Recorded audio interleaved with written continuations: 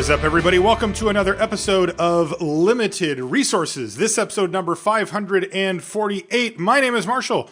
I'm one of your Limited Resources, and joining me on the line all the way from Denver, Colorado, it's Luis Scott-Vargas. Luis, welcome. How are you, sir? I'm doing great. Ready to get into a set review. I do enjoy doing these shows, even though they are, of course, bit of a marathon. They are a bit of a marathon, but that's the point, right? We got to get through every single card. So this week we are doing the M21 common and uncommon set review. That's right. We're going to go over every single common and uncommon in M21. Yes, we had originally planned to do an Arena Cube episode. We are going to be pushing that to next week because the cards were out for M21 earlier than we anticipated. And if that's the case, we got to get the set review going. This is the bread and butter. This is the type of thing that the earlier we can get it out, the better it is for the audience. So we had to audible to this, and we're going to take care of the rare and mythic rare and the Cube episode next week. So look forward to those. But for today, we're diving into M21 core set, baby. I actually love these. They bring you back to kind of the fundamentals of what makes Magic an awesome game without any bells and whistles. It's usually just a pretty straightforward representation of many of the things that is great about Magic. And we're going to go over a ton of the cards here and get an idea for what this set is all about. Before we get into it, got to mention our sponsor, channelfireball.com. That's a place to go for anything you need Magic related on the internet. Luis, what is going on over at CFB these days? So next week, we've got another CFB Pro Showdown. So these things are really cool. What it is a free tournament for all CFB Pro members, and you can become one of those for just $5 a month or $10 a month, and you get a 10 store credit back. So, I think a relatively affordable way to kind of get access to that content. But what these tournaments are, it's free entry, like I said, for all pro members. We pay out something like $1,000 store credit, in the tournament. And then the winner of the tournament gets to play against Reed Duke. And if they win, they double their prize. And if they lose, well, they still get their first place prize. But they get to double, not double or nothing, double or, well, just double up or not at the end of the tournament against the end boss, which I think is pretty sweet. You were the end boss last time, right? I successfully defended the credit with Team of Reclamation, and then played Team of Reclamation to an 8-7 finish at the Players Tour the next weekend. Well, there you go. That's awesome. So people can look forward to that, and of course, make sure that you head on over to Channel Fireball for all of your buying and selling needs. The show is also brought to you by you via the Patreon. That's patreon.com/limited resources. This is a crowdfunding site, meaning it's a way to support the creators and people that make the things that, help you out, make your life a little better, that you enjoy, that kind of thing. This is, the model of the last, 5-6 years now for content creators, because it decoupled it from needing to have sponsors or needing to get picked up by a bigger organization that could produce or distribute your content. Now it's all a bunch of little pockets, and it's really cool because as fans of this content, you get to go pick and choose the things that you really like, the stuff that resonates with you. And, there's a ton of stuff on Patreon, and that grows smaller communities and smaller niche audiences that never would have been possible before the advent of this system. And we're on it. So patreon.com/limited resources, you get a bunch of cool benefits for being there, including a thank you card in the mail, as well as access to a bunch of neat stuff depending on what level you come in at. We just want to say thank you to everybody on the Patreon that helps make the show possible. Thank you so much. And if you're interested in it, you know where to go. Okay. Luis, we want to get into the cards as soon as we can here, but we should definitely mention our grading scale, how we use it, and then how the scale itself actually works too. Right. So we're using letter grades, and it starts with A's. So these are the bombs, game winners, cards that are good in many situations, especially when behind, and just the best cards in the set. From Ikoria, you had cards like Luris, Zenith Flare, and Vivian. B's are cards that actively pull you towards their colors. They're headliners for a set, go-to cards, and reasons to be in a particular color pair in M21 here. So these are cards like Parcel Beast, Archipelagore, Fire Prophecy. C's are playables, as you pointed out. The Pawns of Limited. They're fairly interchangeable, and you're always going to end up with a fair amount of these in your deck. These are cards like Migratory Greathorn, Memory Leak, Prickly Marmoset. D's are sometimes playable. You'd prefer not to run them. When you've got some of these in your deck, you're not too happy about it. These are cards like Facet Reader, Flycatcher, Giraffid, and Crustacean. F's are virtually unplayable in all scenarios, or extremely narrow cards with incredibly high mana costs. So cards like Titan's Nest or the Ozolith. And then we have two subcategories. They still get a grade, but these categories kind of describe that there's a little bit more going on. So these are sideboard cards that rarely make the main deck, but they can be an A or B quality out of the sideboard. Cards like Barrier Breach. This is where plummets fall in every single set. You know, the destroy target creature with flying sort of thing. And lastly, build-arounds. These are cards that by themselves don't do that much, but can be very good when you sufficiently build around them. Cards like Snare Tactician or Weaponize the Monsters. And then the last thing that we should say is we use this grading scale not as a way to put a permanent grade on a card that's the final word, but rather as a starting point and differentiator between the conversation that Luis and I will have about each card and sort of where does it land, generally speaking, going into the set. But it is your job and ours to continually modify these grades and positions. Every one of these cards will move around a little bit. Some of them will even move up and down significantly based on the context. And that's, of course, part of the fun and challenge of starting drafted a new set. But you got to start somewhere, and we don't want you walking into your first few drafts or your pre-release events or whatever it is that you're doing with no context or idea what's going on. So let's get into it, Luis. We are going to start with the Signpost Uncommons. This is the 10 gold uncommons in the set, and these often help you understand what the color pair is trying to do based on clues about what the gold uncommon does. So we're going to try to kind of set the stage for each of the 10 color pairs here. The first one we've got is Alpine Houndmaster. This is red-white, so this is our red-white, our Boros color pair. It's a 2/2 human warrior, and it says, I'm actually going to read the rules text in reverse order because one of them is very simple. Whenever Alpine Houndmaster attacks, it gets +X+0 until end of turn, where X is the number of other attacking creatures. So you've got a 2/2 for 2 mana that can get its power bumped up pretty significantly based on other creatures that are attacking. So pretty solid, and it shows what you want to be doing, which is attacking, which is pretty typical for Boros. It also has another ability that's really not typical for Boros, and it's pretty good. When Alpine Houndmaster enters the battlefield, you may search your library for a card named Alpine Watchdog and or a card named Igneous Cur, reveal them, put them in your hand, and then shuffle your library. So before we get into this card, I do want to note that part of the reason we start like with the gold uncommons, like you said, is to see what the color pairs are doing, and I think that it's good to look at context when we kind of evaluate these cards. So I'm going to try a little bit harder to kind of keep that in mind, and especially I have the advantage now over Marshall. Well, many advantages over Marshall, but one in particular being I did finish the written set reviews. So I have gone over every card and got my initial thoughts. And yeah, what the color pairs are trying to do really does inform the value of some of these cards.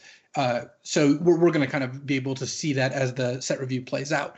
That said, Alpine Houndmaster is a fantastic card because in Boros, a 2-mana 2/2 that often will attack as like a 3/2 or a 4/2 is just a strong 2-drop. Like you're going to play that in your aggressive decks and you'll be happy with it. And when you go get to fetch up to 2 other cards, and I'll read what the other cards do now, just so you know what you're getting into. The Alpine Watchdog is 1 and a white for a 2/2 vigilance, and the Igneous Cur is 1 and a red for a 1/2 that has 1 and a red, give this +2/+0 until end of turn. So if you get an Alpine Houndmaster, the first one of each of those is worth quite a bit to you because they're kind of like a free card, or they are just a free card. And sometimes you might even want multiples because you don't want to draw your Alpine Watchdog and then draw the Houndmaster, have nothing to get with it. That said, Igneous Cur is not a card I would play without the Houndmaster very often. It's just not a very strong card.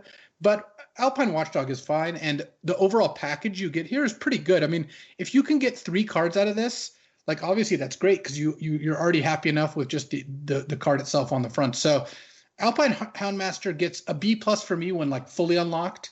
And early in the draft, like pack one, I would just take this with the assumption that I'll be able to pick up both those other cards because they're not cards that are particularly desirable for most people. Yeah, I mean, that's insane, right? At ETBs, it's already a solid body that you want, and then you get to put up, you might get two drops put into your hand as well. Like, since when does Boros get to just draw multiple? I mean, these are real spells too. It's not that's just completely absurd to me. So I agree with you, Alpine Houndmaster getting B+ if you've got multiple, if you have copies of the its two friends, which by the way are on the artwork too, which is pretty cool.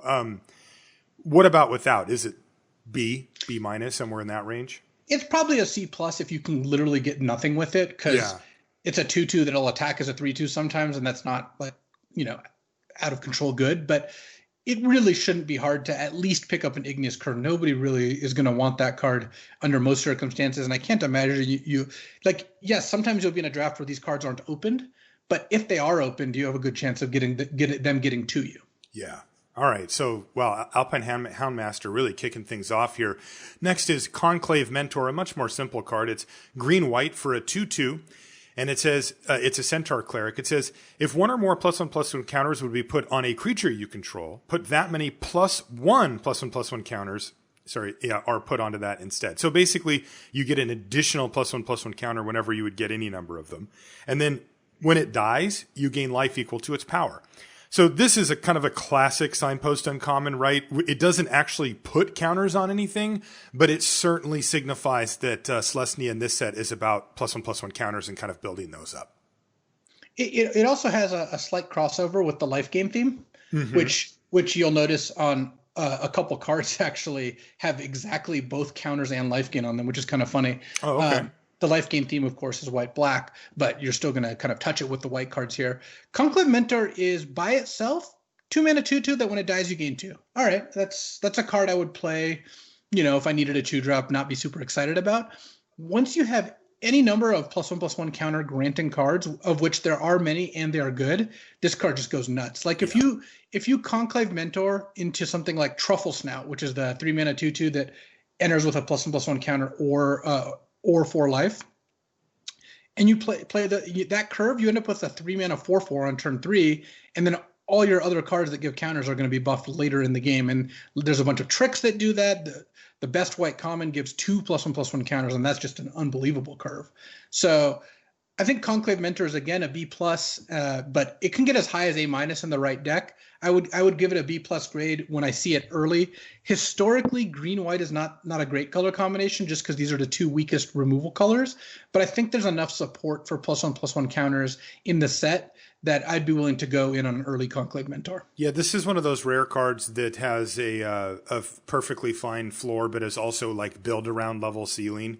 Where if you go for it, it can be the linchpin of your deck. So B+ for Conclave Mentor. Next is Direfleet Warmonger, which is 1 black-red for a 3/3 Orc Pirate. 3/3 for 3, sure.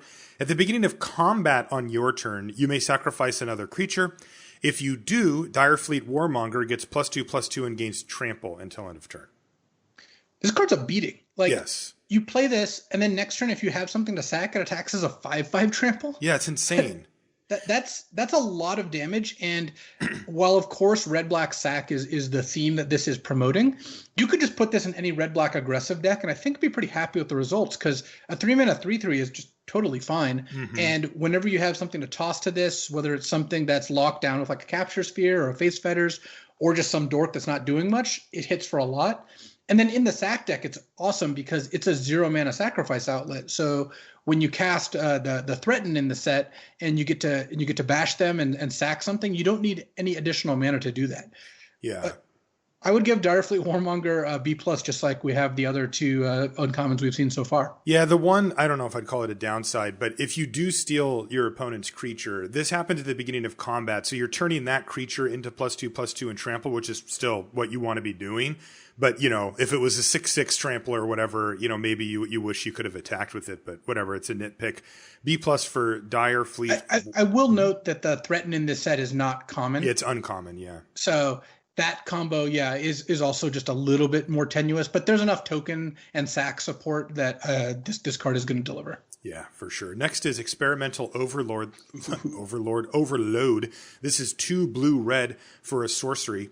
It says, create an XX blue and red weird creature token. And yes, weird is actually a creature type, where X is the number of instant and sorcery cards in your graveyard. All right, fair enough. Then you may return an instant or sorcery card from your graveyard to your hand, and then you exile Experimental Overload. So quick note, it doesn't count itself. So if you had 2 shocks in your graveyard and you cast this, you'd make a 2/2, then get a shock back, then this would exile. Experimental Overload is just right up my alley. I love this card. First of all, if you have just a couple spells, a 4-mana 2/2 that brings back an instant or sorcery is a fantastic card, because you're getting at the very worst something like an opt back, a card draw spell. But imagine just casting a Scorching Dragonfire, casting an opt, and then casting this and getting a 2/2 that gets a Scorching Dragonfire back. That's incredible. That's insane. You don't need to go completely nuts to make this work, but obviously it gets really disgusting when you make a 5/5 with this. I can't really imagine losing that game if it's reasonably close at all. Yeah. So I actually have Experimental Overload at A- because it's such a powerful effect where it's like a 2-for-1. The card you draw is going to be a spell, you know that, and the upper limit on this is very, very high. I think I'm going to give it like a B plus, probably mainly just because of the setup cost. You know, you do have to have a certain critical mass of both instants and sorceries in your deck that you have to work towards, and it's not like you just get to turn 4 and fire off Experimental Overload and then you're just like, hey, I got a 5/5 and a thing.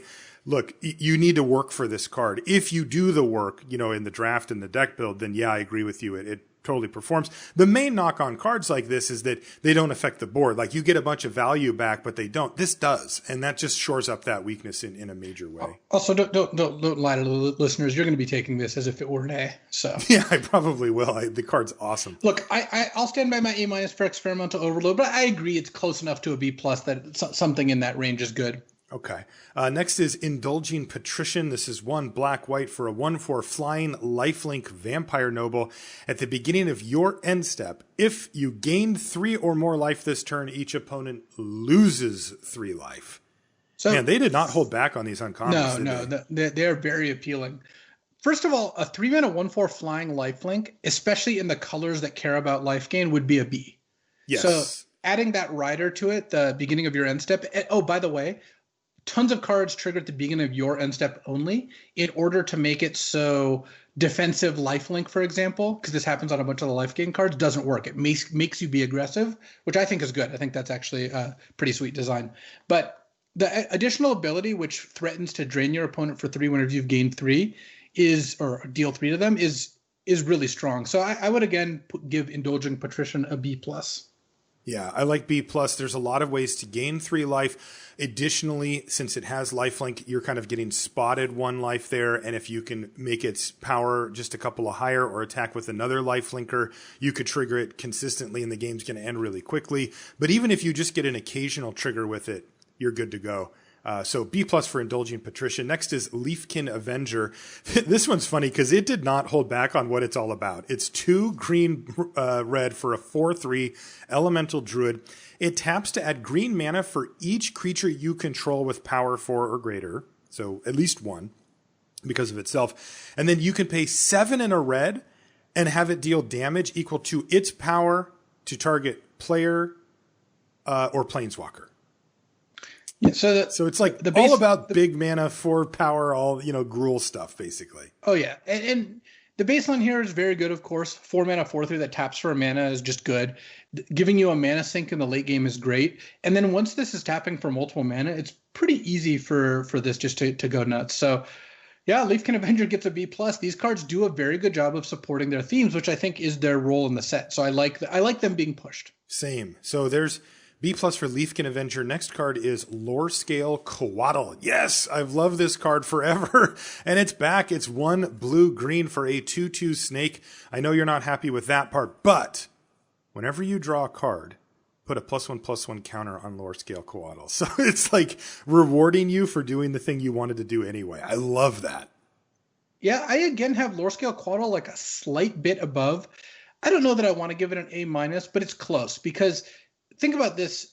If this was a 3-mana 5/5, just no text, we would give it probably an A minus because it's just a hugely threatening thing. Mm-hmm. It's not hard for Lore Scale Coatl to be a 5/5 on the subsequent turn. All you have to do is play this, untap, it triggers on your draw step, and then you cast, one of the variety of card draw spells, and all of a sudden it's a 5/5. That's right. So my heart is telling me to give it an A minus, but my brain is telling me a B plus. It's somewhere in that range. Either way, Lore Scale Coatl is fantastic. Yeah, I have it in B plus range as well.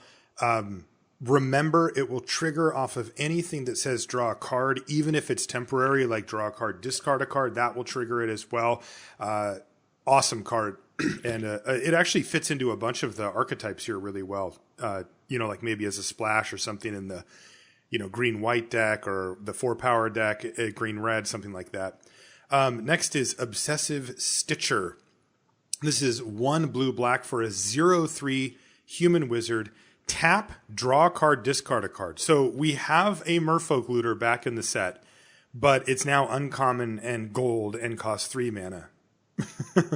But it's here, so I'm happy about that. And then it's got activated ability number 2, which is 2 blue, black, tap it, and sacrifice it to return target creature card from your graveyard to the battlefield. That's nice. Obsessive Stitcher is quite strong. It's obviously like kind of a self combo here, where you end up, you can loot, and then put something massive into play. You eventually kind of get to cash this in, though the longer you wait, the more value you get off this. I actually think this is like a touch worse than a lot of these cards. My inclination is to give Obsessive Stitcher a B. Very good card. You'd be happy to play it, but it doesn't have the raw power that some of these cards have, where if your opponent doesn't deal with, Indulgence Patrician or Lore Scale Coatl, they probably die. If they don't deal with Obsessive Stitcher, they might just be fine. Come on. You really... Somebody plays a Merfolk Looter and you're like, yeah, I'll just let that sit on the battlefield and this will all work out well for me in the end? They're looting every turn. They're going to kill you. Like, if I see one of these on the battlefield, I am like red alert. Like, I have it B plus easy. Like, if you're not killing this, then but you're attacking your opponent, this isn't going to do that much. Like if you're a Boros deck and they play this, you're just not that scared. Whereas if they play Lore Scale Coatl, you're like, wow, I really have a clock on me, that is true. Or I'm not going to be able to attack. Look, I'm not saying I won't kill this card with Scorching Dragonfire if they cast it. Of course I will. Yeah. But this isn't like some of these other cards where you feel like if you let them untap with Conclave Mentor and they're a green-white ++1 counter deck, don't you feel like you just lose? Yes, but I do feel the same way about the Stitcher. Yeah, I think the Stitcher's like a step worse than that. Again, these cards are all very good, and they're a good reason to dive into the color pair. But I would not put this on quite the same level. So my grade for it is a B. Okay, I'm saying B plus for the Stitcher. I'm definitely higher on it. Also, I do think that this Reanimator sub theme or theme for Black Blue is very real. Like, there's some cool stuff you can get back. Well, keep an eye on those as we go. Next is Twin Blade Assassins. This is 3 green, black. So 5 mana here for a 5/4 elf assassin. At the beginning of your end step, if a creature died this turn, just any old creature, draw a card. That's powerful.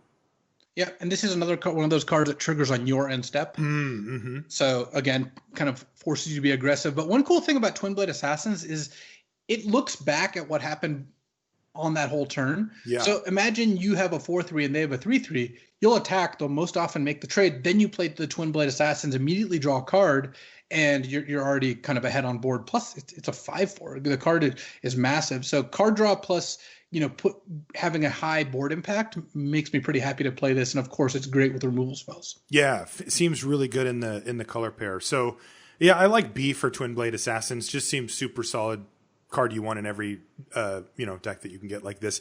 I will say that this one is not quite as much of a signpost, right? It's like things dying. Okay, so maybe that's the sub theme, but that's a little vague. So we'll have to keep an eye on that one even more.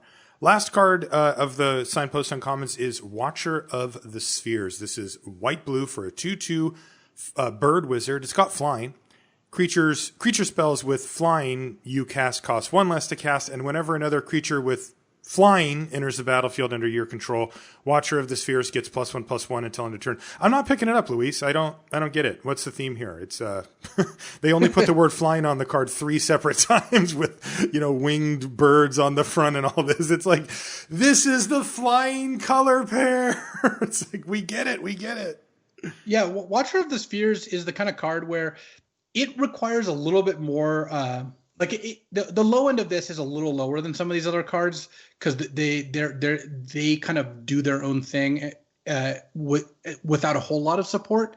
Like I'm looking at like Coatl or Leafkin Avenger, what have you. Mm-hmm. Watcher of the Spheres sometimes is just going to be a 2/2 flyer for 2, but that's already really good. Yeah. And in the best case scenario where you're like, play this, next turn play a 4 mana, on turn 3 play a 4 mana flyer, attack for 3, next turn play 2 flyers, attack for 4.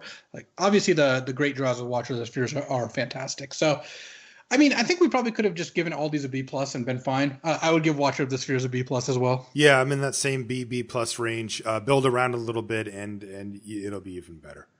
Okay, so we're going to move to the colors now, and we're going to start with blue this time, just to mix up which color we start on. And our first card out is Cancel. Cancel, the standard issue counterspell. At this point, it's 1 blue for an instant. It's common, and it says counter target spell. That's it.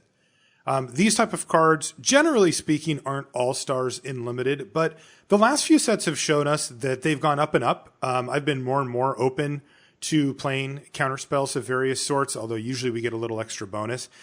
In a core set, I would assume that Cancel's kind of back down to the fringe, D+, C- kind of range, where you might want to sideboard it in against slower decks, and when you have more information, but starting it in the main is often a little precarious if your opponent's playing Boros or something. You won't want to have it in your hand. Yeah, I mean, even just looking at what the color pairs are doing, Cancel I think is not going to be a card you're going to want in your main deck against most of them, just because they're assertive. They play to the board. And Cancel is the kind of card where at best it's a 1-for-1 where you spent 3 mana and they spent the cost of the spell, so you probably are even to a head on mana. But at worst, you leave up mana for Cancel, and they just pass with an instant up, and you just get completely demolished. So I tend to main deck these in sealed, sideboard them in draft. Though I would play this, I'd be more inclined to play this if I had cards like Capture Sphere or Frantic Inventory, good instants to play, where when you pass with Cancel up and they don't play something you want to cancel or play anything, you can use your mana still. Because that really does take away a lot of the risk of Cancel. Yeah. Overall, I would tend to give them like a C-. And yeah. I'm never like displeased if I have one, but I don't usually main deck them. Yeah, C-. The main thing is if you haven't played a ton of Magic before, not to conflate a counterspell with a removal spell. The fact that you can't kill something after it's on the battlefield with Cancel is a major downside.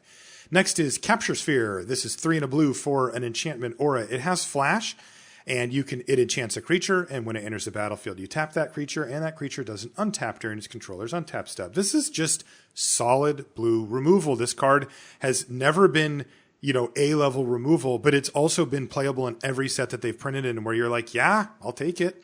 Which is now, 3 sets in the past, year and a half or something like that? It really has become kind of the default blue removal, yeah. Yeah, Capture Sphere is fine. I would give it a C+. Always put it in my deck, and I'm never thrilled about it. You don't like a good litmus test for removal is: do you feel like you're getting away with something? Yes, you do. You do not with Capture Sphere. You do with cards like Blood Curdle or Scorching Dragonfire. That's right. So C+ for Capture Sphere. Play them. Next is Enthralling Hold. This is 3 blue for an uncommon. It's an enchant creature. It's an aura. You can't choose an untapped creature as this spell's target as you cast it. You control enchanted creature. So they kind of buried the lead there, right? It's 3 blue, you control enchanted creature, but it does have a restriction that you can't choose an untapped creature as this spell's target as you cast it. Which is, why is it worded like that? Well, you can't steal a tap. It can't be like an enchant tapped creature, because then when the creature untaps, it would fall off. Oh, gotcha. Okay. So, I mean, again, this is the wordy kind of stuff I tend not to like, but yes, this describes what the card does. And you know what? A powered down mind control is still a mind control. These cards are always the best cards in Limited, and Enthralling Hold is too.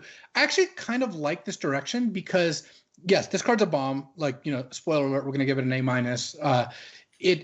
It does give the opponent something to play around because, you've played a lot of games against mind control, right? Where you're like, you're on turn 5, you're staring down the barrel of casting your like 5 mana 5/4, and you're just like, you know what, if they mind control this, I just can't win. The game's what over. do I do? Mm-hmm. This sucks. Against Enthralling Hold, once you know they have it, and this is an argument for best of 3 over best of 1, but it's a whole other can of worms. Once you know they have it, you can actually alter your play quite a bit to take advantage of that, where you cast that 5/4, and then they do whatever. And then on your turn, maybe you don't attack, you just cast another creature, and you kind of try to suss out whether they have it. Maybe you start attacking with like a 3/3, and at some point they'll either bite the bullet and play it, or you'll decide they don't have it and start committing your 5/4. And that's interesting counterplay. I think that giving counterplay against a busted card is generally good, but don't mistake this card for anything but awesome, because it's still just such a beating when you take something. Yeah. So A- for Enthralling Hold. Card's great. Next is Frantic Inventory. You mentioned a minute ago. It's 1 and a blue for an instant. It's common. It says draw a card, then draw cards equal to the number of cards named Frantic Inventory in your graveyard. Yes. And kind of a pseudo reprint of Accumulated Knowledge, which was a very powerful constructed card back in the day, though this only looks at your graveyard, which I think is generally better. So the first one, of course, is bad, right? 2 mana cycling. That's all it does. The second one's a 2 mana draw 2, which is good. On balance, if you care about spells like your blue-red, casting 2 of these in a game, I think, is you're going to be happy with that result. Because you put 2 spells in the graveyard, you maybe triggered your Spellgorger Weird a time or two, and you played 2 cards and 4 mana to draw 3 cards, which leaves you up a card. Not spectacular, but it was 2 different spells that cost 2 is a lot cheaper than a 1 spell that costs 4. Now, once you play a third one, you're really far ahead. At that point, you really feel like you're getting paid off. So how many of these would you want? I would not play 1 unless I had a mega spells deck that really just needed anything that had the card type instant on it. 2 is sketchy again, unless you have a very active spells deck. But I'm pretty happy putting 3 of these in my deck, and 4 or 5 sounds really good. Yeah, I agree. Especially, I do believe that the blue-red spells deck is the deck that actually wants this, and the rest probably won't bother. Yeah, that's generally what is going to be the case, where if you're getting extra value out of just casting this spell, it becomes good enough. In just a blue X deck, without knowing the rest, it doesn't sound that good. It's not that good. So what do we want to give it? I mean, I really do see it as a blue-red specific card almost. This is a build around. I mean, the level 1 is have 3 or 4 of these in your deck, at which point, if you have like 4, I would say it's starting to inch towards B territory, as long as you have enough interaction to kind of give you the time to do it. At 3, it's probably a C, and it's a D at 2. The additional wrinkle is when you're in the blue-red spells deck, it kind of goes up by almost a grade in each case if you've got a sufficient amount of payoffs. That's a good way to put it. All right, so that was Frantic Inventory. Next is Frost Breath, which is 2 and a blue for an instant. It's common. Tap up to 2 target creatures. Those creatures don't untap during the controller's next untap step. Frost Breath is a card that's traditionally been kind of hard to gauge without having put some reps in the set, because it ranges from D to like C plus based on what's going on in the set. And my inclination is to start it closer to D in this set, because if you look at the blue themes, you've got blue-black Reanimator / Control, doesn't really want Frost Breath. You've got blue-white Flyers, definitely can want Frost Breath. This is a racing deck. Blue-green card draw, not loving Frost Breath in that deck. And blue-red spells, where they kind of want cards that trade for something. Because you remember, Frost Breath puts you down a card. Yes. You're trading a card for like temporal board advantage. And the only color pair that I think wants that to start out with is probably blue-white. And even then, I don't think Frost Breath is that powerful that they're just in dire need of it. So I'm going to give Frost Breath a D, but want to check back. This is like a remind me 1 week, what does this look like in a week? Where are we taking Frost Breath? Agreed. D for Frost Breath. Next is Jeskai Elder, 1 and a blue for a 1/2 human monk with prowess at uncommon. Prowess, by the way, I'll read it once. There's a few cards in the set with it, is whenever you cast a non-creature spell, this creature gets +1/+1 until end of turn. So 1/2 for 2, but it has prowess. Whenever Jeskai Elder deals combat damage to a player, you may draw a card. If you do, discard a card. So you can loot when it hits, and it's a 2-drop that can get in pretty consistently. To me, this is yet another nod to the blue-red deck. This is a fine 2-drop to put. In fact, just a very, very good 2-drop to put in your blue-red deck. And I would be pretty excited about it. Do you see it fitting in anywhere else? Does blue-black want it? I think it's actually kind of got like inroads into blue-black for discarding your big things to reanimate. Yeah. Blue-green because it triggers your card draw stuff. And then, of course, blue-red because of spells matter. So Jeskai Elder is a card that really is going to test your bluffing skills. If you put this card in your deck, you need to attack into 2/2s sometimes when you don't have anything. Because, look, when I'm playing blue-red or playing against blue-red and I go like, they play Jeskai Elder, I play a 2-mana 2/2. On next turn, they play a land and attack. You got to have the soul read. They don't have like an opt or a frantic inventory not to block to try and block there, because you get blown out if they do have them. So you really do need to put a little points in your in your bluff skill in order to really get full use out of Jeskai Elder, because it's a pretty poor defensive creature, and unless you're really getting good value out of the looting, it's not that imposing. So I think Jeskai Elder is fine. I would give it a C, but it can move up to like a C+ if you've got enough spells to go with it. Yeah, I like C+ for Jeskai Elder. It's just pretty powerful for only 2 mana. Next is Keen Glide Master. This is 1 and a blue for a 2/1 human soldier at common. You can pay 2 and a blue to give target creature flying until end of turn. I always look for combinations with this. Sure, it can give itself flying, but that's not really a mana efficient way. I always think of this as being like a late game finisher for blue-green, give your lower scale Coatl flying and hit them for 6 or 7 in the late game, and a place to dump some mana to try to finish things off rather than its primary mode being that. So I look at it as a 2-mana 2/1, which isn't something I'm super interested in, with a potentially relevant but not super amazing activated ability here. Not super high on the Glide Master. No, it's a 2-drop that's relevant later. Those are, of course, fine, but it is not exciting. I want to see the Glide Master run a foul deck. That's the green card that makes your opponent sack a flying creature. Oh, okay. That's sweet. I like You're that. Just like, to the skies. Bam. Back to the ground. I like it. I would give this like a C-. Yeah, C- for Keen Glide Master for sure. What about Library Larcenist? What does that one do? It's 2 and a blue for a 1/2 Merfolk Rogue at common, and whenever it attacks, draw a card. So Ooh. it's a cool saboteur that doesn't actually require you hitting them. It gets you the trigger right away. What that means is you're putting a lot less risk into this when you cast it, because at the very least you can always attack and trade it for a card, even if they just block the 3/3 and it dies. Like other cards like this, it rewards you for giving it flying, which there's a couple ways to do. It rewards you for having combat tricks or removal/bounce spells. So Library Larcenist is a very dangerous card, and it's, if you compare it to something like Frost Otter, it's a little bit worse because it doesn't brawl as well. And when you're really like killing all their stuff, you'd rather do 2 damage rather than 1. But the floor is a lot higher here because, again, you can always just attack and get your card back. So Library Larcenist looks pretty solid if you can back it up.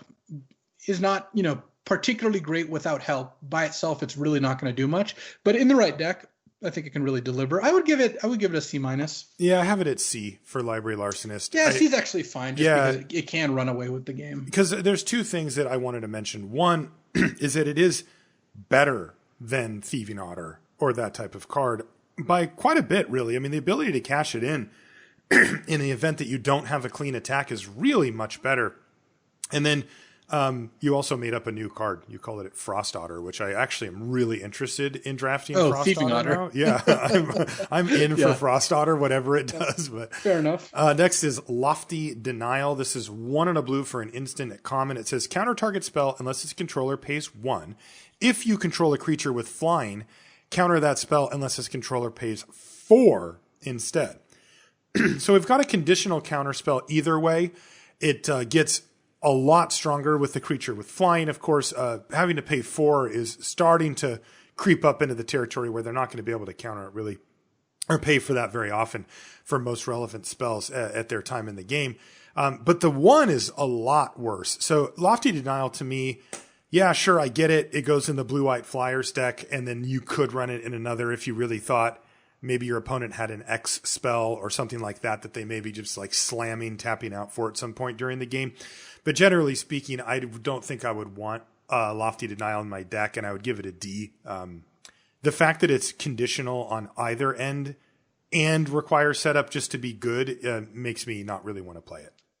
I'm a little bit higher on this than you, because I would not play it outside of a deck that has a substantial number of flyers. So I'm with you on that part.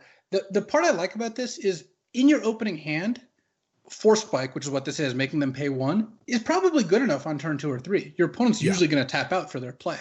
And then if you have enough flyers, when you leave this up later, making them pay 4 is also likely going to be good enough to be a hard counter until very late in the game.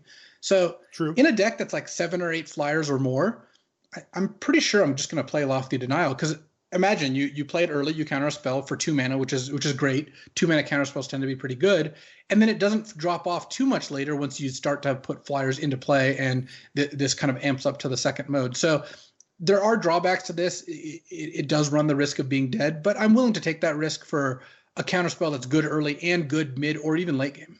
Yeah, I guess I want to emphasize that you threw in if I have 7 or 8 flyers kind of as that's a major, like your everyday deck doesn't want this card, but if you do build around it, I agree. Then you can actually, if you think about it as like a kind of blue-white gold card, it's, I think the average blue-white deck will play this card. Right.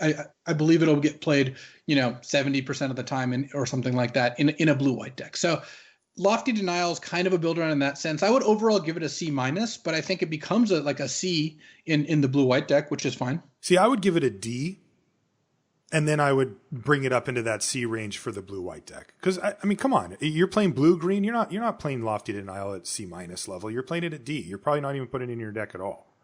Like, being realistic. Yeah, I suppose that makes sense. D/C is a good way to look at Lofty Denial. What I'd say. Miscast is next. It's blue, instant, uncommon. Counter target instant or sorcery spell unless its controller pays 3. This is just a straight up constructed card. I'm not playing this one. I cannot ever imagine putting this in my main deck in limited just because it's just too narrow. I think I would sideboard this in against something like a blue-black control deck or blue-red spells, because paying 1 mana to counter like a 3 mana spell or 4 mana spell is awesome. It's just it's kind of like Duress. You just don't tend to main deck Duress. I wouldn't main deck Miscast either, but it's like a B-level sideboard card. If you see a lot of targets for this, it can be quite powerful. Yeah, so there you go. Sideboard grade, but not something you want to have in your main. Next is Mistral Singer. Is this a reprint? This reminds me... Maybe. You know what? I was really looking because I got the same feeling, but I do not believe it is unless it was in some fake set. Oh, weird. All right. Well, it's 2 and a blue for a 2/2 flying prowess siren at common. And this is going to be an absolute bread and butter card for this set. This type of card goes into multiple archetypes, but this is a good common flyer that's already, we call it a Windrake, a 2/2 flyer for 3, but it has the upside of prowess to occasionally get bigger as well. So I expect Mistral Singer to be on the battlefield a heck of a lot during the course of M21 Limited. And it's probably like a C+, right? This is like a solid bread and butter I might card. give Mistral Singer a B-. Okay. It's a 3 mana 2/2 flyer, which historically have been fine, but it'll just attack as a 3/3 or maybe 4/4 a lot of the time. And your opponent's not really going to be able to block it when you have a bunch of mana up. Even defensively, like, the next card we're going to review is Opt. These cards go really well together. So I like Mistral Singer quite a bit, and I would be happy to put it in any blue deck. Okay, so C+, B- range. So very, very right on that fringe for Mistral Singer. Next is Opt. We've mentioned it a few times. This one I know is a reprint. Blue for an instant at common. Scry 1, draw a card. Opt is a funny card because, I mean, this is why, I think we serve the listeners by talking about context, because Opt is in a lot of sets. This card's been reprinted, 7 times or something by now? Mm-hmm. And in most sets, it's just 1 mana, kind of deck smoothing, makes your deck a little bit more consistent, can find you a land or a non-land, whatever you're looking for, right? But when there's a heavy spell theme, and in this case we have blue-red spells and blue-green draw cards, Opt becomes just a premier common. Like, I think Opt is going to be taken at C+ level, and you're not going to get 7th pick Opts very often. It is a very strong card when you're trying to enable prowess cards or trigger your lower scale Coatl or what have you. Yeah, Opt is actually a D normally. I mean, we all like Opt. It's a fine card. You can put it in your deck, but the rate at which you actually do so is usually D+ range. It is not. It'll be firmly in the C camp here, I think. This thing just is one of those crossover cards that just works well in too many different decks, as you described. So I would give Opt a solid C, which again, that's a big upgrade from its normal like D+ or whatever.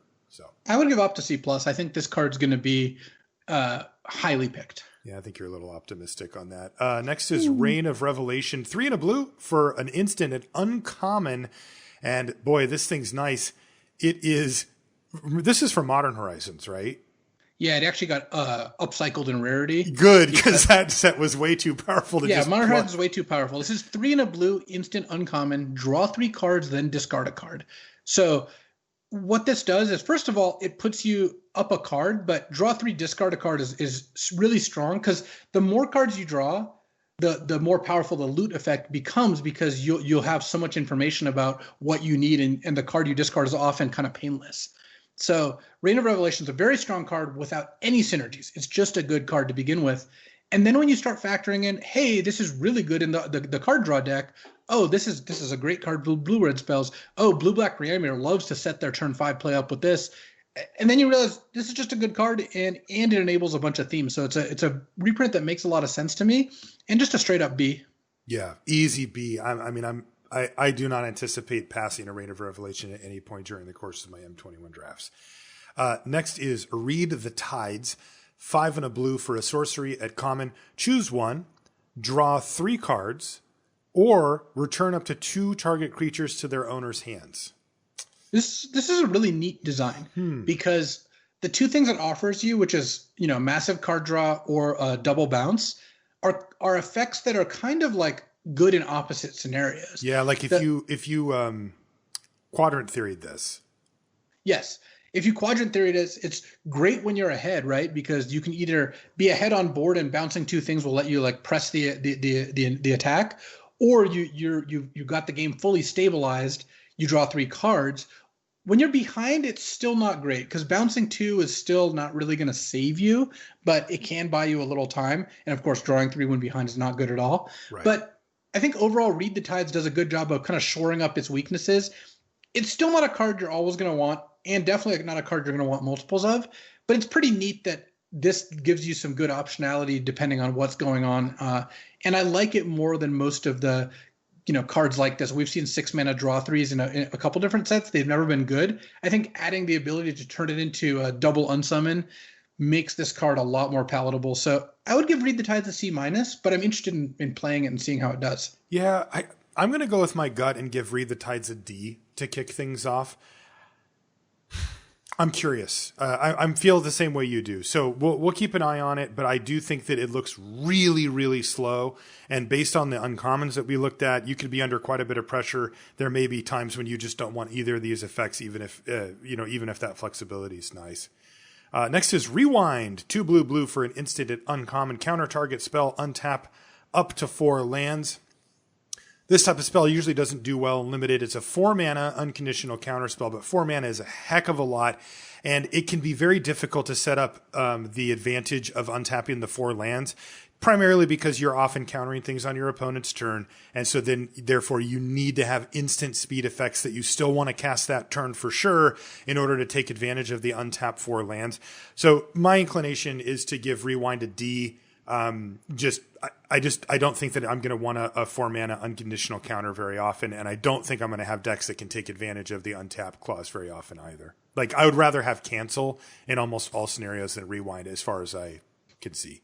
So the one thing that I think is a little different is cancel is a D because its best case scenario is just not that good. Mm-hmm. Rewind, I agree with what you're saying, except in the deck that can take advantage of that. Rewind becomes quite a powerful card. Imagine if you go Rewind into Reign of Revelation on turn 4. That's just an enormous beating. And if you've got any other expensive flash creatures or ways to use your mana, this card can be pretty effective. That said, it's still a D. It's just there's going to be a rare deck, like 1 out of 10 blue decks, where you're like, hey, I've got 4 kind of expensive-ish instants. Yeah, Rewind's going to be good in this deck. Yeah. You really do need a way to use the mana. Just playing it by itself is not good enough. And that blowout you mentioned is disgusting. It really is. Well, when Rewind's a 0 mana counterspell, of course it's broken. I mean, I'm curious what's going to happen to Constructed. This card was pretty strong last time it was in Constructed. Mm-hmm. Yeah.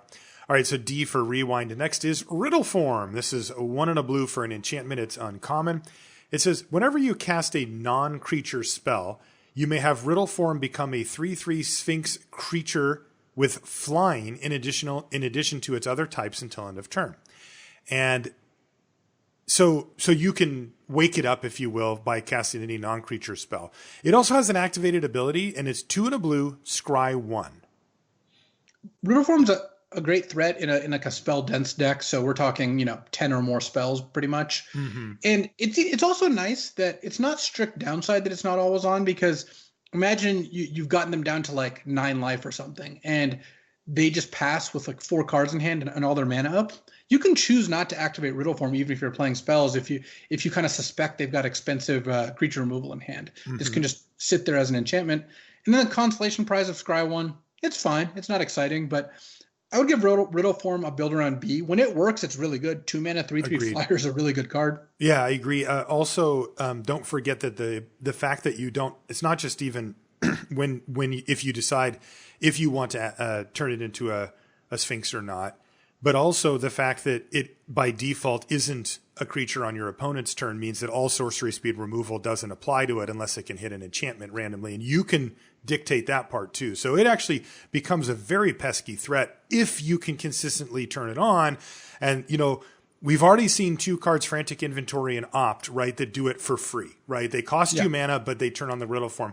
These are the type of cards that you want to see for your blue-red deck. I like build around B for Riddle Form. Really, really good in that deck. Also, your opponent might just not attack you with a 2/2 and you have Riddle Form up, and even 1 mana if they're fearing Opt. So yes, you get a little extra mileage out of that one. Definitely. Our next card is one I think you might like. Roaming Ghostlight. Oh, yes. 3 blue for a 3/2 spirit at common. It's important. It has flying, and when it enters the battlefield, return up to 1 target non-spirit creature to its owner's hand. Oh, I love it. Oh my God, that's good. A 3/2 flyer too. It's just wow. So, normally when we talk about 5-drops, we're like, 5-drops restrict what you can take later. You don't want too many of them. I'm going to take this card early, and I'm going to play as many as I get, because this is the kind of 5-drop that just firmly puts you ahead on board. You can be behind before you cast it, and you'll be ahead after you cast it. And imagine the draws where you have 2 of these, where you bounce their 4-drop, then bounce their 5-drop. It's depressing for the opponent. Just going to end. Yes. Oh, I'm in love. Roaming Ghostlight. The best part? It looks like a jellyfish. It really does, yes. It does. The fact that it bounces a non-spirit is going to be a bit of a gotcha. Like, it does prevent this from, bouncing each other or whatever. But I guarantee you, many people, their opponent's going to tap out for something. They're going to slam Roman Ghostlight, and their opponent's going to be like, my creature's a spirit. That is going to happen. So really watch out for that, because spirits are also not all that visually distinct. Like, it's kind of hard to tell sometimes whether something's a spirit or not. Right. Like, obviously, the translucent blue light is a good clue, but some spirits just look different. So it's got a bit of a reader aspect to it. But yeah, Roman Ghostlight's obviously a great card. I would give this a B+. This card's just a top tier common. Yeah. Very, very threatening, does a lot for you, and a really powerful card. A quick search shows that there are 5 spirits in the set. 4 of them are in blue and 1 of them's black. Gotcha. So the only one that you're like, what is Spirit of Malevolence, which we'll get to in a bit. That's the black card. It looks like a zombie or a skeleton or something. I guess it is called Spirit of Malevolence, though. That does give you a bit of a part clue. Does give you the hint, yes. Roaming Ghostlight, B+. Oh my God. I love everything about this card. It reminds me of Mistraven. It's just like, oh God, that's good. It's Mistraven Manowar mashup here. It is. Oh my God, that's good. Rookie Mistake is next. Great name. Blue for an instant at common. Until end of turn, target creature gets +0/+2, and another target creature gets -2/-0. I was pretty interested when I thought this was give a creature +2/+0 and give a creature +0/+2. Oh. But it's not. They're both essentially toughness boosters. Yeah. And as such, this doesn't really help you win fights where you're punching up. So I do believe it would be a rookie mistake to play this. This card's a D. It's just not very good. Okay. D for rookie mistake. Next is Rousing Reed. This is 2 and a blue for an enchantment. It's common. It says enchant creature. When it enters the battlefield, draw 2 cards, then discard a card. And enchanted creature gets +1/+1 and has flying. Oh, there's your lower scale Coatl super combo. just load it up, get it in the air, and again +3/+3. Yeah, that's just obscene. It's also great with the lurker, the library larcenist. You know, you put, which obviously the two cards are connected in name. So yeah, Rousing Reed is pretty strong. I would happily play this in any deck that has, you know, a normal amount of creatures, like 12 or more, 13 or more, because draw 2, discard a card for 3 mana is not out of the question as in terms of a playable.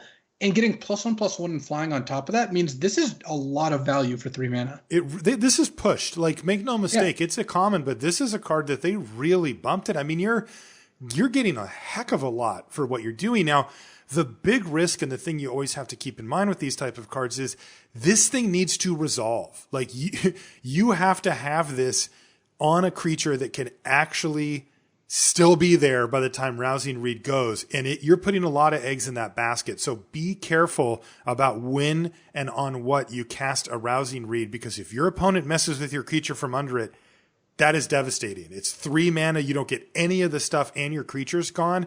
That's a good way to lose a game of limited. So pick your spot. But if you do, Rousing Reed pays you back. It does. That is excellent. Yeah, I like that a lot. This would naturally be a fit in blue-green because it's just putting it on a 4/4 is good, but of course the double card draw really helps with all the theme of that color pair as well. That's right. I would give Rousing Reed a C+, and it really is not asking much of you while also comboing with a variety of things. Agreed. C+ for Rousing Reed. What does Sanctum of Calm Waters do? So this is a cycle. It's 3 and a blue for a legendary enchantment shrine at uncommon. Right. And there's 1 shrine at uncommon for each color. They're all legendary, and they all key off how many shrines you have in play. So what this says is, at the beginning of your pre-combat main phase, by the way, I love switching from upkeep to pre-combat main.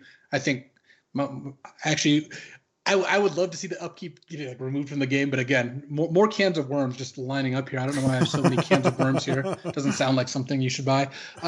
Beginning of your pre-combat main phase, you may draw X cards, where X is the number of shrines you control. If you do, discard a card. So by itself, much like pretty much all the shrines, it's a little on the weak side. A 4-mana enchantment that lets you loot every turn, not where you want to be. But once you have 2 shrines in play, this is draw 2, discard a card, because the card draw goes up, the discard does not. This card's really, really good. So this is one of the way I kind of see the shrines is there's payoff shrines, there's enabler shrines. This is one of the payoff shrines where, as long as you have 2 shrines, this is really making the whole thing work. This is worth it. It's worth building around, and you can also turn it off when you want, so you're not going to get decked. We'll get to the enabler shrines as we go through the other colors. There's basically like 3 payoff shrines and 2 enabler shrines in my view, and I like Sanctum of Calm Waters as a payoff. It's clearly a build around. My guess is you shouldn't really take this early, but if you see it in the middle of the pack, it's worth kind of speculating on, because if you end up with like 3 shrines and can splash, it can be really powerful. And by itself, it's not going to do much. So I would give it a build around B. It's a good reward, but it does take some work. Yeah, so you would be willing to splash for an off-color complementary shrine? I believe if you have 3 shrines in play, you're going to be crushing your opponent in most circumstances, unless they're like the 3 weakest shrines. But the black one, drains you for X every turn, drains your opponent for X every turn, where X the number of shrines you have. Like that one just gets out of control so fast, and so does this one for that matter. Right, and again, I just want to put an emphasis on what you mentioned at the beginning, that these are legendary. So yes, 2 of the same one does not work. You don't. Yeah, so multiples is not a thing if they're the same shrine. Yeah. And by the way, we're really starting to see the sort of foreshadowing for future sets here, aren't we? With the Roaming Ghostlight and the Sanctum of Calm Waters. That's what it seems like. Yeah.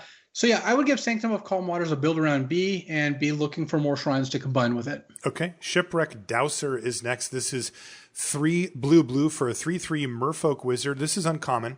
It's got prowess. And when it enters a battlefield, return target instant or sorcery card from your graveyard to your hand. Dang. Yeah, there's another, is it Chronarch or Scriven or whatever you want to call it? Because this, alongside the blue-red uncommon, gives you multiple ways to return instants or sorceries from your graveyard to your hand. And this one's really good too. This one's a little less good because a 5 mana for a 3/3 is, even though it has prowess, I think is on balance a little worse than 4 mana for an XX. But this is still very good. I would give Shipwreck Dowser a B. Same, maybe even a B plus. I mean, this is one of the better ones. You know, we've had 3 blue red for what, a 2/2 that did this. This is only one color and has prowess, and it's a 3/3. Like power creep, baby. Not to put too fine a point on it, but that was 15 years ago. All right, I'll close up a can of worms for you this time. Yeah. All right, so a B, and I'm trending towards B plus for Shipwreck. Yeah, I can buy B plus. That's probably about where you're going to have to take this card. Yep. Next is Spined Megalodon. Oh, look at that shark. 5 blue for a 5/7 shark at common with hexproof. Oh no, 7 mana 5/7 hexproof, Louise. Calm yourself. When Spined Megalodon attacks, scry 1. Oh my god. This is one of the most Scott-Vargasian cards I've ever seen. When it attacks you, scry 1. Like minimal everything. I actually think this card is a fine finisher because... Oh, I know you do. One of the drawbacks of 7 mana cards is you tap out for them and your opponent's like, all right, bounce that, all right, kill that, and you just lose because you spent 7 mana and they spent like 2 mana to answer it. This is hexproof. You can play this and know not much can go wrong. It's a good reanimation target if you're trying to cheat it out in the blue-black deck. And just any blue control deck that wants a way to close out the game, the Megalodon does the trick. Look, you're going to play max one of these and probably 0 in most decks. I'm not going to argue against it being like a D+, but I do think this card will have a good impact on games, and hexproof really takes away a lot of the inherent disadvantages of 7 mana cards. It does, yes, and you know a lot about those. Well, you nailed it, by the way. I was going to give it a D+. All right. Well, and you promised not to argue. Spined Megalodon. Yeah, I'm not arguing. But I know you love that card. Next is Teferi's Protege.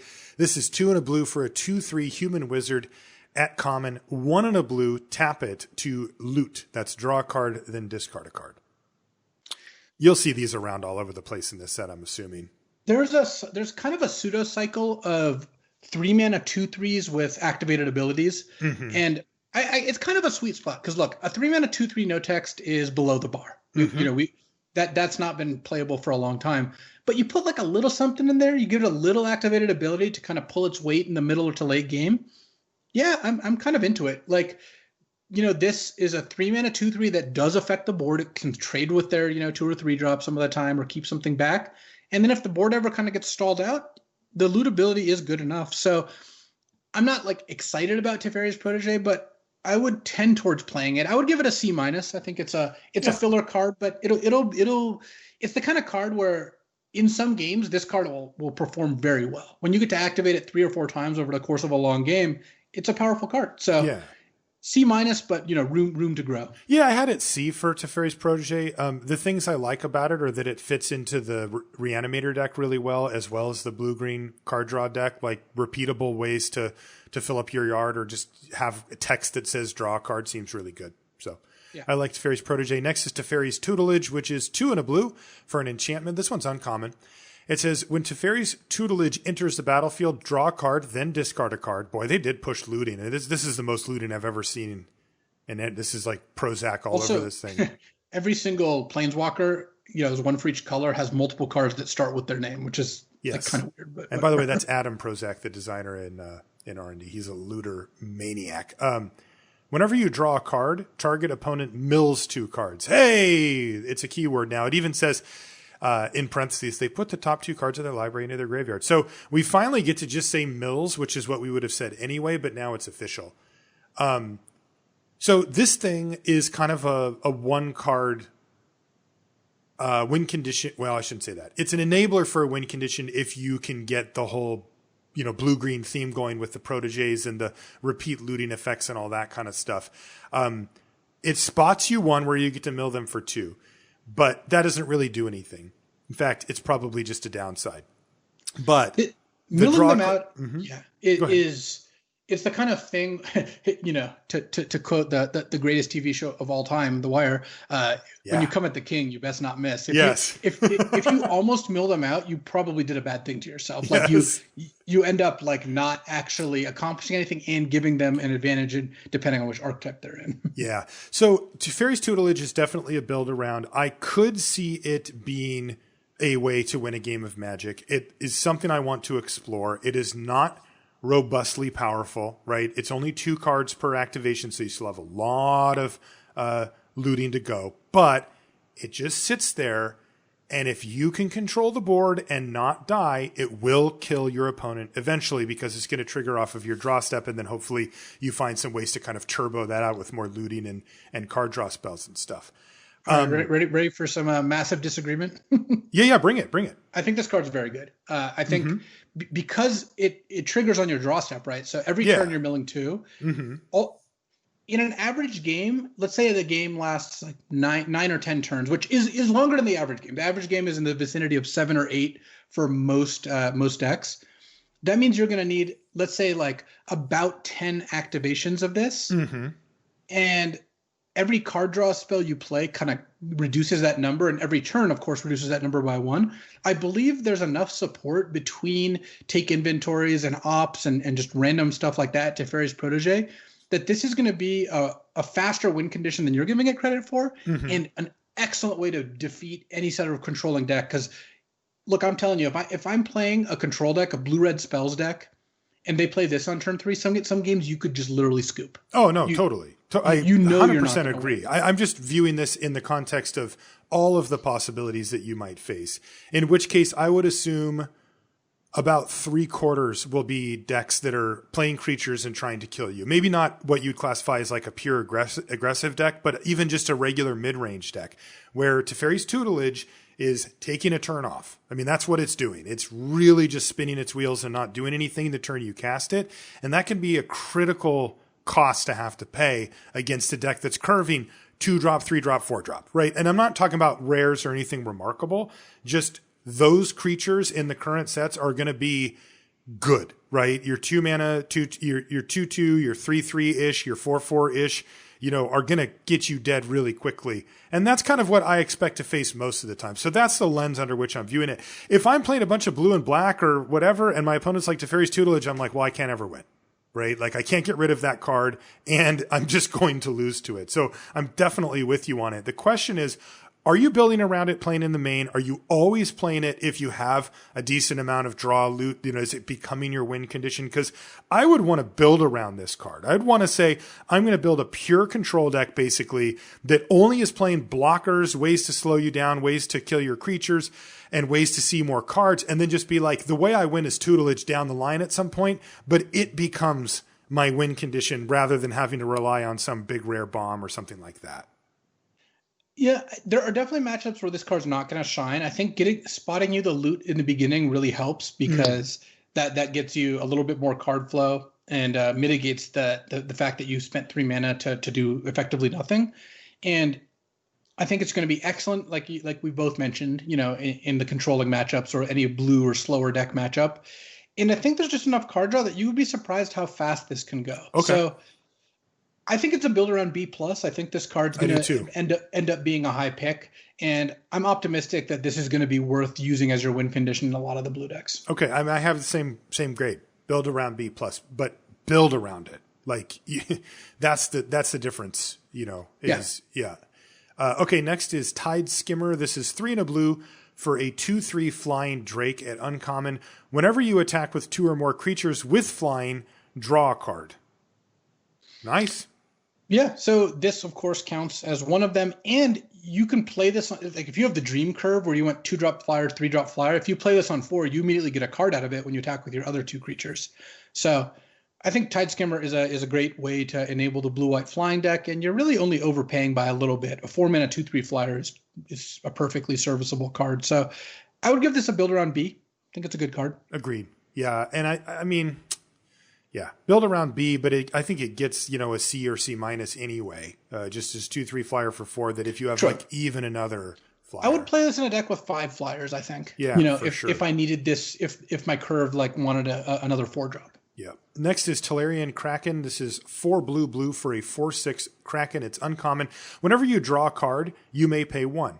When you do, you may tap or untap target creature.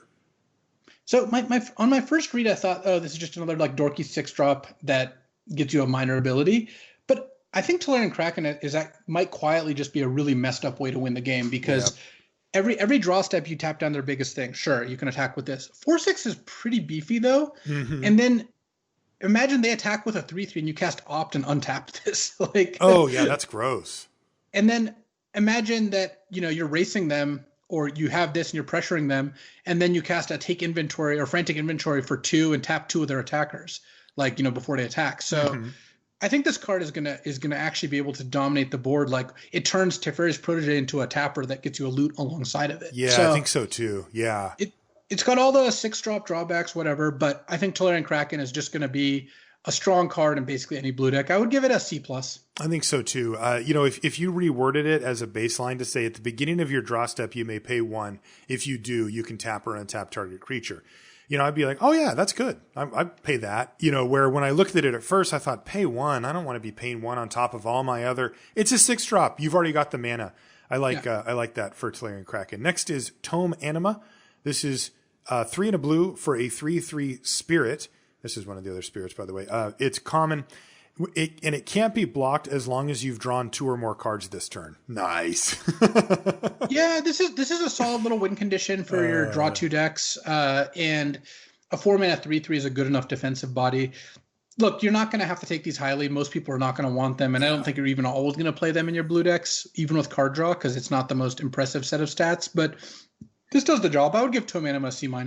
Yeah, I think C for Tome Anima. The thing that becomes apparent is it's your turn, you draw a card. Okay, you loot. It's unblockable, right? You play Opt, it's unblockable. It just doesn't seem that hard to change. These blue decks need finishers.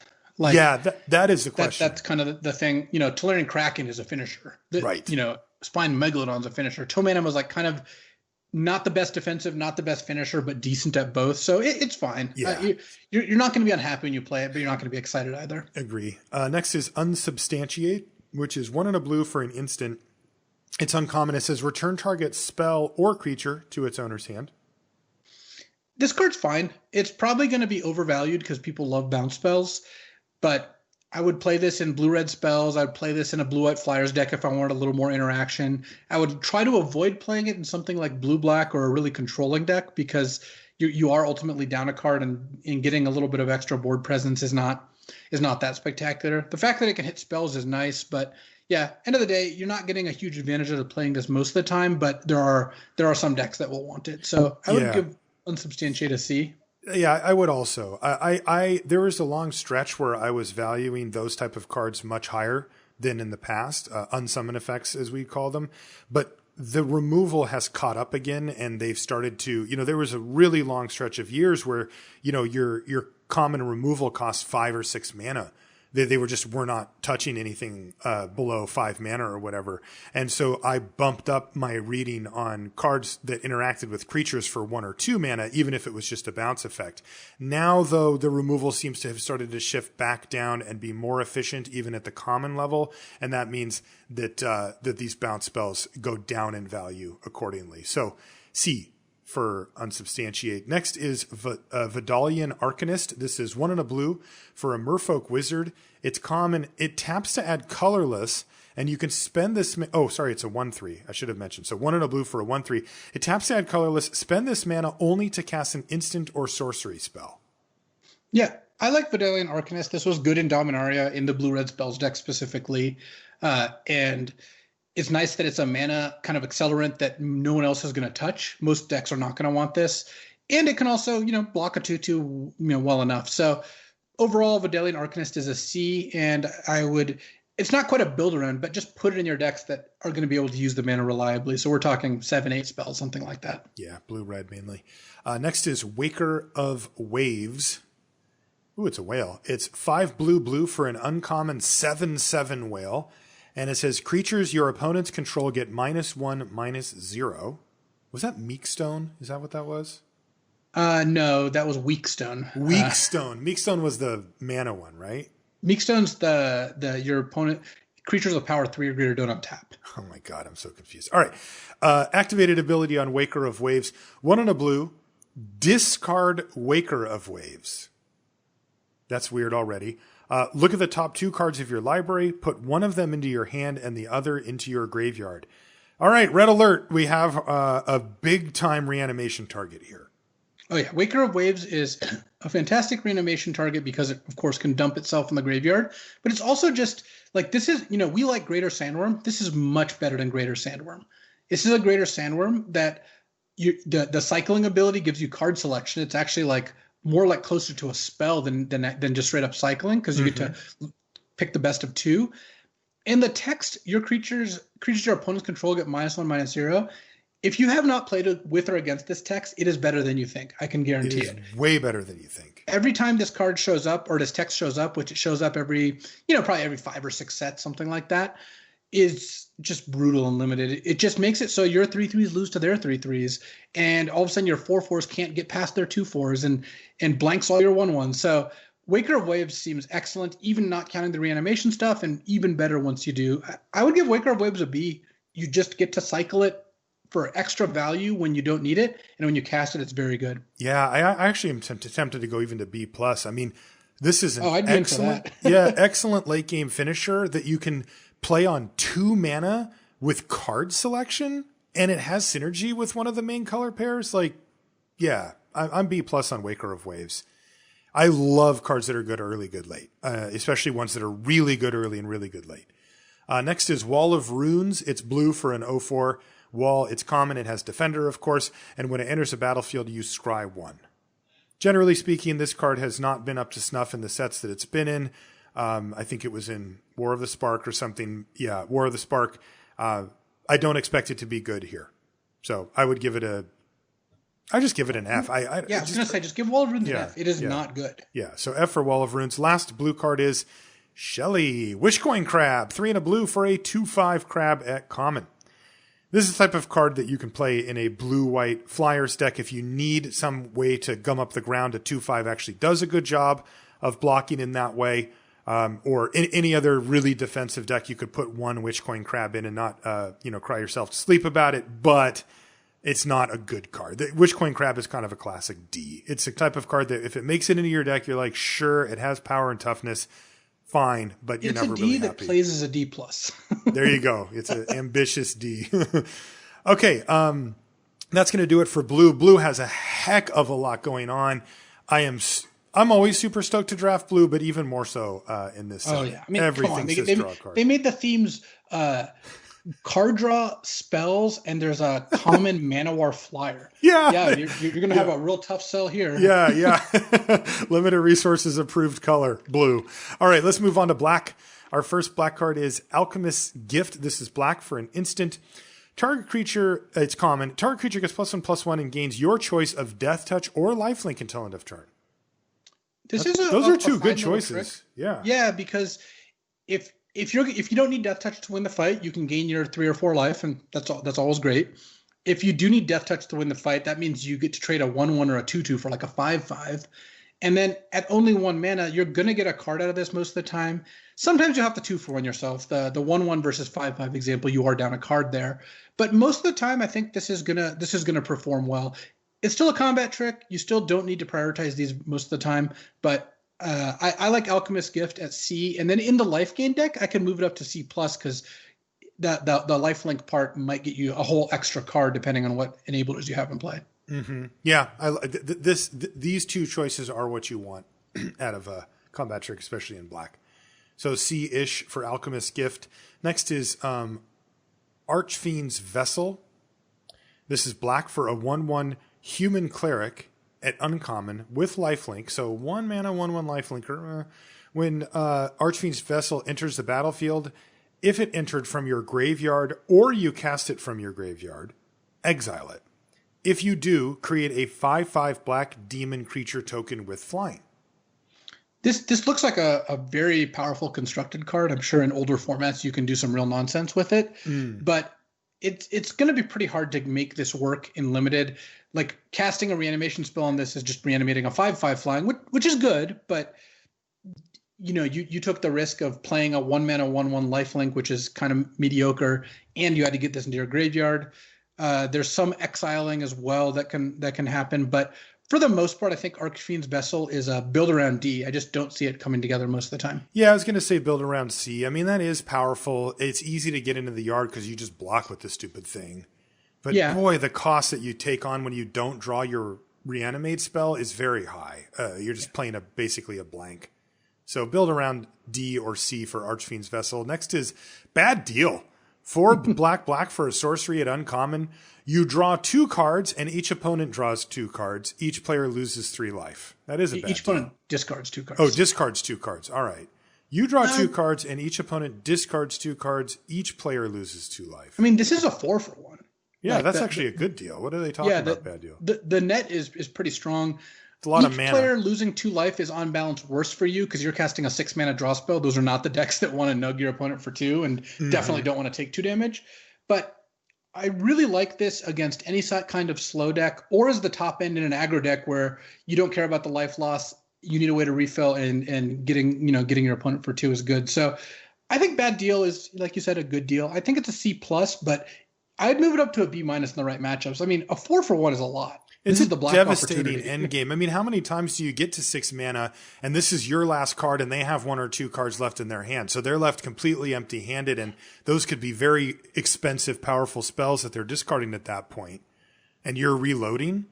I kind of like it with bounce too. If this is a way to make end of turn unsubstantiate when you have 1 card in hand. Now you have 2, and then I cast this. But I'd give Bad Deal a C+, and I think in the slower matchups it does get more valuable. Yeah, C+. You do run the risk of having your opponent have no cards, in which case it's just draw 2, you lose 2 life for 6, which is really bad. Maybe it is a bad deal. We'll find out. Next is Blood Glutton, which is 4 and a black for a 4/3 lifelink vampire at common. Seems totally fine to me. Lifelink is a powerful ability. 4/3 is acceptable. You'd prefer a 3/4 here, I think, but especially with Scorching Dragonfire in the format, yeah. Oh, sure, yeah. This, of course, does combo with the uncommon, the Patrician, right? If you just hit anything with this, then it triggers a Patrician. Good in the life gain deck. Yeah. Fine. I think that this is a C in most decks because if this is your 5-drop, you're usually going to kind of trade this for a card, usually down on mana. This will usually trade for something that costs 4 or less mana, but you're going to be up 4 life, which is a fine deal. And then in the life gain deck, it kind of gets bumped to a C+ because this just enables a lot of your cool cards. Is Scorching Dragonfire still a common? It is, yes. Oh, yeah. Well, screw that. I'm not getting my Blood Glutton hit by that ever. I'm like boarding it out against red. I mean, Scorching Dragonfire is just going to be a good card no matter what. But yes, I agree. In particular, I would be inclined to swap this for any other expensive card against Scorching Dragonfire. Yeah. But in general, you're going to want to main deck this in your life gain decks, and you're not unhappy outside of it. So I like C for Blood Glutton, but C+ in the life gain deck. Okay. Next is Caged Zombie. This is 2 and a black for a zombie. It's common. It's a 2/3. Here's your part of that cycle that you mentioned. The activated ability is 1 and a black and tap it. Each opponent loses 2 life. Activate this ability only if a creature died this turn. Caged Zombie is a kind of interesting card. The activated ability is really only good in an aggro deck. It's obviously fine in a mid-range deck where you play this as a blocker and then it can threaten to drain your opponent for 4 to 6 life. But an aggro deck where it's really going to shine. But aggro decks also don't really want 3-mana 2/3s, so this kind of ends up in this weird middle ground where nobody really wants it, but it will perform fine when it's in play. I would give Caged Zombie a C. It's going to be a powerful card in some games and a pretty bad card in others. Yeah, I agree. C for Caged Zombie. Next is Carrion Grub. This is 3 and a black for an 0/5 insect at uncommon. It's an 0/5. It gets +X +0, where X is the greatest power among creature cards in your graveyard. And when it enters the battlefield, you mill 4 cards. Yeah, but not target player. When it says mill 4, it's only you. So you just get milled for 4. Carry on, my wayward son. This card seems fine, right? If you hit 3, it's a 3/5 already. You're good to go. I mean, if you have a 3-power creature, this is a 4-mana 3/5 that did mill you, which most of the time is upside. You're playing Reanimator or have graveyard effects. And sometimes this would be a 5/5 or a 6/5 if you've got some real chonkers in your deck. So I would give Carrion Grub a C+. And if you're in the heavy reanimation theme, it moves up to a B- even. I like Carry On My Wayward Grub. That is... Yeah, that's even better. So C+ B- for Carrion Grub, depending on the makeup of your deck. But that's good. 5 toughness is a ton as well. Next is Crypt Lurker. This is 3 and a black for a 3/4 horror. It's common. And when it enters the battlefield, you may sacrifice a creature or discard a creature card. If you do, draw a card.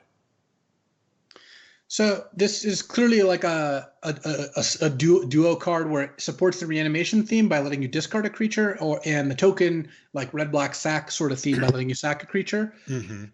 That on top of a 4-mana 3/4 is a playable card. It's not great, but it does enable your themes, and a 4-mana 3/4 that lets you kind of cycle away a card, whether it's a bad creature in play or in your hand. That's fine. So I would give Crypt Lurker a C. I don't think I'm excited about having this card in my deck. Yeah, I would give it a C+. The synergy's there. Like the green-black deck cares about things dying and enables that as well. So sure. And 3/4 for 4 is decent. Oh my God, Deathbloom Thallid is back, Luis. I love this card. This is so good. 2 and a black for a 3/2. Fungus at common. When it dies, you get a 1/1 green sapling. And I do want to note that a lot of the cards were like, wow, this card's sweet, are from Dominaria, which I believe is the high point of design over the past couple of years. So Deathbloom Thallid is great in the sacrifice decks and just good everywhere else, which is just a classic C+. This card's just a really solid common. You'll always be happy to have it in your deck. Right. I mean, remember, it's just good in control decks. Like you play it and they're like, I can't attack into that. Also good at aggro decks. It's just a really strong card. Excellent Magic card. C+ for Deathbloom Thallid, a premium black common. Next is Duress, which has been reprinted 1,000 times. It's black for a sorcery. It's common. Target opponent reveals their hand. You choose a non-creature, non-land card from it, and that player discards that card. Yeah, kind of as we go over every time. This is a sideboard card. It misses too often to be played main deck, but can be good against spells decks post board. That's right. So there you go. Make sure that you have specific targets in mind. But, this is a sideboard C for Duress. Next is Eliminate. 1 and a black for an instant and uncommon. Destroy target creature or planeswalker with converted mana cost 3 or less. It's a great card. You're not going to hit planeswalkers very often, obviously, in limited, especially since nice spot, yeah. I think there's just 1 3-mana planeswalker in the set. But Eliminate is, very effective at killing any early plays. And at any point in the game, this is going to be fine. So I would give Eliminate a B. It's just efficient removal. I guess. There's just going to be a lot of cards this hits, and it's only 2 mana. You're going to trade up on mana or even on mana every time. Like, this is just not going to become dead very often, and it's an instant. So okay, I'll go B- on Eliminate. I mean, the fact that it doesn't kill the cards that kill you for the most part is a little worse. But. Yeah, lets you double spell though. So true, I like that. True. Next is Fetid Imp. This is 1 and a black for a 1/2 flying imp at common. You can pay black to give it Death Touch until end of turn. This card's good. Yeah, I like Fetid Imp. And the mana requirement's a little annoying to give it Death Touch, but a 1/2 flying for 2 has a surprisingly decent impact on the board. And then when you want to trade this off, it's just not that expensive to do so. So I like Fetid Imp at C. Just a good card. Same. C for Fetid Imp. It performs a little better than it might look at first blush. Finishing Blow is 4 and a black for an instant at common. Destroy target creature or planeswalker. Bingo. So looks like we're back to 5 mana, but at least it's an instant for Finishing Blow. So this is your black removal spell, the heavy end of it at common. Yeah, it's a little weird to put Destroy Planeswalker at common, but whatever. So it is. I guess it's just we're entering the world where Planeswalkers are, showing up all over, and you want to interact with them. Finishing Blow is. I think it's a C+. I would not give it B-. No, it's a B-. It's fine. Yeah, it's a B-. Yeah. It's going to kill anything Yeah, because normally these sets have had an expensive black removal spell and a cheap one. Think like Deadweight and Blood Curdle out of the last set, that type of thing. This is the expensive one, and it's still really good, though. So I like B- for Finishing Blow as well. Gloom Sower is next. This is 5 black for an 8/6 horror. It's common. And whenever Gloom Sower becomes blocked by a creature, that creature's controller loses 2 life and you gain 2 life. So this is clearly a reanimator plant where, you're not going to put this in your deck if all you can do is hardcast it most of the time because it's a pretty poor finisher. It gets killed by, Finishing Blow. It gets bounced. It gets Face Fetters. It's just too expensive. It doesn't have an effect immediately. But if you can consistently get this out on turn 5, with Rise Again or something like that, then you'll end up being pretty happy with the result. So I would say Gloomstar's a build around C. It's not even a prized reanimation target, but it's a way to get a little bit of extra juice if you have good ways of discarding and reanimating.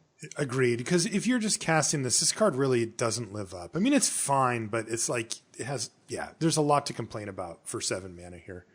Next is Gourmand. I love the name, by the way. Gourmand?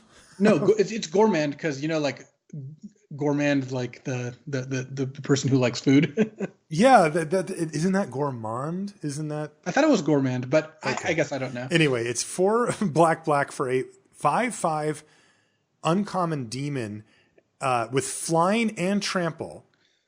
And when Gourmand enters the battlefield, each opponent sacrifices a creature. So if you've been listening to the show for a long time, you are thinking to yourself, what is the catch here? I'm not getting a 6/6 flying, trampling, edict on a stick here. And there is an additional catch. As an additional cost to cast this spell, sacrifice a creature? Sure, I'm paying that for this. This thing's a bomb. Yeah, Gourmand is great. It's you're obviously going to be able to make the sacrifice cost, kind of lessened because you'll have cards like Death's Mortality in your deck or other ways to make tokens. And a 6-mana 5/5 flying trample is just such a huge threat. Plus, sometimes you're just going to devastate them when, they have 2 creatures in play. You go, end of turn, kill one of your creatures, untap Gourmand, sack my Death's Mortality, kill your other creature. Oh, gross. And it's just like the game is just over. So I would give Gourmand a B+.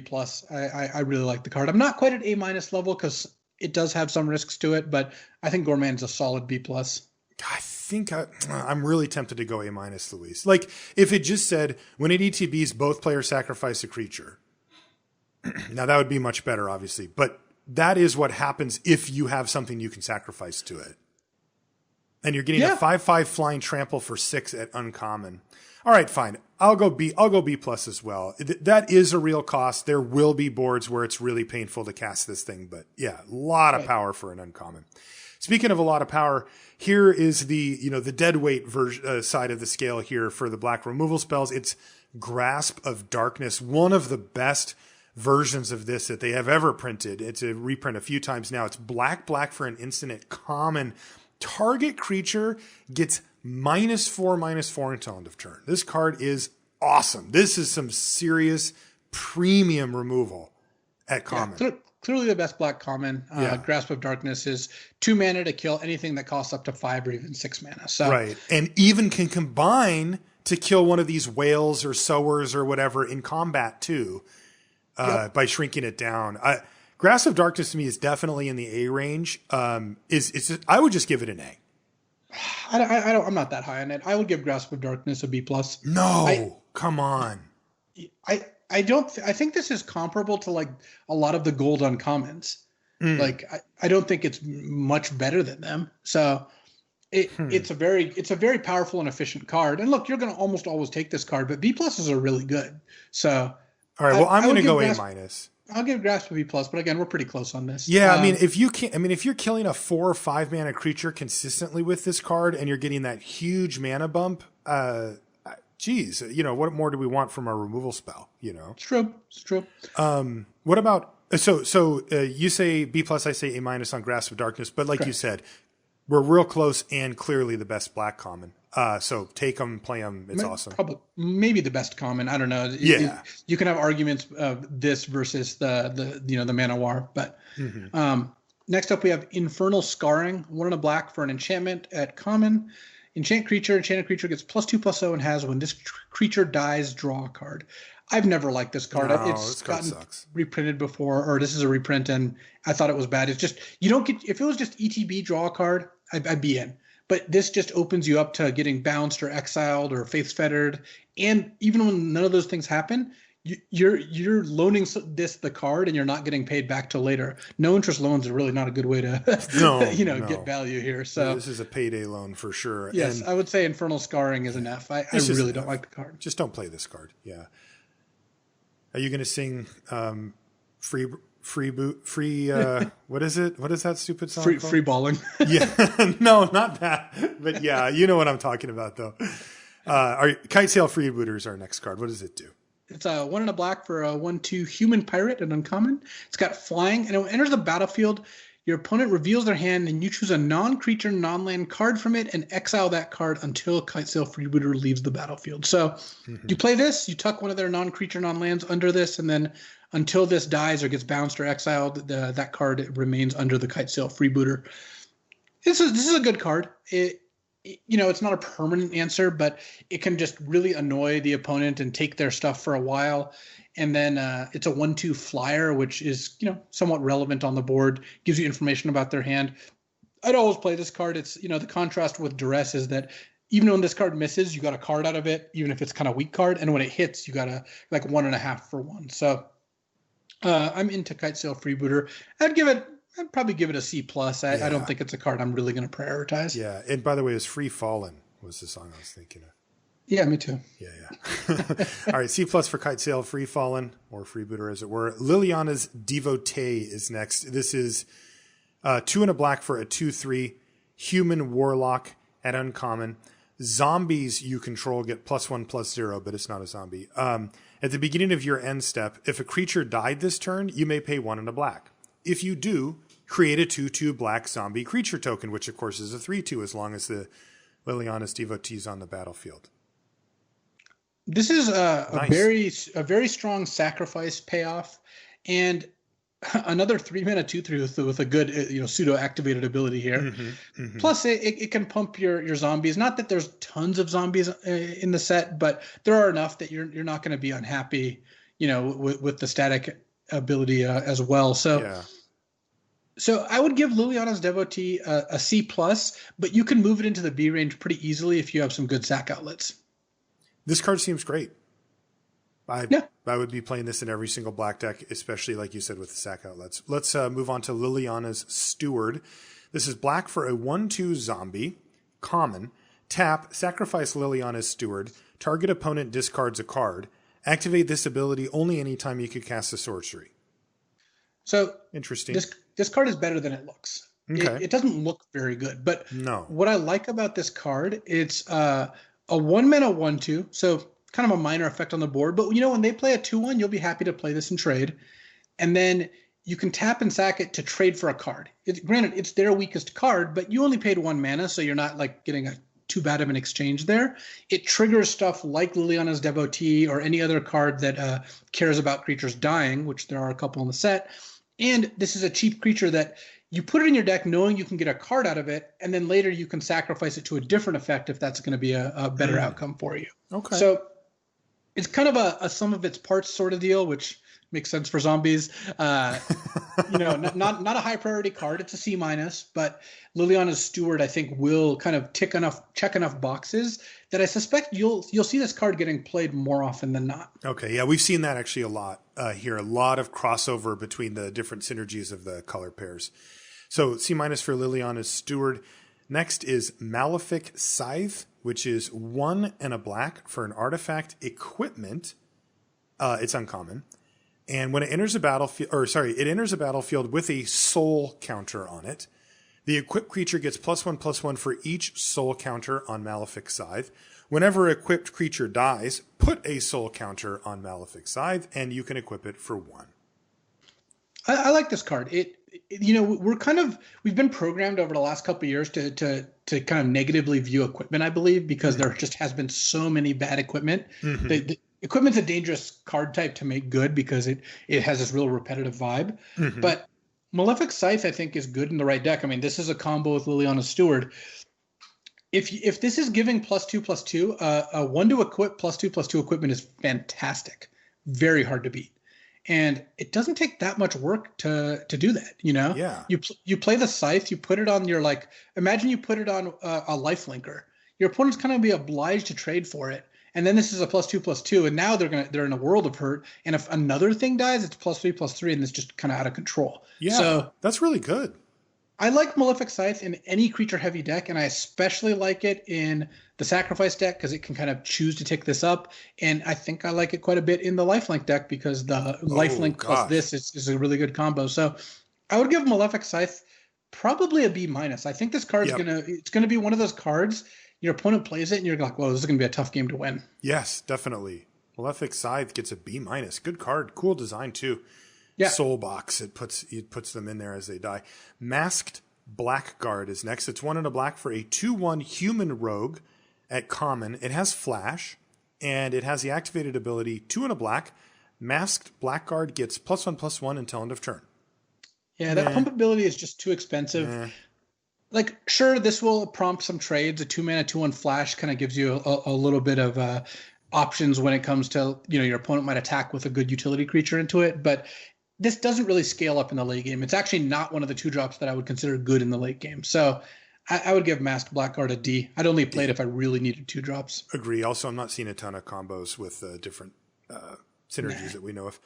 Next is Mind Rot, 2 and a black, sorcery, common. Target player discards 2 cards. Like Cancel, this kind of varies in value by speed of the format. I would tend to give Mind Rot, from what I've seen in this format, a C-, where you'll put in your deck and not be too unhappy, but you won't always play it. And there's some matchups where you'll definitely not want it, and some matchups where you definitely will. I would slightly lean towards playing it versus not, but only very slightly, which makes it, it's around 50-50 to get cut, which sounds like a C- to me. It does to me too. And be very aware that if you do start it, there's going to be matchups where you really don't want it. And if you didn't start it, there could be matchups where you do. So this one's going to be going back and forth in best of threes quite a bit. But if you're playing best of ones on Arena or whatever, I agree with Luis. Next is Pestilent Haze. This is 1 black for a sorcery at uncommon. Choose 1. All creatures get -2/-2 until end of turn. Or remove 2 loyalty counters from each planeswalker. So I like the little planeswalker rider for constructed. Yeah. It's not really going to happen now, but 3 mana for all creatures get -2/-2 until end of turn is very good. You know this is coming, so you get to attack your 2/2 into their 3/3 or 4/4. And or hold off on playing a 2/2, if you know you're going to cast this next turn. And against some aggro decks, they're going to go, 2-drop, 3-drop, and you're just going to cast this, kill both, and that's really going to make it hard for them to win. So, yeah. I would give Pestilent Haze a B. I'd give it a B-. I mean, there's some decks that it devastates, and there's some decks that don't care about it. It's pretty swingy, right? If you're playing against the blue-black Reanimator, they're like, yeah, sure. Yeah, but I don't think that it's not quite the same thing when you say that as like Mind Rot, where there's some decks that's good and some decks it's bad. Mm-hmm. The decks that it's good against, this is like a 10. It's like, true. It's a devastating. If you have this in your opening hand, they have a really hard time winning. And the decks where it's bad against, maybe it's a weak card and at worst a blank, but you can still sometimes get value out of it. But it's not like a 1 versus a 10. It's like, it's not like a Mind Rot is like a 4 versus a 6. Yeah. That's not a 10 versus a 1 is a really good card because 10s are just really good cards. So I like Pestilence Haze. I would give it you're a B. right. Against red, white, or whatever, it's just devastating. Next is Rise Again. 4 and a black for a sorcery at common. Return target creature card from your graveyard to the battlefield. So there it is. There's our common reanimation payoff. It's really simple. It's 5 mana, so it's kind of expensive. It's only your graveyard, not theirs. There you go. So if you're playing the Reanimator deck, you should be playing this for sure. This is one of the payoffs for it to be able to get back some of these big creatures that we've been talking about. If you're not, I would lean away from it. This generally is too conditional to be effective, where it needs to be in your graveyard. If you're getting back a 3-drop with your Rise Again, you are not doing it. You are not getting ahead by playing that type of game. And it's conditional. I mean, there are times when you just don't have a target or have a decent target in your yard, and that really hurts on your 5 mana spells. So Rise Again to me is you want it in the Reanimator deck that has the looting that can get these cards into the graveyard and actually make it happen. And outside of that, I wouldn't play it. Yeah, I'd give Rise Again a build around B, where I believe it can be quite strong in the Reanimator deck, where you're discarding your hexproof Megalodons or what have you. And it's virtually unplayable just in a normal deck because all the reasons you described. So I like this. This is new territory for Black, and not reanimation, but putting a powerful reanimation spell at common is really cool, and I'm excited to see how this goes. I thought the Courier Reanimator archetype was really cool, so I like where this is going, and I'm happy that Rise Again is in the set. Same. What does Sanctum of Stone Fangs do? Is that the shrine for Black? Yeah, this is the payoff shrine. This is 1 and a black for a legendary enchantment shrine at uncommon. At the beginning of your pre-combat main phase, each opponent loses X life and you gain X life, or X the number of shrines you control. So this is 2 mana by itself. It's a 2 mana ill-gotten gains that that, or ill-gotten inheritance that you can't sack it or any of that stuff, but 2 mana drains them for 1 every turn, the life gain deck would probably just put that in their deck, depending on what their payoffs look like. It's not great with the like gain 3 or more payoffs, but it's good with ones that care about every time you gain life. And if you ever get a second shrine, it's really hard for your opponent to win.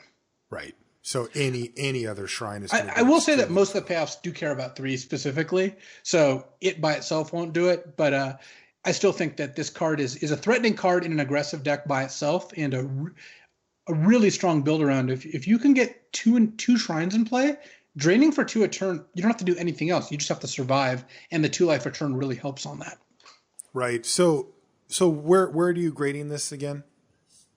I would give Sanctum of Stone. It's an interesting grade. Right. It's a build around like B+, a high payoff build around. But by itself, assuming that you just don't get any other shrines, it's still like a C+ in an aggressive deck. Mm-hmm. You can still just play it. Okay. Yeah, I think so. Next is Sanguine Indulgence. It's 3 and a black for a sorcery at common. This spell costs 3 less to cast if you've gained 3 or more life this turn. So there's that black-white sub-theme coming up again. Return up to 2 target creature cards from your graveyard to your hand.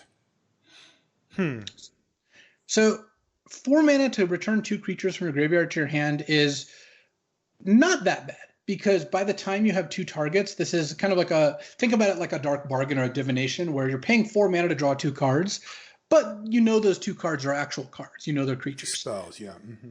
Mm-hmm.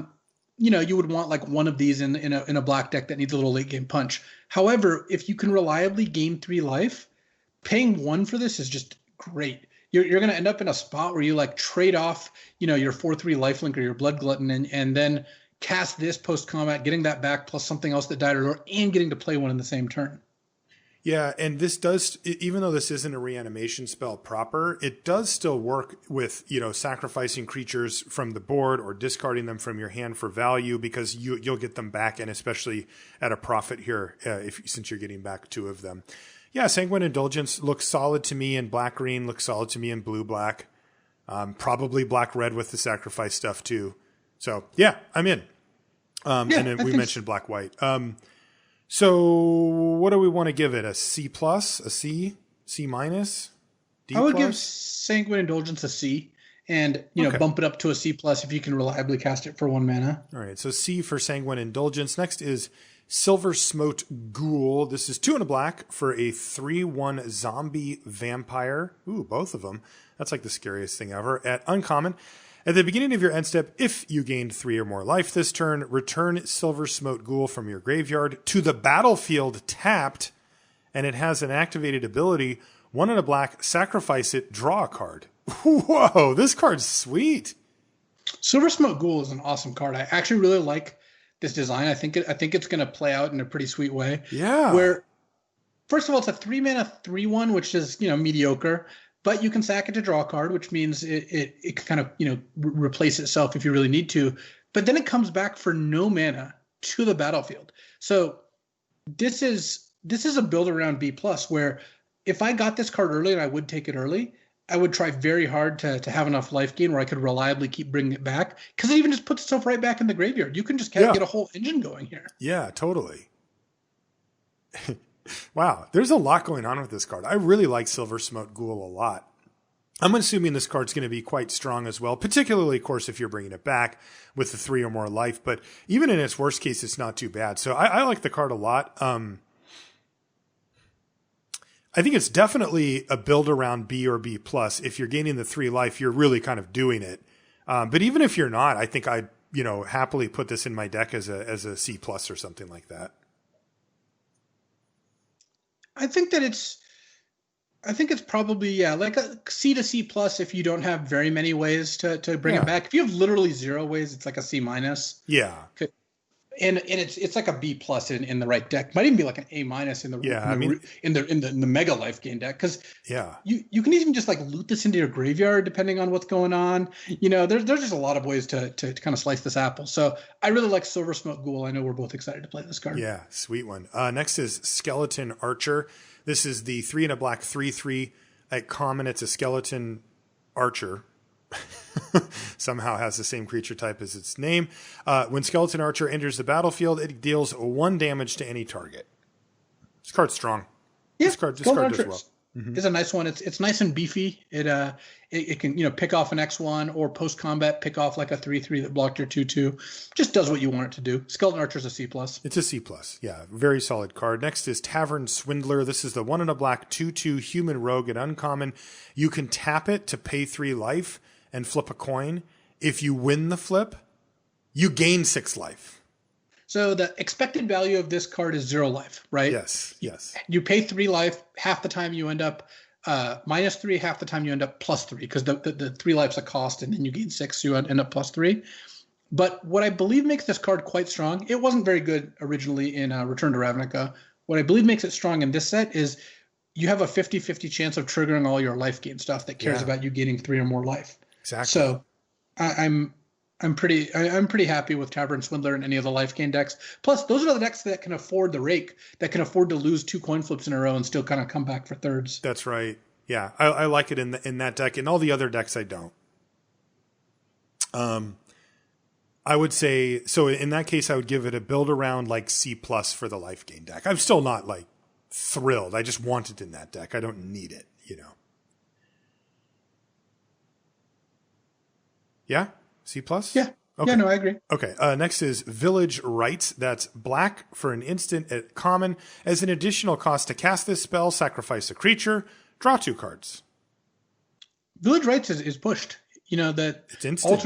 Altar's Reap is the same card, but it costs 2 mana and just cuts a mana off of it. And Altar's Reap was a fine card. Yeah. So I'm into Village Rites. It's good in any token deck. It's good in the red-black sack deck, which this isn't the most supported the red-black sack deck has been, but I still really like Village Rites. And it's also just it only costs 1. You can just leave this up, and when they go to kill one of your creatures, you get a nice little 2 for 1. Yeah, this card's going to be a little underrated. Does get worse in multiples. Don't go too crazy with it because you do need things on the battlefield to sack. So if you have 2 of these, it could be a little rough, but still. Village Rites, boy, saving your creature from removal or, even some of the enchantment based removal in the set and being able to do that if you top deck this later is really good. And it's so cheap. Boy, sacrificing a Sapperling or something to get 2 cards just seems awesome. So what do we want to give it? A C? A C+? I would give Village Rites a C+. I think it's going to be a card you're happy to have in your deck. Okay. So C to C+ for Village Rites. Next is Walking Corpse. This one's super simple. It's 1 and a black for a 2/2 zombie. It's common. There's not enough zombie payoffs for me to be excited about this card. Yeah, that's what I was thinking. Of course, you can play it if you need a 2-drop, but Walking Corpse is a D, and every now and then you'll have the deck that has like double Liliana's Devotee, and you're like, wow, I'm doing it. But for the most part, just don't play this card. Just let it walk on by. D for Walking Corpse. Next and last black card is Witch's Cauldron. This is black for an artifact. It's uncommon. And it has activated ability. You can pay 1 and a black and tap it to sacrifice a creature. You gain 1 life and draw a card. So compare this to like Weaponize the Monsters, yeah. which ended up being a fantastic card, by the way. Mm-hmm. That card really jumped up in my pick orders in Ikoria. You can good. only use it once a turn. Obviously, that's worse.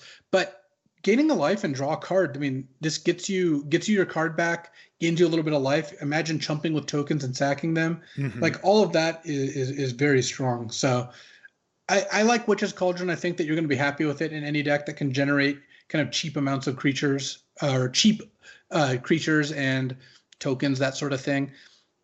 It's a build around. It's like a build around, probably B-. Yeah, B-. You must have expendable creatures, though, and a lot of them. So keep that in mind if you're going to play a Witch's Cauldron, because once you start sacrificing your 4-drop to it, you're losing. You are falling behind pretty quickly. All right, that's it for black. Boy, the removal did look really strong in black. Let's see how red holds up. That's our next color here. Battle Rattle Shaman is our first card. It's 3 and a red for a 2/2 goblin. Shaman at uncommon, and at the beginning of combat on your turn, you may have target creature get +2/+0 until end of turn. This card's actually quite strong. It looks bad as a 2/2 for 4, but it plays bigger, and remember, it triggers the first turn that it comes into play because it targets something else as well, or it depends, and you can start piling on extra damage pretty quickly with the Battle Rattle Shaman. It's actually pretty strong. Discard is definitely stronger than it looks, which, we have the cheat code. We were around in Rise of the Eldrazi when we got to play with this card. And when it was a common? Yes. It's been reprinted since. Yeah, I mean, imagine you play this when you have a 2/2 and they have a 3/3. You then make your other 2/2 a 4/2 attack. They can either trade down or take 4. And then next turn, you're kind of presenting them with the same thing again. Yes. It works really good with really well Death Spore Thalatta and the like. The fact that it triggers immediately is really nice. So Battle Rattle gets a C+ from me. Yeah, I'm going to go B- on Battle Rattle Shaman. I'm in on that guy. That card's just really strong to me. Next is Bolt Hound. This is 2 and a red for a 2/2 elemental dog at uncommon. It's got haste, and whenever it attacks, other creatures you control get +1/+0 until end of turn.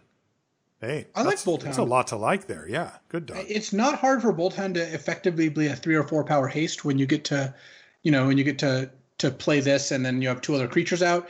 And a 3-mana 2/2 haste is already kind of decent. Mm-hmm. So I think Bolt Hound does a lot. Plus, your opponent doesn't know it's coming. So yes.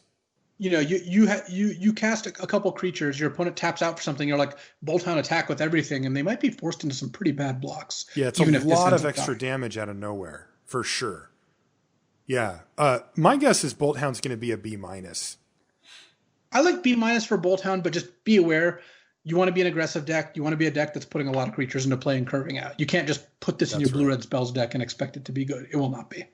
Next is Bone Pit Brute. This is 4 red for a 4/5 Cyclops at common. It has Menace, and when Bone Pit Brute enters the battlefield, target creature gets +4/+0 until end of turn.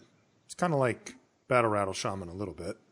Yeah, this card's fine. It's it's going to give, if you have good evasive creatures, it can effectively have haste where you play this and you get an extra 4 damage in, and then a 4/5 Menace is good. But at 6 mana, I'm really not that excited about playing it, and I think a lot of red decks are just going to pass on it. I would give Bone Pit Brute a D. Yeah, D for Bone Pit Brute. I would give the flavor text an A. I know you're going to give it an F because it's too obvious for you, right?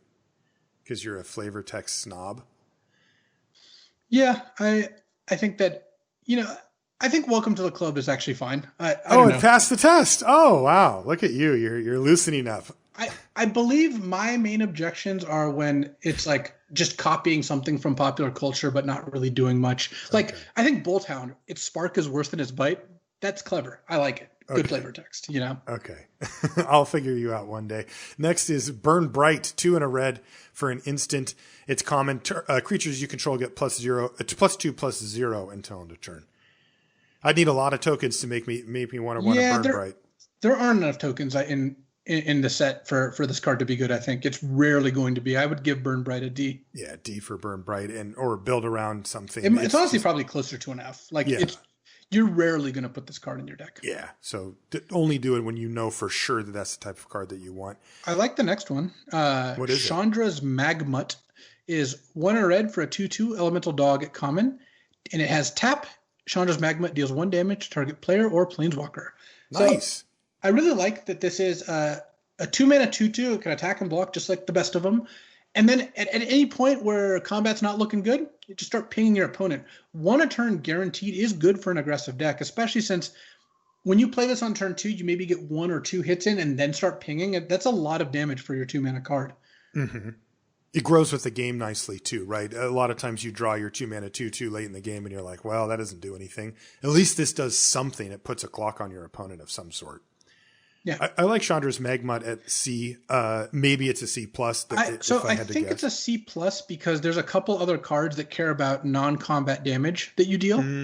Okay, and this enables those cards nicely. Okay, so C+ for Chandra's Magmut. What about Chandra's Pyreling? Well, this is one of those cards. It's 1 red for a 1/3 elemental lizard at uncommon. It says, whenever a source you control deals non-combat damage to an opponent, there we go, Chandra's Pyreling gets +1/+0 and gains double strike until end of turn. Whoa! So if you have a Magmut out, this is a 2-mana 2/3 double strike, which is really good. That's like a 2-mana 4/3. And then if you have multiple ways to kind of deal damage, this card can really scale up quickly in how much damage it deals. Yeah, that's very, very powerful. Now, what do you think about it if you don't have very many ways to do non-combat damage to an opponent? Well, A 2-mana 1/3 is not good enough, even with the threat of activation. At some point, your opponent's going to just block it, and you're going to be like, "Yeah, I didn't have anything." Right. The other thing is, if you like shock your opponent to get this going, you didn't really get a huge advantage most of the time because you did have to spend a card on it. So I really would prefer cards like Chandra's Magmut. I would give Chandra's Pyroling a build around B- because it's not a mega payoff, but it is a good card if you can actively do it. Yeah, and like you said, you want cards like Magma. You want repeatable, repeatable versions that don't take cards out of your hand. Next is Crash Through. This is red for a sorcery at common. Creatures you control gain trample until end of turn. Okay, sure. But key here is draw a card. So this is yet another way to fill your graveyard with instants and sorceries, to trigger prowess, to do all of those things. Crash Through looks like a throwaway, but it's not. This is the type of card that goes in actually multiple archetypes, but specifically the blue-red deck really wants cards like Crash Through. Yeah, this is a card that we actively sought out if you're playing a spells deck and largely ignored if you're not. I guess the red-green big creatures deck could use it, but this card, we've seen this card before and it wasn't really used that way. It was almost exclusively used to power up spells decks. Yep, so put it into that deck, and if you do, it'll be a C- D+. Look, it's not the linchpin of the deck, but it's a bread and butter theme that you actually need to keep going through your library. Yeah. Next is Destructive Tampering. This is 2 and a red for sorcery at common. Choose one, destroy target artifact, or creatures without flying can't block this turn. 2 completely different things. Yeah, this is, I get what they're going for of like, hey, look, this has a little flexibility, so maybe you'd play it in best of one, but you will not. The 2 modes here are both actually really weak. I think this is like a sideboard D where I don't want either of these modes. This card's effectively an F. I suspect you will just not put this card in your deck basically ever. Right, agreed. Next is Furious Rise, a build around. So this is 2 and a red for an enchantment at uncommon. At the beginning of your end step, if you control a creature with power 4 or greater, exile the top card of your library. You may play that card until you exile another card with Furious Rise. So this is, what was this in 2 sets ago? This was in Theros. Theros, yeah.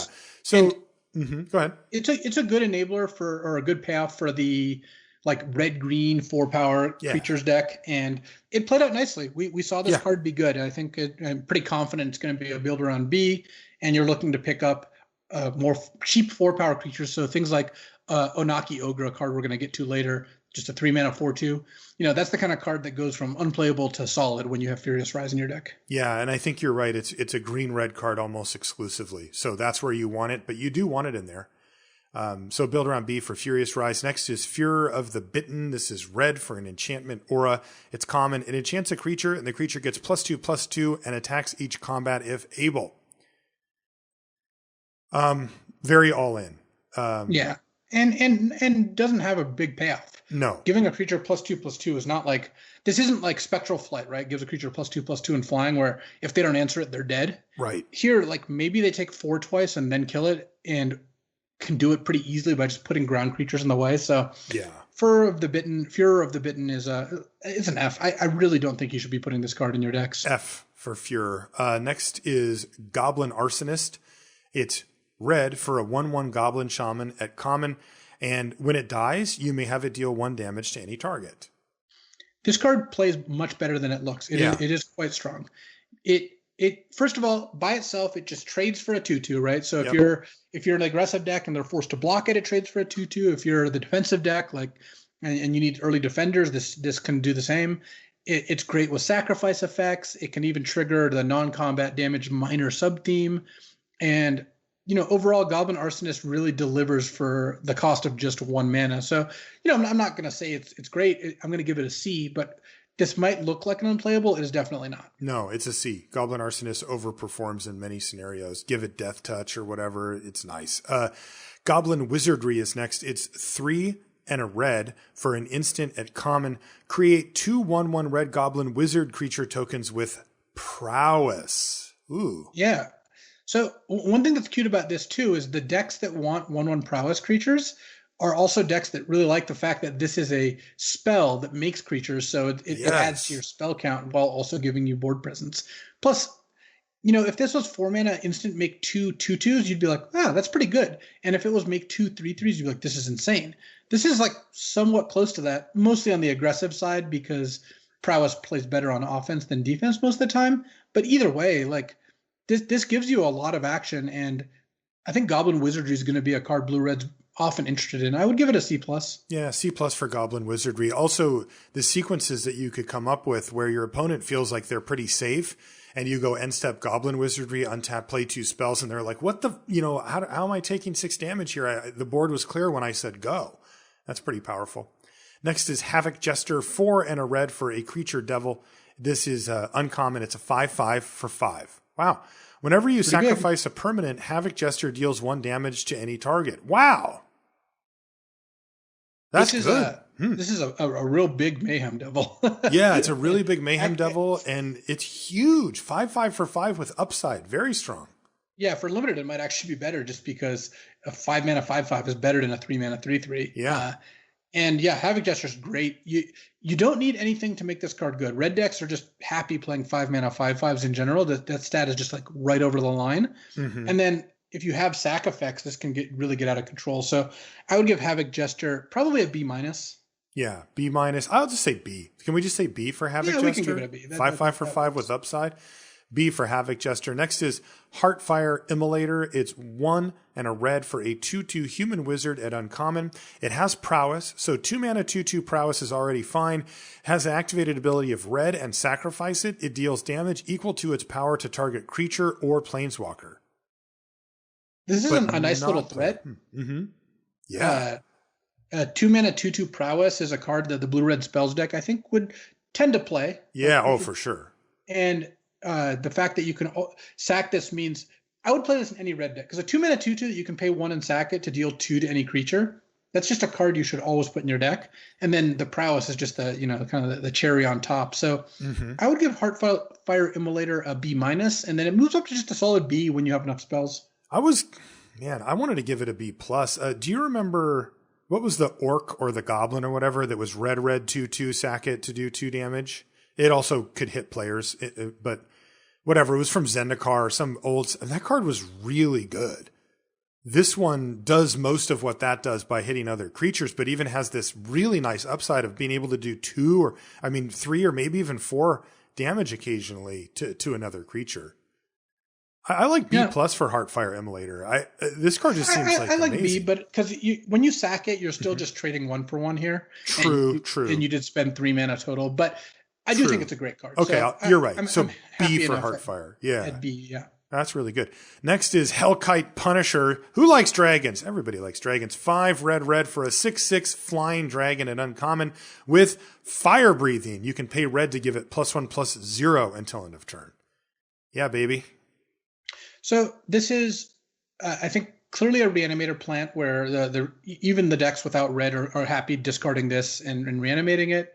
And then if you're in need of a finisher, it does the thing because it's a 6/6 flying is pretty hard to block. And of course, you can pump this 2 or 3 times pretty easily. So it's expensive. It's vulnerable to removal, but the decks that want it will be happy to have it. Like most decks are not going to want this. So I think it's in the kind of the C range, but giving kind of like rare level finishers at uncommon to control decks is a nice upside. So I would give Hellkite Punisher a C, but just know that when you want this card is a potent threat. Yeah, I have it at C+ and verging on B-. And my reasoning is the green-red deck is a ramp deck and can just put this thing on the battlefield way sooner than you'd have 7 mana normally. And it's a bomb. I mean, it's a must kill. It ends the game super, super fast if left unchecked. So I like Hellkite Punisher a lot. It's just raw power. Yeah, it's a bit expensive, but that's a lot of 6/6 flying fire breathing gets the job done. Next is Hobble Fiend. This is 1 and a red for a 2/1 devil at common. It's got trample, but it's only a 2/1, so it's kind of like, You can pay 1 mana, sacrifice another creature to put a +1/+1 counter on Hobble Fiend. I like Hobble Fiend a lot because threat of activation is pretty real, right? You attack with your 2/1, and they're deciding whether to block with like their 2/2, and it's like, well, maybe making you sack 2 creatures isn't bad, but then you realize this is counters, and you'll end up with a 4/3 trample at the end of it, which will maybe present the same kind of threat the next turn. Plus, a 2-mana 2/1 trample is already, a passable card, and the activated ability gives it a lot of extra juice. I would not play this outside of a deck that has some good fodder, so mostly red black, maybe red white sometimes. But it's going to be good in those decks. Yeah, no, you're right. And it's a common as well. So you're going to have this thing around on the battlefield pretty often. So I like C for Hobble Fiend. It looks decent to me. Yeah, I like C for Hobble Fiend as well. Igneous Cur is the card that we talked about at the onset of this review. It's the elemental dog that you can search up with that uncommon. It's a 1 and a red for a 1/2 at common, and it has 1 and a red activated ability. Igneous Cur gets +2/+0 until end of turn. This card is not good unless you have the Alpine Huntmaster, because what's going to happen is you're going to play this. They're going to block with like a 2/2, and you're going to have to spend 2 mana to trade your 2-drop for their 2-drop. Not a good deal. And when you have 6 mana out, they'll just still block it later. You're rarely going to get the like huge payoff from this. But picking it up for free is good. So this is kind of effectively like an F, but it's worth putting in your deck if you do have the way to search it out for free. I mean, F's a little strong, right? I just don't think this card's good. Like you're you can just pump it twice late in the game and it hits for 5. Okay, D is probably right. Like Almighty Brushwag is going, what the heck, dude? This is like similar to that. This is probably better in some ways. Yeah, so D-ish for Cur unless you can search it up. Next is Kinetic Augur, which is 3 and a red for a star 4 human shaman at uncommon with trample. The power to that star is equal to the number of instant and sorcery cards in your graveyard, and when it enters the battlefield, you discard up to 2 cards, then draw that many cards. Woo! There's a lot to like there. Yeah, I mean, this kind of reminds me of the Carrion Grub, where it's this like 0/4, but it enables itself and kind of boosts its power by letting you dump cards into your graveyard. Also has trample, which is nice. So trample's really nice. Like that, they did not have to put that on here to make this card pretty good, and it's a lot better with it. So I think that when you look at this card, you clearly need to have a lot of spells in your deck. It's a blue-red spells card. Yes. But I could see a red-black Reanimator kind of getting spicy with this too. Oh, yeah, sure. Yeah. Because, look, if it's a 2/4, it's acceptable but not good. If it's a 3/4, sure, thumbs up, that's fine. And anything above that is good. Like 4/4 trample for 4 is good. So that's kind of where your bar should be. But as Louis said, red-blue is where this thing... I mean, this is a one-card Wrecking Crew, right? Like... You play this thing in the blue-red deck, if you've properly built it, it's going to be a 7/4 trample at some point, and they just have to kill this, and they're probably going to have to kill each of the things that you play from that point on. I like B for Kinetic Augur, and in blue-red, I like it at B+ even. Yeah, I agree with those ratings. That's sweet. Onaki Ogre, you mentioned a minute ago, 2 and a red for a 4/2 Ogre Warrior at common. This is a plant for the deck that cares about creatures with power 4 or greater primarily, and it's a D otherwise. Like you could play it as a 4/2 for 3. It has 4 power. It does hit hard if you can keep the way clear.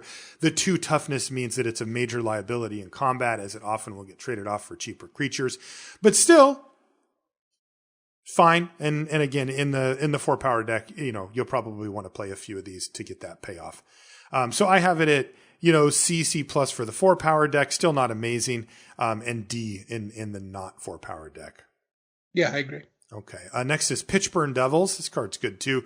4 and a red for a 3/3 devil. It's common, and when it dies, it deals 3 damage to any target. And this makes it very powerful because similar to the what's it called, the Goblin Arsonist, it's like a huge one of those where basically it trades off for anything. If a 6/6 attacks it, this thing blocks it and then finishes it off. It often can trade for 2 things. If they attack you with 2 3/3s, you can block one of them, trade, and then kill the other one.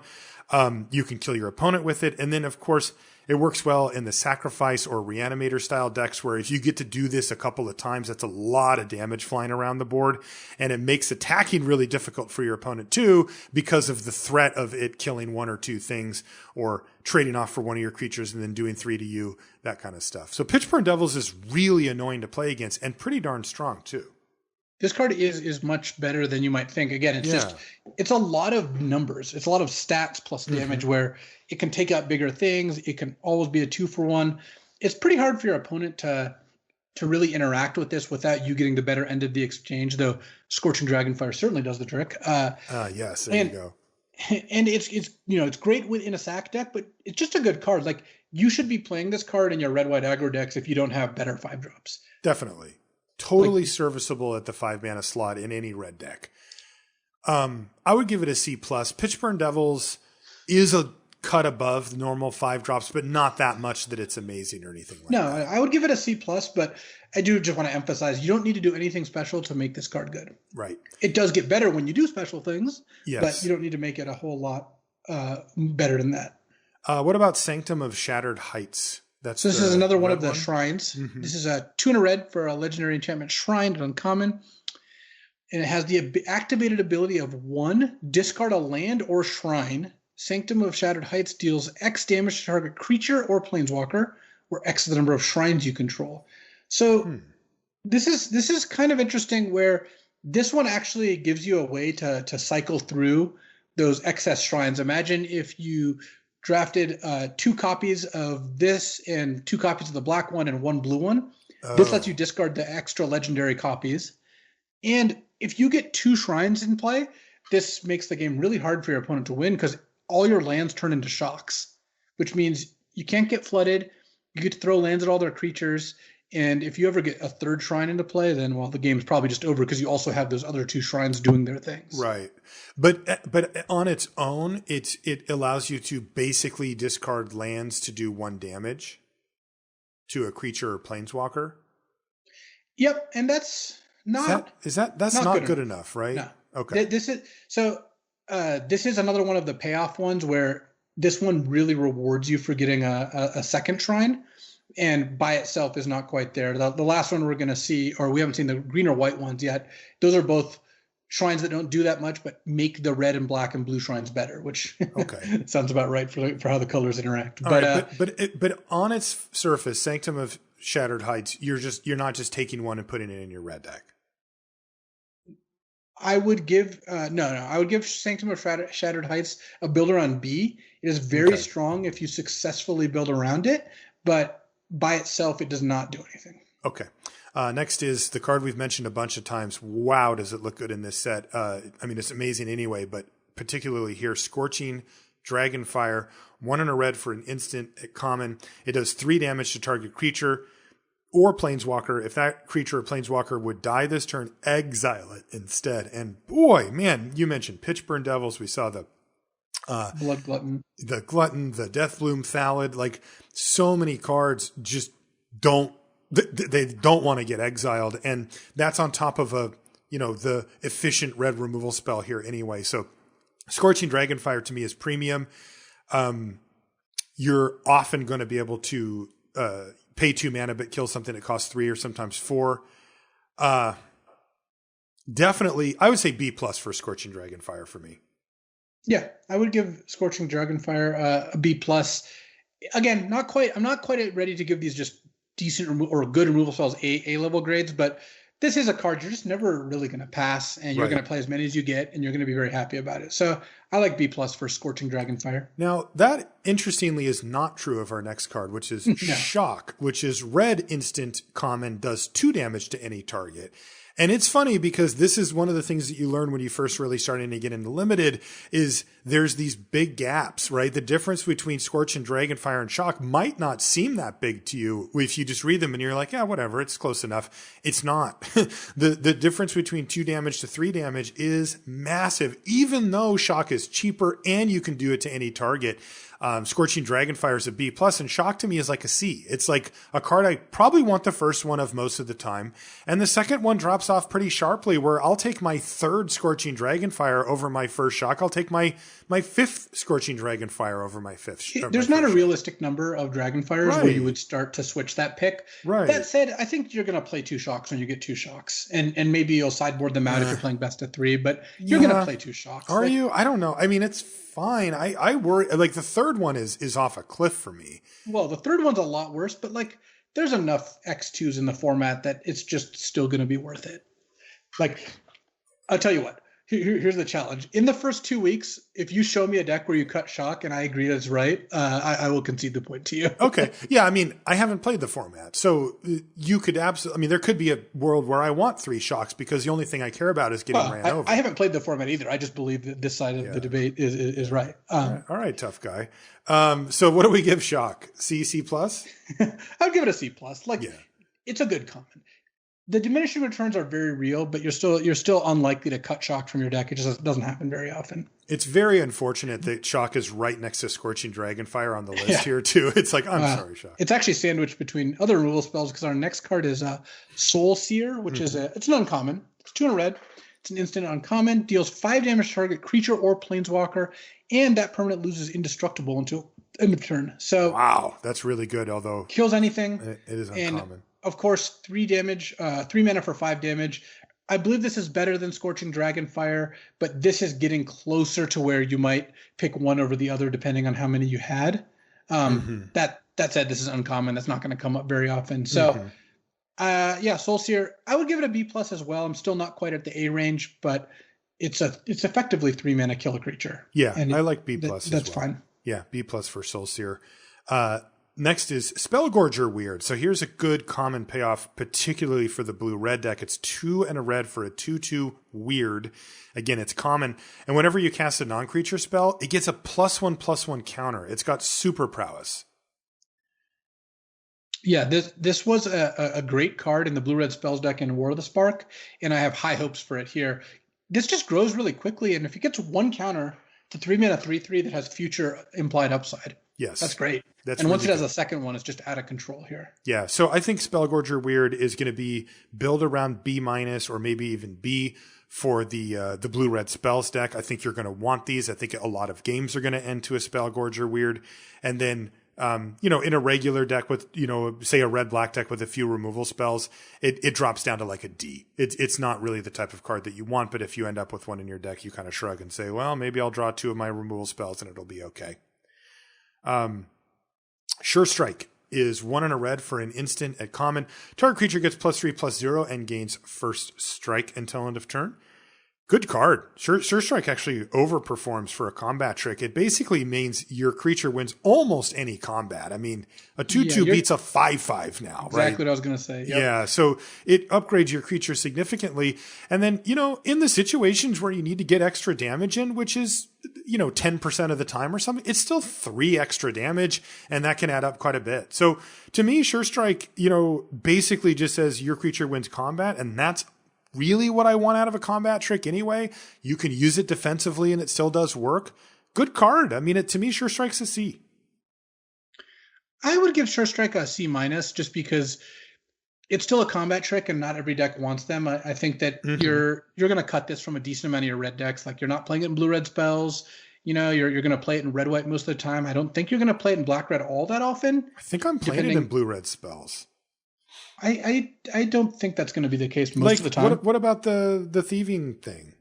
It's good. It's good with the Library Larcenist. It's good with like Jeskai Elder, but Spellgorger Weird kind of doesn't need this. And I think a lot of the blue-red spells deck are going to be like, there's going to be a lot of like 7 creature blue-red spells decks. That's true. I don't want it in that deck. That's for sure. So it's not a bad card. Sure Strike is a C-level card. I think just kind of how combat tricks work. This isn't. I firmly believe this isn't our like bias against combat tricks. People, I think, overstate that a bit. It's just that for a combat trick to be a card you want in your deck, you need a lot of creatures. You need to have not used it up your non-creature spots with removal, because those are just better than combat tricks almost always. And your creatures need to be the right size where the combat trick is relevant. You need to be generally aggressive to really want those. Control decks don't want them. So it's a lot of things have to go that direction, and they don't tend to be part of any synergy package where you can have a 15 creature black-red sack deck that just needs all of its spots to be Witches' Ovens and Villagers' Sacrifices and doesn't really have room for Sure Strike. That's right. So C C- range for Sure Strike. Next is Thrill of Possibility. Another great payoff for this blue-red deck. Man, this thing has a lot of tools. This is 1 and a red for an instant. It's common. As an additional cost to cast this spell, discard a card, draw 2 cards. Loads up your graveyard, gets you churning through that library, puts another instant or sorcery in your yard. Like black-red Reanimator. Yeah. Yeah, I mean, to me, again, having 1 copy of Thrill of Possibility in those type of decks is going to be so much better than having 0. The second one starts to go down a fair bit. I mean, less of a priority at the least. But yeah, Thrill of Possibility in those decks, I think you want one. I do. I think it's a good card in a blue-red deck. As you mentioned, there's some other applications for it, but it does go down significantly. I think if you're not caring about having the stuff in your graveyard, you can still play one just because as flood protection or whatever, but it's not amazing. I would give Thrill of Possibility a C. I mean, I'm not, super stoked about it, but it does seem to fit into some of the archetypes pretty well. Yeah, Thrill of Possibility is a C, and you're going to kind of prioritize it in blue-red spells and not quite as much in the other red decks. Right. Next is Trader's Greed. We mentioned this one. This is the threaten effect for the set. It's an uncommon, though. So it's 3 and a red for a sorcery. Gain control of target creature until end of turn. Untap it. It gains haste until end of turn. Add 2 mana of any one color. So rebate. This is pretty cool. It's kind of like a 2 mana threaten as long as you can use the mana, but it's obviously worse because you have to pay the 4 up front. But this definitely sets up spend 4, threaten your thing, use the 2 mana floating to cast another creature, or maybe use the Witch's Cauldron to sacrifice the creature right away. You lose the attack, but you still kind of get to do the whole thing. And there's a lot of sack outlets and not a lot of Trader's Greed type things. Mm-hmm. So I suspect this will be a kind of high pick if you're in the black-red archetype, because there's just not very many replacements for it. Yeah, I think this is just better than Threaten in these decks, because you never play Threaten on turn 3 ever. Ever. Oh, yeah. And if you can use the mana, then it's just way, way better. Yeah, and in the turns where you're going to plan on playing 2 spells, this is obviously much better than Threaten, because you just get to play the second spell there. Yeah. Anyway, I would not play this in almost any of my decks outside of the black-red sacrifice deck or a very, very aggressive red deck that was low on removal. But in the black-red deck, it's like a B. I mean, this is a type of card that if you set up your sacrifice plus your Trader's Greed, it's amazing. I mean, you steal their creature and kill it, and usually you get some value for that too. It's not just a removal spell in those situations. So there you go. Another red removal spell. This is Turn to Slag. This is 3 red for a sorcery at common. Turn to Slag deals 5 damage to target creature. Destroy all equipment attached to that creature. So 5 mana sorcery speed, a little clunkier, not quite as good as what we've been seeing from the more efficient side of things, but it does get the job done. It kills most things in the set. Yeah, This is the kind of removal spell that you're not going to really turn down, but you're not going to be excited about the first and don't really want the second. I will say that when you get to nuke and equipment with this, it's insane. It is insane. Yes, I would say C+ on Turn to Slag. I mean, I think it's better than just random C level creature or something, but it's not into the B range for me. No. I think I would give Turn to Slag a C. Really? I think it's better than that. I mean, you're taking this over random 5-drop red card, right? Yeah, but between Scorching Dragonfire, Shock, and a bunch of other just solid red creatures, I think Turn to Slag is somewhere in the top 5 red commons, but it's not in the top 3 or 4. Pitchburn Devils is better. Yeah, agreed. I would rather have a Pitchburn Devils. That card comes with an advantage, Yeah. C to C+ for Turn to Slag. Turret Ogre is 3 and a red for a 4/3 Ogre Warrior at common. It's got reach. Don't forget, it has reach. It's red and it has reach. You'll forget that once and then you'll remember. When it enters the battlefield, if you control another creature with power 4 or greater, it does 2 damage to each opponent. Sure. So this was in War of the Spark 2, and I'm pretty sure at least. It was, yeah. And it looked like it was going to be solid, and it wasn't really good. This, of course, is I assume a much lower power level format than War of the Spark. That was a pretty wild format. So I think Turret Ogre is going to be good. It's going to be in the C range. I would just give it a C, and sometimes it'll overperform. Plus, Blue White Flyers looks a lot better in this format than the last time we saw this. So a 4/3 reach seems like it will mess up that deck pretty nicely. Yeah. C for Turret Ogre. Next is Unleash Fury. This is 1 and a red for an instant. It is uncommon, and it says double the power of target creature until end of turn. This is not a good card. I mean, compare this with Raking Claws, right? Which gives double strike and cycled.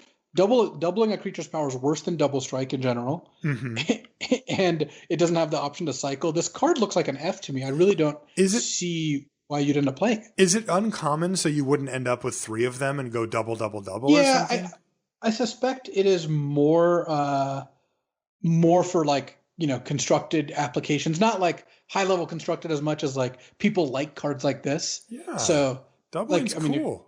Doubling is cool. So I don't get it. I'm not impressed with this card in limited, but I think it's serving some purposes in the set. Yeah, F for Unleash Fury. Just keep that on the leash. Volcanic Geyser is our last red card. It is really good. It's red X for an instant at uncommon, and it does X damage to any target. Now, from an efficiency standpoint, it does suffer, right? In order just to get to the 3 damage that you'd like, you're going to pay 5 mana to get at instant speed, and that stinks. But if you can make a ton of mana, this is the type of card that can just end the game. It can hit your opponent and just, you take 5, it's over. Or kill something, at an inefficient rate. But the flexibility, if you've got the mana ramp behind it, is very good. The inefficiency part is a real problem. I mean, it just is. Like, you would much rather have Scorching Dragonfire over a Volcanic Geyser in many decks because of that inherent mana disadvantage, how clunky the card is. Yeah, I think that Volcanic Geyser is kind of a relic of the past or at least people's perceptions of it. Limited formats used to be all about these like blaze effects where games would routinely get to you having 10 lands in play and you top deck it and win. That's just not really how limited works anymore. No. And this is much worse than Scorching Dragonfire. Right. But there's a green-red deck. Yeah, and that's what I was saying too. But there's a green-red deck that does allow you to dump a ton of mana, and a Volcanic Geyser is a fine, high-end card for that. What do you want to give it? Is it a C+? I do think it's a C+ because, 5 mana to kill a 3 toughness creature is not great, but the fact that you get to within the range is also 8 mana kill your opponent, Yeah, exactly. So yeah, C+ for Volcanic Geyser. Let's take a look at some of these green cards now. We're moving into green. And these, of course, are the ones that can help enable cards like Volcanic Geyser or that dragon. First one is called Burlfist Oak. It's 2 GG for a 2/3 tree folk at uncommon. Whenever you draw a card, it gets +2/+2 until end of turn. So on your turn, it's going to be a 4/5. Yes. Just to start out with. And of course, you cast, Opt as a +2/+2 and any other card draw, etc.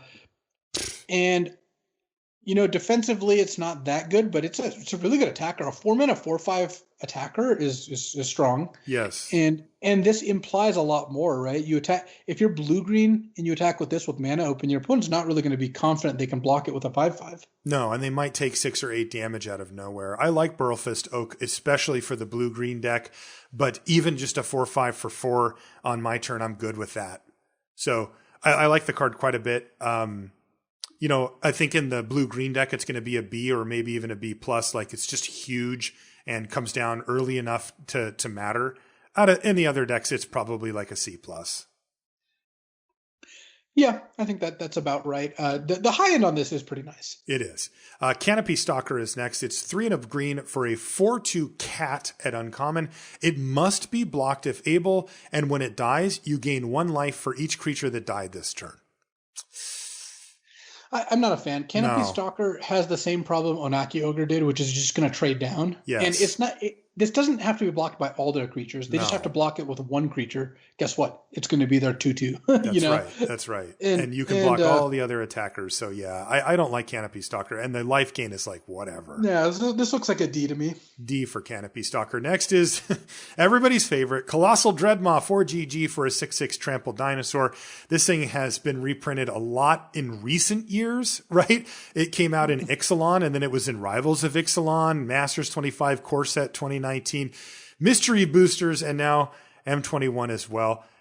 Always fine though. This card's good. Like just because it gets printed a lot and it doesn't really jump off the page, it's a good card, especially in green. 6/6 trample is a pain. It's big. It's hard to kill. Even, the burn spells don't hit it. The ones that we've looked at, they max out at 5 outside of the X spell. So I like a Dreadmaw. I have it at a C. It might be a C plus in some decks if you can turbo it out, but a little bit of ramp and a Dreadmaw is a fine way to win a game of Magic. Yeah, I think you're going to be effectively happy with it in your like red-green decks and satisfied with it in most of your other ones. Exactly. And the next card is a card that can help enable all types of things here. It's Cultivate. And Cultivate is 2 and a green for a sorcery. It's uncommon here in M21. You search your library for up to 2 basic land cards, reveal those cards, put one of them onto the battlefield tapped and the other one into your hand, and then shuffle your library. So it fixes your mana supremely. It puts it ramps you, and it makes sure that you hit your next land drop no matter what. Cultivate's really powerful, and I think that with some of the high-end payoffs that we've seen here, it's going to be a high draft pick and something that you want in your green decks basically every time. I'd give it a B. Cultivate is a B. It's hard to kind of overstate how much it does because between the card advantage, the fixing the mana, the ramping, it just does all those things at a very efficient cost. So yes. Cultivate is your license to thrill, right? If you pick up 2 cultivates, you can do whatever you want. You can. It is. I'm thinking also about the shrines, right? Like Cultivate could easily enable a splash shrine to get to that 3rd one, etc. Next is Drowsing Pteranodon. This is 1 and a green for a 3/3 dinosaur at common with Defender, so it can't attack. But as long as you control a creature with power 4 or greater, it can attack as though it didn't have Defender. So again, we keep going back to the Onaki Ogre. This is the type of reason why you would play that card, right? You play Drowsing Pteranodon on turn 2. Your opponent's like, yeah, whatever, no big deal. Then you play the Ogre and smash them for 3 with your 3/3 for 2 mana, and they're like, well, I have to deal with one or the other. This is a fine payoff for the 4 or greater deck. It also has the extra synergy of being a really good blocker. It's a 3/3 for 2 that can block, and that means that it gives you the time to set up for your big beefy creatures, and then it's a trivial matter of sending in your Pteranodons and your 4-powered creatures later on to finish off the game. So I like it in that deck. I don't think I would play it in any other decks that didn't have significant amount of 4-power creatures, but in that deck, it's a C. I mean, I would put it in that deck. I'd probably put a bunch of them in that deck, to be honest. I think that Drowsing Pteranodon is going to be a sought-after card because, like you said, it's a good defender, can attack when you need it to attack in the 4-power deck. And there's just not that many good green 2-drops. So having something to do on turn 2, plus, I mean, the defender part is pretty strong. Imagine you're playing red-white aggro and they play this on turn 2. It's kind of Scorching Dragonfire or bust, right? Yeah, for sure. So C, but make sure you have the 4-power. I would give it a C+. I think that's about the level you're going to have to take it in order to get it. Okay, fair enough. What about Fierce Empath? Isn't this like a really old card? This is before my time. It's originally from Scourge. Wow. And, which was about when I really started drafting, which is funny. So it's a 2 and a green for a 1/1 elf at uncommon. When it enters the battlefield, you may search your library for a creature card with converted mana cost 6 or greater and put it in your hand. So go get your dino? Yeah, this goes and gets Colossal Dreadmaw. It can get, whatever high-end finishers you have. I like the card because it's a 3-mana 1/1 that draws you a good card, like it sets you up for later. Mm-hmm. But it is you a really 3-mana want to have like 1/1 though. Ugh. Yeah, you really want to have like 2 targets for this and you want one of them to be pretty good. Like if I had 2 Colossal Dreadmaws, I don't know that I'd play this card. But if I had like a Colossal Dreadmaw and like a high value 6-drop. Yeah, like that dragon or something. Right, then I'm a lot more likely to end up putting this in my deck. Okay. Especially if those do 2 different things. If you can get even a little bit of a toolbox effect where one of them's good in one situation and the other one's good in another, then Fierce Empath starts to look even better. What do you grade this at, though? I'm having kind of hard time figuring out what to grade a Fierce Empath at. My guess is it's like a C-, but once you have a couple targets, you always play it, and it kind of gets bumped up to a C. But I don't think many people at the table are going to want this card. Okay, So CC minus for it. Fungal Rebirth is next. It's 2 and a green for an instant and uncommon.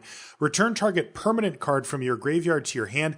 If a creature died this turn, create 2 1/1 green Saproling creature tokens. Wow, that's a big difference. The green-black deck cares about creatures dying, morbid or whatever. And this card looks really strong for that deck. 3 mana instant speed, getting a permanent back, usually a creature in limited, but it could be something else. And then if you get the 2 1/1 Saprolings out of it, it's a great deal. I mean, really, really good. But it's only really, really good if a creature dies and you get to trigger that other part of it. It's probably not quite where you want to be otherwise. In fact, it's just not where you want to be otherwise. Boy, that's a big difference. Not this really is kind of like an sure. Eternal Witness when it works. Yeah, it is. Instant speed, Eternal Witness, or really clunky regrowth. I mean, instant's fine, but 3 mana to get back a permanent, like tacking 3 mana onto your creature that's in the yard is not great. But if you get the 2 Saprolings, it really does help a lot. Oh, that's quite a bit of card advantage. Yeah, it is. 2 1/1s and getting a permanent back. It can't be that hard to set this up. Like, it doesn't care which side of the battlefield the creature died on. So maybe you go like shock into this in red green, or you just have combat happen either on your turn or theirs because it's an instant. So I would give Fungal Rebirth a B-. I think you're going to be really happy to have this card in your deck. Yeah, just make sure you can build. You can work towards a scenario on board where you can get those Saprolings. Yeah, you'll be good to it's go. less. It's less about having a deck that can do it, because any deck can do it, and more just make sure you maneuver the game to the point where it works. Yep, exactly. Next is Garrick's Gorehorn. This is 4 and a green for a 7/3 beast. It's common. I do not like this card. This is kind of all the drawbacks of Onaki Ogre without actually being mana efficient. Yeah. So unless you had a lot of, multiple copies of like Garrick's Uprising, the next card we're going to talk about, I think Gorehorn is effectively an F. It's just way too soft and squishy. Agreed. Let's move on to Garrick's Uprising, which is 2 and a green for an enchantment at uncommon. When it enters a battlefield, if you control a creature with power 4 or greater, draw a card. That's great. You just get the card back right away.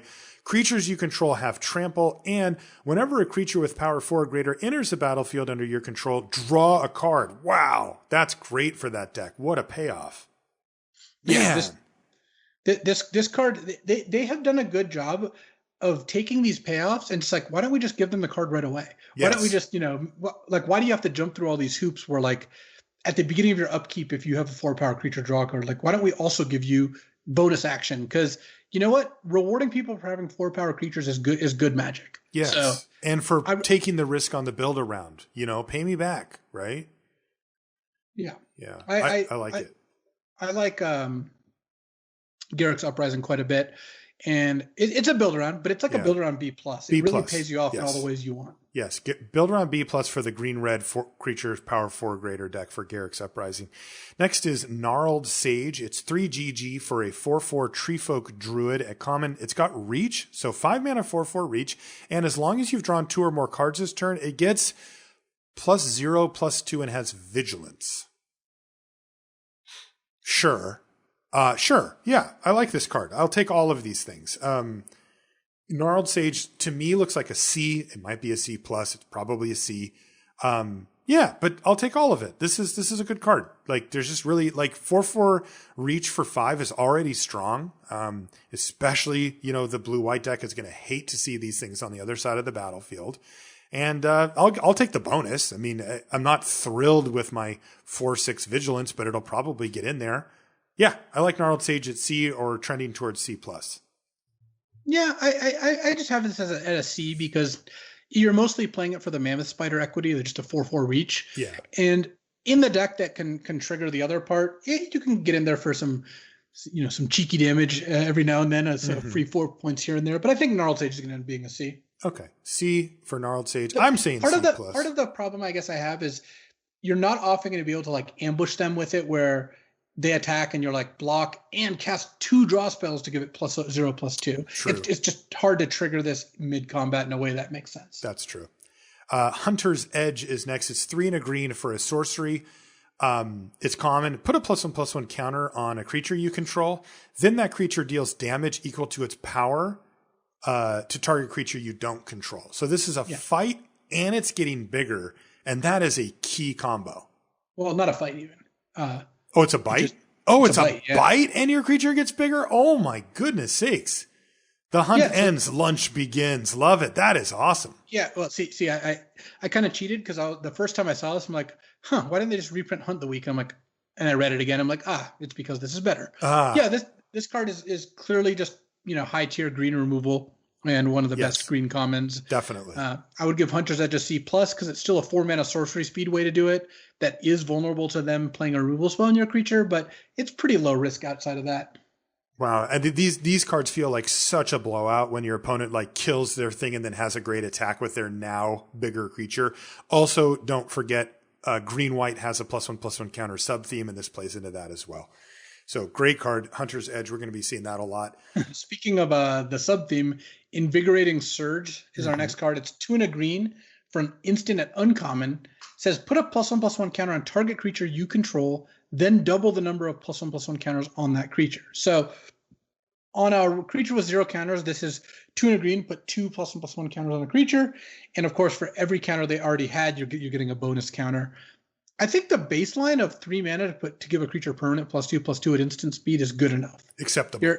You're going to play this card if you want a combat trick, with all the caveats that come with that. And then in the counter deck, this card can do some kind of gross things. I mean, if this is 3 mana, put 4 +1/+1 counters on a creature, it's going to do a lot. Yeah, for sure. Boy, this thing could really go off with that green-white deck. So where do you want to put it? I mean, it's a C. It's just a C still. Yeah. I mean, there are some matchups where this card's just going to end the game on turn 3. You play your 2-drop, you attack, they block, and you're just like, bam, kill your creature. Now I have a 4/4, and they're just like, wow, I can't win. Yeah. But most of the time, this is just going to be a good combat trick, and the high end is high, but the average case is not insane. Okay. Next is Life Goes On. Green for an instant at common. You gain 4 life. If a creature died this turn, you gain 8 life instead. Nope. Yeah. The only time I can ever imagine playing this is if you have the life gain deck with tons of payoffs and you just need a way to make them tick, and you're black-green for some reason. But yes, I would say in general, calling Life Goes On an F is a good shorthand. Yeah. Cards that only gain you life are effectively never worth it, and this is one of those. Next is, this is a big one, Llanowar Visionary. 2 and a green for an elf druid at common. It's a 2/2. But when it enters a battlefield, you draw a card and it taps for green mana as well. Dang. It's effectively good. Elvish, Llanowar Elves plus Elvish Visionary just on top of each other. Yeah, and hence the name. I mean, this is... The only difference is it costs 2 and a green. It should be 1 GG. But they didn't want to. That's really funny. I mean, this card's fantastic. Awesome card. Look, a 3-mana 2/2 draw card was always a high pick, Phyrexian Rager. That made you lose a life. Yes. This taps for a mana. It's insanity. You can play this on turn 3 and then play a 5-drop on turn 4 and you're up a card. I can't believe that. Truly absurd. This card's a B-. It's really good. Yeah, B- at common here for Llanowar Visionary. Take them, play them. Love them. Next is Ornery Dilophosaur. This is 3 and a green for a 2/2 dinosaur at common. It has Death Touch. There's the ornery part. Whenever Ornery Dilophosaur attacks, if you control a creature with power 4 or greater, it gets +2/+2 until end of turn. Dang, that's a lot for a common. Yeah, so a 4-mana 2/2 Death Touch is kind of below the bar I would want. You'd rather have it be a 1-mana 1/1. Oh, yeah, by a lot. Yeah. But the fact is, in the right deck, this attacks as a 4/4 Death Touch, and that's a brawler. So I would say that this is a C in a deck that has a couple ways to make it tick, and like a C+ in a deck that has a lot of ways to make it tick. Note this can see itself. If you buff this somehow in attack, it'll give itself +2/+2 as well. But, okay. Yeah, not an exciting card. I think overall it's probably a C-. Okay, C- for Ornery Dilophosaur. Next is Portcullis Vine. This is green for an 0/3 defender. It's a plant wall at common, but it's kind of cool. You can pay 2 mana and tap it and sacrifice a creature with defender to draw a card. That could be this card, but it also could be another one, and you could get multiple cards out of it depending on how many you have with Defender floating around. I don't know how big of a sub-theme that is here. When we've seen this card in the past, that this is a reprint from Guilds of Ravnica, there's more Defenders around than, I don't know how, we haven't finished here, but, does this thing have a home here, or is it is it a plant for later, but it is actually a plant. I think it's mostly to make the draw 2 theme work, where like you have this in play and you can now, trigger your cards that say when you've drawn 2 cards this turn. Okay. That makes sense. So it's less about the Defender thing and more about this, though I guess this can sack like Drowsing Pteranodon. Mm-hmm. I think Portcullis Vine is a C-. It's not a bad thing if you ever want to play it, because it kind of replaces itself. And in the decks that care about drawing extra cards, it can do its thing. Okay. C- for Portcullis Vine. Next is Pride Malkin, which is 2 and a green for a 2/1 cat at common. When Pride Malkin enters the battlefield, put a +1/+1 counter on target creature you control. Okay. Each creature you control with a +1/+1 counter on it has trample. Nice. So this could be a 3/2 trampler just if there's nothing else going on?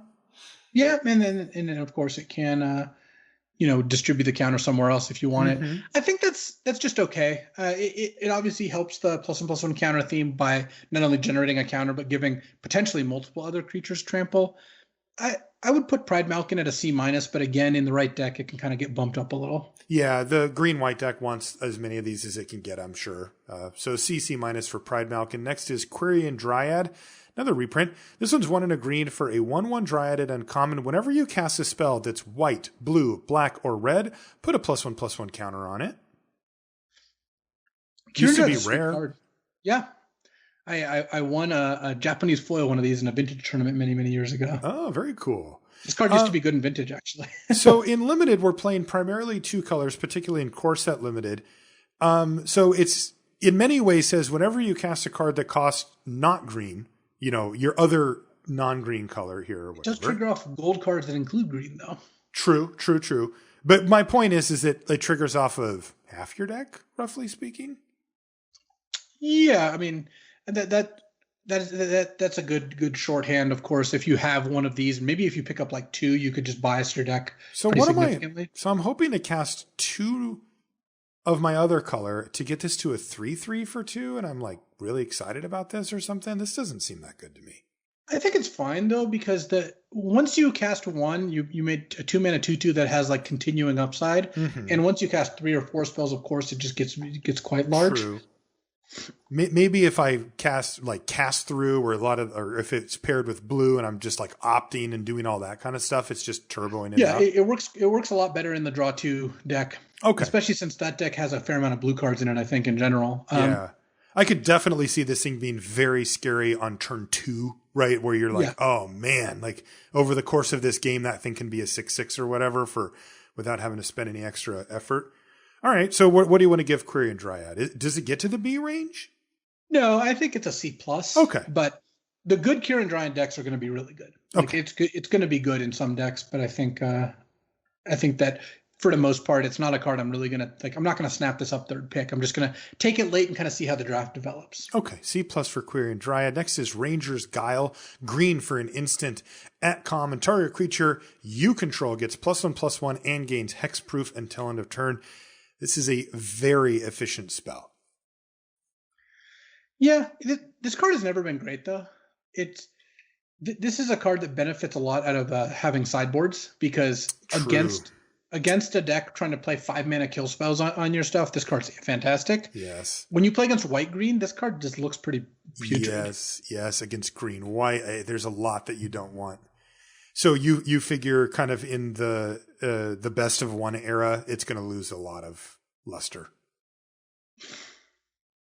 Yeah, I think Ranger's Guile is probably like a C-, D+, or a sideboard B, depending on how you want to view it. Okay, C-, D+, but then it can go up a lot if your opponent's playing a lot of turn to slags and that kind of thing.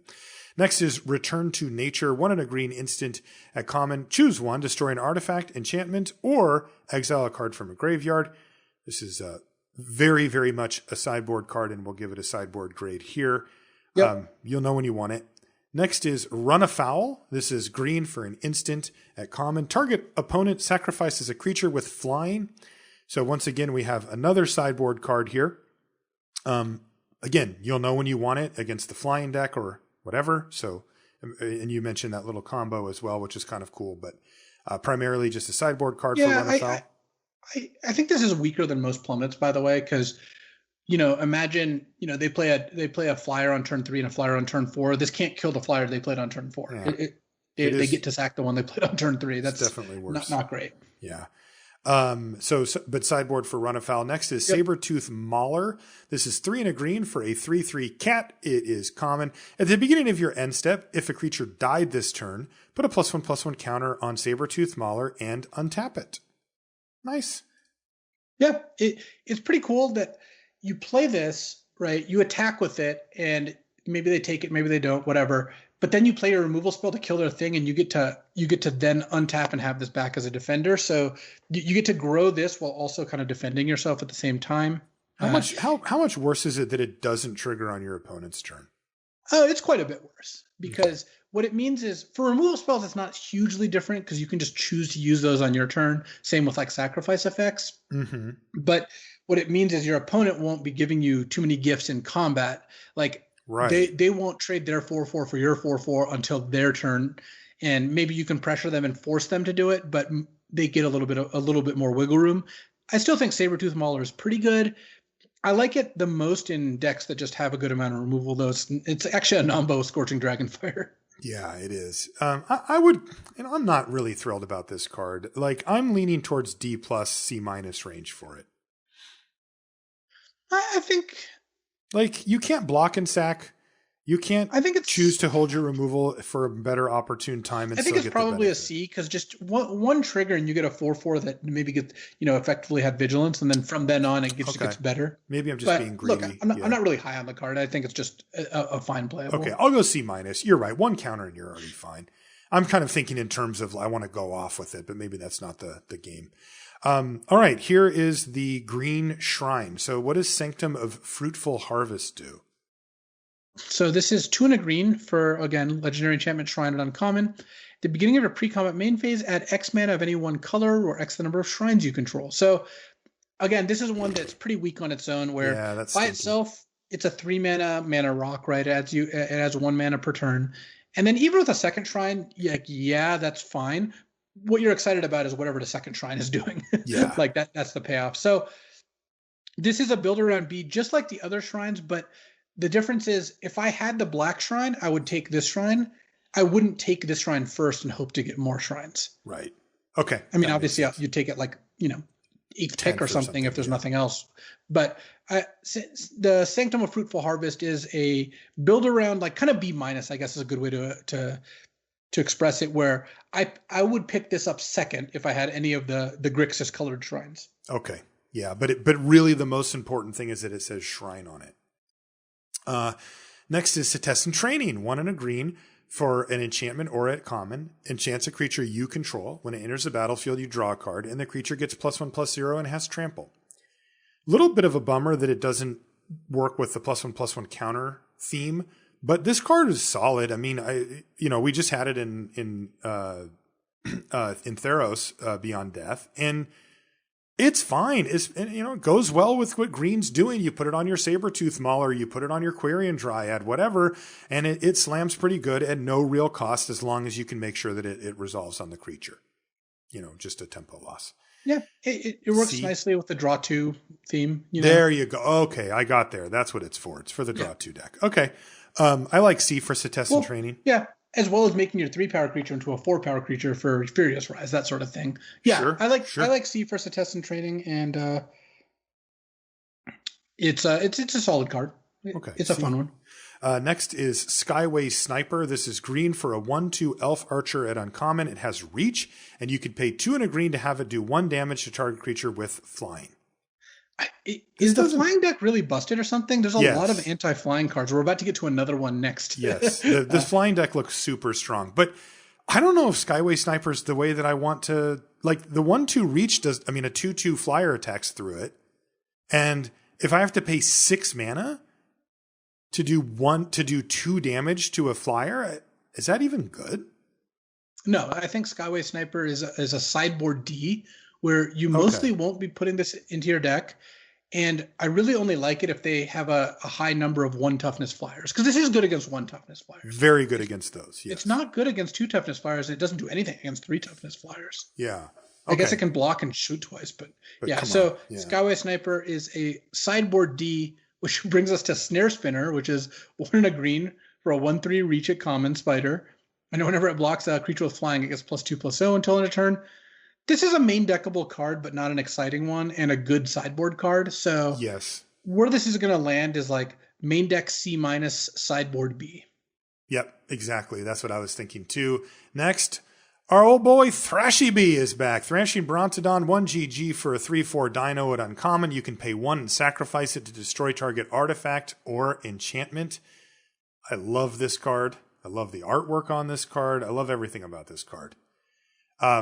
It usually plays out in the B range, though, at least from what we've seen so far, we haven't got to the artifacts yet. There's quite a few build around enchantments, and then there's some removal. So I would assume that Thrashy B stays in that range. It's a B, maybe even a B+. I don't know. I think it's probably a B+. When you sack it, you don't really feel like you got a great deal, but it's a 3-mana 3/4 with upside. That's just great. Right. And the ability to kill a key enchantment or artifact is really that is hard to come by. So I like Thrashing Brontodon at B+. Next is Titanic Growth. This is 1 and a green for an instant at common. Target creature gets +4/+4 until end of turn. That's all she wrote. Yeah. Not so much. D+ level trick. It just doesn't do enough. No. It's too much stats, but you're often going to be over on the stats. You don't need the whole +4/+4. It's 2-mana trick. It's not giving any abilities. So this card's just never that great. Yeah, I'd much rather have Cetessan Training in most decks. Oh yeah. So D-ish for Titanic Growth. Next is Track Down. This is 1 and a green for a sorcery at common. Scry 3, then reveal the top card of your library. If it's a creature or land, draw a card.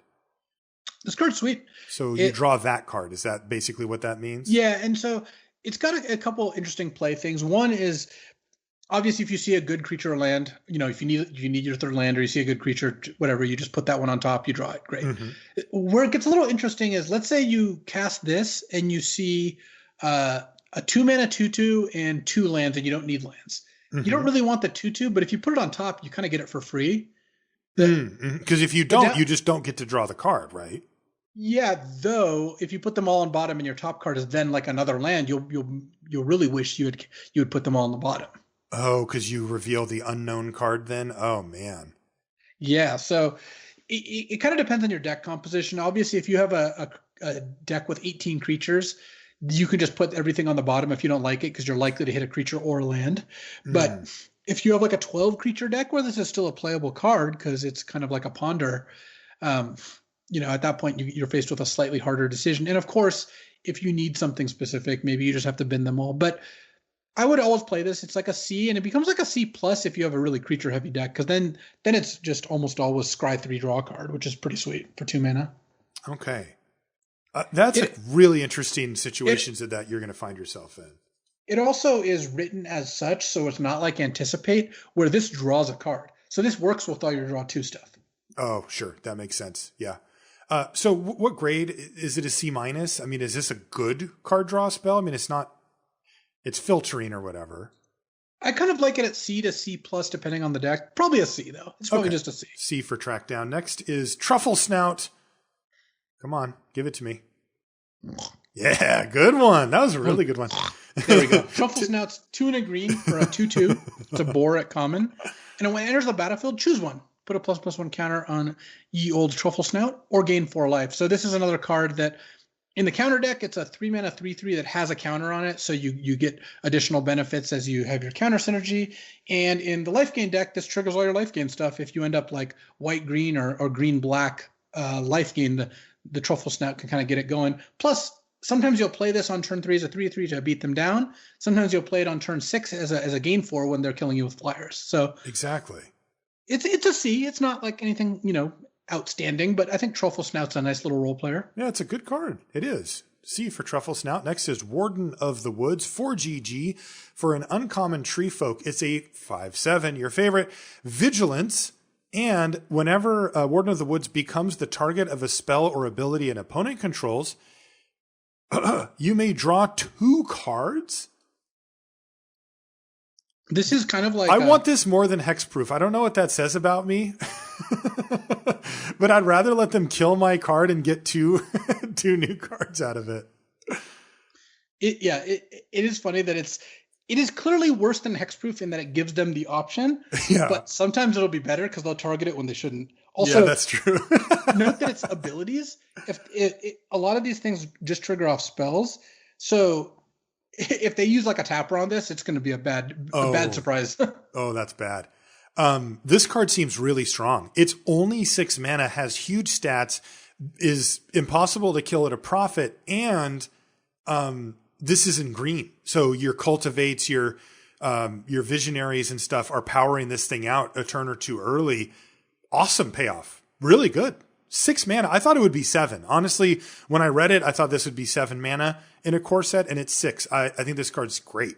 I like Warden of the Woods. I would give it at least a B. Probably a B. Yeah, I like B for Warden of the Woods.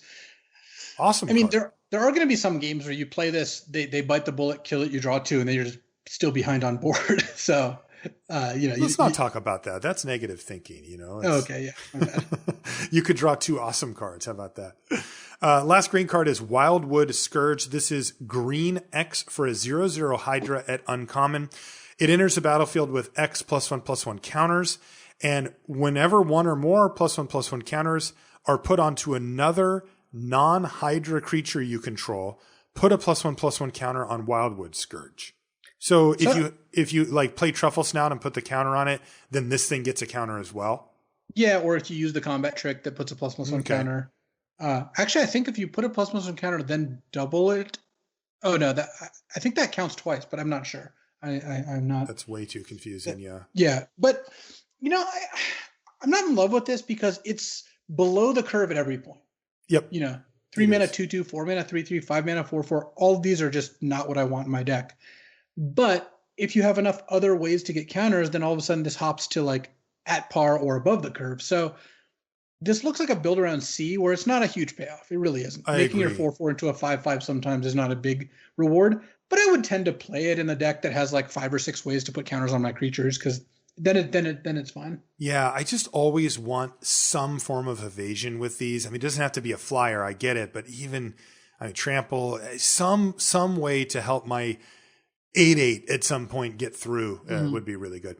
All right, one more color to go before we get to some artifacts and some lands, and then call it a show here. And of course, that last color is white. We've got Alpine Watchdog as our first card, which again is the one that we mentioned at the beginning with the Hound Master or whatever that card's called. 1 and a white for a 2/2 creature dog at common, and it's got vigilance. So yeah, I would give Alpine Watchdog on its own merits. It's a D. Yes. A 2/2 vigilance for 2 is just not exciting. Vigilance not great on a 2/2, etc. It of course gets bumped up to a C once you're in Hound Master territory. And if I'm red-white or white and don't have a second color, I will proactively try to take one of these or 2 of these if it doesn't cost me a lot, because you never know, you might get the Hound Master, then you'll be really happy you did that. That's right. But that's where a lot of like small edges in draft come from. Yeah. It's setting yourself up for success in later packs. Yes. Where you pick up the Alpine Watchdog, you pick up maybe the good life gain enabler that you might not play, but you know that if you get the right other card, all of a sudden becomes very good. Yeah. Oh boy, taking those little shots left and right when you're drafting can really pay off. So, but D baseline for Alpine Watchdog, not an amazing card. Next is Angelic Ascension. This is 1 and a white for an instant at uncommon. Exile target creature or planeswalker. Its controller creates a 4/4 white angel creature token with flying. So you really don't want to use this on their stuff. Yeah. Think of it this way. 1 and a white, 4/4 flying with flash as an additional cost, exile one of your creatures. Yeah, okay, that makes more sense. And that's a good card. Yeah. You have to do a little work, but the fact that it's an instant really goes a long way, because a really common scenario with this card is on turn 6, you'll play something, have 2 mana up, and they're going to go like, oh, Scorching Dragonfire, your 3/3, and you're like, bam, effectively turn it into a 4/4. So you can ambush something and get a card out of it. Yeah, you could also do that. I mean, you get a card out of it if you respond to a removal spell. You get a card out of it if you ambush something. And sometimes you just cast this end of their turn and attack them when they're at 4, and they didn't know that you effectively had a flash 4/4 flyer. Right. So, okay. Plus, in the worst case scenario, you can target their things with this if you're going to die to it. There are times when that will be the right play. So even though that's a painful one. Yes. So all told, I think Angelic Ascension gets a C+. I do think this is going to be a fairly strong card. I like it. Lots of flexibility there. Cool card too. This is one of those cards that really rewards you for knowing what's going on and timing things right. Mm-hmm. Anointed Chorister? I think it's chorister, as in like a chorus, but because they're singing or something. You're right. I sing of benevolence and mercy. All right, chorister. Yeah. Anointed Chorister is white for a 1/1 human cleric at common with lifelink, and the activated ability 4 and a white. Anointed Chorister gets +3/+3 until end of turn. Interesting. Yeah, I'm not really into it though. I think this card's very good. What? Yeah, this card's great. This is like a D-? I believe this card's a C. What? Okay, explain yourself. So I'm not putting this in my Boros deck too often, though I think you will sometimes. Mm-hmm. But in the black-white life gain deck, this is a card you actively play like multiples of. This by itself triggers your big lifelink things because you spend 5, you attack you trade it off for like a 4/4, you gain 4, your lifelink thing pops, and that's overall a good trade. Mm-hmm. Also late in the game, this just operates close to a 4/4 lifelink. Even though you're paying costs, of course, that's still a powerful ability. Lifelink really is what makes it here. But you're willing to just have this sit around and be terrible for turn after turn after turn, and then eventually when you do start paying, you're paying 5 mana a hit for these things? I mean, sometimes you'll sneak in a hit or two, early in the game, and that'll be fine. Yes. Sometimes you'll have a pump spell, and this card rewards you pretty nicely for that as well. True, or picks up counters. Okay.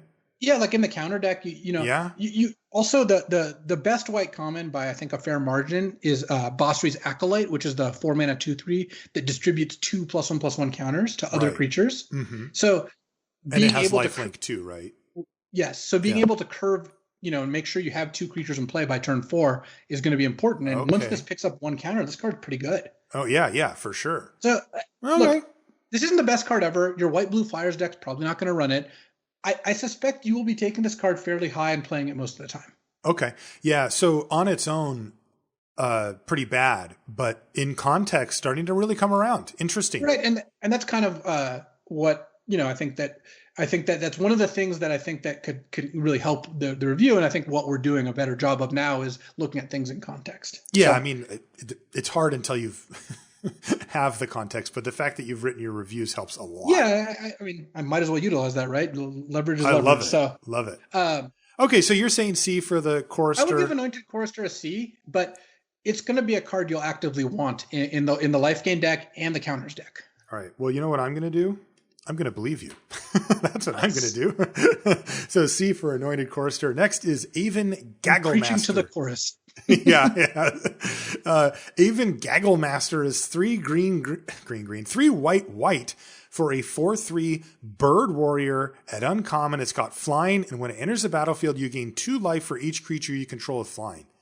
Nice. So my main objection with this card is it's a very powerful card, but it lets itself be called a Gagglemaster, which really detracts from the majesty. It really does. But this is, 5 mana 4/3 flyer ETB gain 2 life is a card I would give probably a B- because it's a big flyer that even gives you a little bit of a life cushion. Sometimes this will gain you 6 life and you'll just be overjoyed.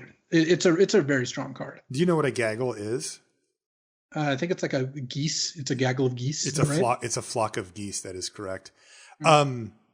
Worst thing about the card is the 3 toughness, right? It gets dragon fired or trades I know you're off. just sitting there with Scorching Dragonfire on your mind, but I am. But it's still a really good card. I mean, that's a super solid uncommon. Yeah, I would give Aven Gagglemaster B. A B. That's what I have too. I sold one. Now, this next one is Basri's Acolyte, the one that you mentioned. So 2 white, 2/3 cat cleric at common. This thing reads like an uncommon. It's lifelinker, and when it enters the battlefield, you put a +1/+1 counter on each of up to 2 other target creatures you control. How is that a common? Right. So if you have 2 other creatures, because remember, it's 1 counter per creature up to 2 other creatures. But if you have 2 other creatures, this is a 4 mana, 4/5 worth of stats, 2/3 of which has lifelink. This card really pushes aggression, really good in the counters deck, really good in the lifelink deck. It's good in every white archetype, even the flyers deck. This is, again, clearly the best white common and something that really rewards you for having a low curve. I think that this card almost single-podedly will make the format more aggressive. Like, because this is the card the white decks are going to bias themselves towards being able to utilize. Yes. Which means you're going to see a lot more 2-drops and 3-drops into this, and you're going to get pressured a lot more. So I would give Basri's Acolyte a B. It's I would very too. strong card. Yeah. It's his. I looked at it in comparison with the Gaggle Master, and it's like, yeah, this card's just like better, maybe. I mean, it's insane. Next is Basri's Solidarity, which is 1 and a white for a sorcery at uncommon. Put a +1/+1 counter on each creature you control. Oh my god. Yeah, well, this is another card that rewards you for going wide, good in the counter deck. A lot lower power level than the Acolyte, actually, which is funny because this is the uncommon. But, if you have 3 creatures in play, this is 3 +1/+1 counters. That's pretty solid, especially with all the cards that synergize with that. Yeah, the Conclave Mentor. Yeah, I still think this is closer to a C, though.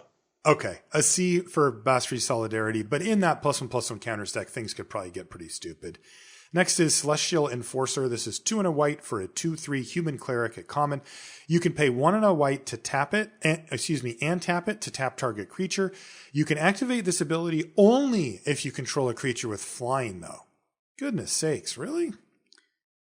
Yeah, I mean, this is another one of those 2/3s that kind of chill out for a while, and then at some point can start using its tap abilities nicely. Becoming a medium tapper. Yeah, I mean that's still a medium tapper on a 3 mana 2/3 is still okay. That's true. So I guess you really don't want this unless you have creatures with flying, as you mentioned before. 3 mana 2/3, not really up to snuff these days. But if you're in the blue-white deck, sure. I mean, you'll play probably as many Celestial Enforcers as you end up with. A fine blocker on the ground, especially in multiples, and then becomes a tapper later. Sure. It does have some diminishing returns, so I would imagine you're going to end up. Does it? Well, because a 2 mana tapper is kind of expensive. Like if you have 2 of these in play, it's a little awkward to use them. If you have 3, you're just not going to use all of them. I think you would just use all of them because you can't lose if you're tapping 3 things down a turn. Like that's what I want to do. I guess you by definition have a flyer. Yeah. I think in general I would play like 2 of these and not really be interested in the third. But okay. It's still a fine card. I would give it a C index with flyers and like a D or F index that just have no flyers. Speaking of flyers, Concordia Pegasus, 1 and a white for a 1/3 flying Pegasus at common. You are going to see these all over the place in this format. It's a great place to put +1/+1 counters. It meets all the requirements for the flying deck. It just is a flyer, so it can beat down. Good thing to put auras onto. Just a solid 2-drop that you're going to see all over the place. Yeah, this is the kind of card that, again, context matters a lot for. And in this particular set, Concordia Pegasus looking about as good as it's ever been. Yeah. Basri's Acolyte, right? Yep, here's your 2-drop. That's the main one. The fact that blue-white flyers looks fairly pushed. So and then the counter theme, everything. I would give Concordia Pegasus a C. I'm not going nuts over it, but don't sleep on this one. This card will be taken fairly soon. Exactly. Daybreak Charger is 1 and a white for a unicorn. It's common. When Daybreak Charger enters a battlefield, target creature gets +2/+0 until end of turn. This is a funny one because I can actually see this going in the blue-white flyers deck to trade off on the ground and pump up a flyer the turn it comes in, even though it totally doesn't look like the normal card that you play in that archetype. Yeah, it makes sense because 2 mana 3/1s have kind of been below the curve for a while. I remember when Blade of the Sixth Pride back in like Future Sight, just 1 and a white for a 3/1. It was kind of a big deal because it's like, wow, this is 3-power creature for 2 mana. Mm-hmm. And now they're just a dime a dozen, and you're like, what's the upside? Because they're just not good enough. I think Daybreak Charger, the place I like it best is with Lifelinkers, because you're getting an extra little bit of value out of that. But it's good with Flyers too, in the same vein. Okay. Yeah. I'm assuming Daybreak Charger's a D. Like, I don't think you're just throwing this every deck, right? I think I'd give it a D+. Okay, D+. Defiant Strike is next. It's white for an instant. It is common. It says target creature gets +1/+0 until end of turn, and you draw a card. It's funny that this card is a perfect fit in the Spells Matter deck, which is white, and it's a perfect fit in the Draw 2 deck, which is also not white. But it's also just a good card in any deck that has a lot of creatures. It's kind of like the white Opt, where if you have room, you're not going to be unhappy about this. Yes. And where it gets especially interesting is when you have like First Strikers or Lifelinkers or anything that you really need to like tick up just a little bit. So Defiant Strike's a D, but it's the kind of card that won't really hurt you by putting it in your deck. Right. Funny. Next is Dub. It's 2 and a white for an enchantment aura at common.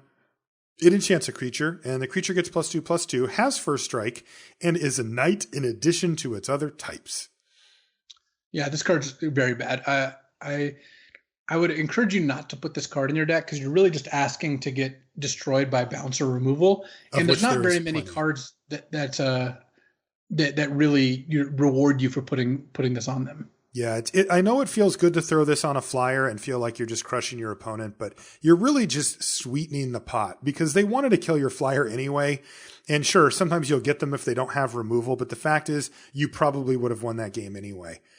So yeah, Dub, I'm out on it. I would give it D- or something. I don't think it's an F or anything, but it's like maybe you put it on your Lifelinker or something, and that's, a combo worth going for. But or if you're playing best of 3 and you put this on your 3/3 out of the board against like a red-green deck that maybe doesn't have too many ways to deal 5 damage, though I guess Turn to Slag does work there. But anyways, Dub I think is closer to an F than anything else. I'll give it a D- for charity's sake. Okay. Next is Faith Fetters. Wow. Faith Fetters, extremely powerful card that it's been printed in some of the whatever Eternal sets or whatever, the Masters sets and stuff, but this card's insane. It's 3 and a white for an enchantment aura at uncommon. It enchants a permanent. When Faith Fetters enters the battlefield, you gain 4 life, which is a ton, and the enchanted permanent can't attack or block, and its activated abilities can't be activated unless they're mana abilities. It shuts down anything. Yeah, Faith Fetters is very, very strong. It might be the best of the kind of like Oblivion Ring style cards, even though this doesn't actually exile, but it does make it pretty useless. Yeah. Note you could put this on a Planeswalker. You can put this on a equipment. You can put this on a land. It can still tap for mana, but if you I don't know if this set I guess has Animal Sanctuary. You could put it on that, and they couldn't use the ability that gives +1/+1 counters. Yep. Obviously, it shuts down creatures nicely. Faith Fetters is a really good card. I would give this an A- just because the 4 life is huge. It means that it's not quite like a 2-for-1, but it means that you got to kill one of their things and gain kind of a combat step's worth of life. Plus, it's great in the life gain deck. It just triggers all your stuff. Yeah, I mean, if you came up to me and said, I played Faith Fetters and then I lost the next turn, I wouldn't believe you. Like, I've never seen it. It's really hard for that to happen. Yeah. So A- for Faith Fetters. Awesome card. Next is Falconer Adept. This is 3 and a white for a 2/3 human soldier at uncommon, also our preview card. Whenever Falconer Adept attacks, create a 1/1 white bird creature token with flying that's tapped and attacking. So this is kind of like, the Library Larcenist, where it immediately pays you off when it attacks, and your whole goal is to protect it with combat tricks or bounce their stuff or remove their stuff. But the difference is, even though it seems counterintuitive, I actually think that getting a white or a 1/1 flyer tapped and attacking every turn might be better than drawing a card. Oh, okay. Just because of the immense pressure it's putting up? Yeah, like that. Like think Goblin Rabble Master, where the fact that if you play this on 4, right? Let's say your creature's traded up until then. They play a creature. You're like, face fetters a creature, attack you for 3. They play another thing. You're like bounce, attack you for 4. That actually puts you further ahead than having extra cards in your hand. Though if the game then goes longer, you'd rather have the cards. This threatens to end the game really quickly. And the fact that it's flying means it's not the sort of situation where, sometimes you put a 1/1 attacker into play and they just all get to block with a 2/2 immediately. Yeah, this is going to end the game pretty quickly. So Falconer Adept really wants ways to protect it or give it flying or just get it through a few times. But even getting to attack with it once is already, like, if it lives, you're already feeling like you're in a really good position to win the game. I would give Falconer Adept a pretty high grade. I think I would give it a B-. I do worry that at 4 mana with 3 toughness, it may only be able to attack once cleanly. Which really isn't that great in that scenario. Like if it's not trading and just making the 1/1, the upside's obviously insane though. Do you like B or B- for Falconer? I would give it a B. Okay.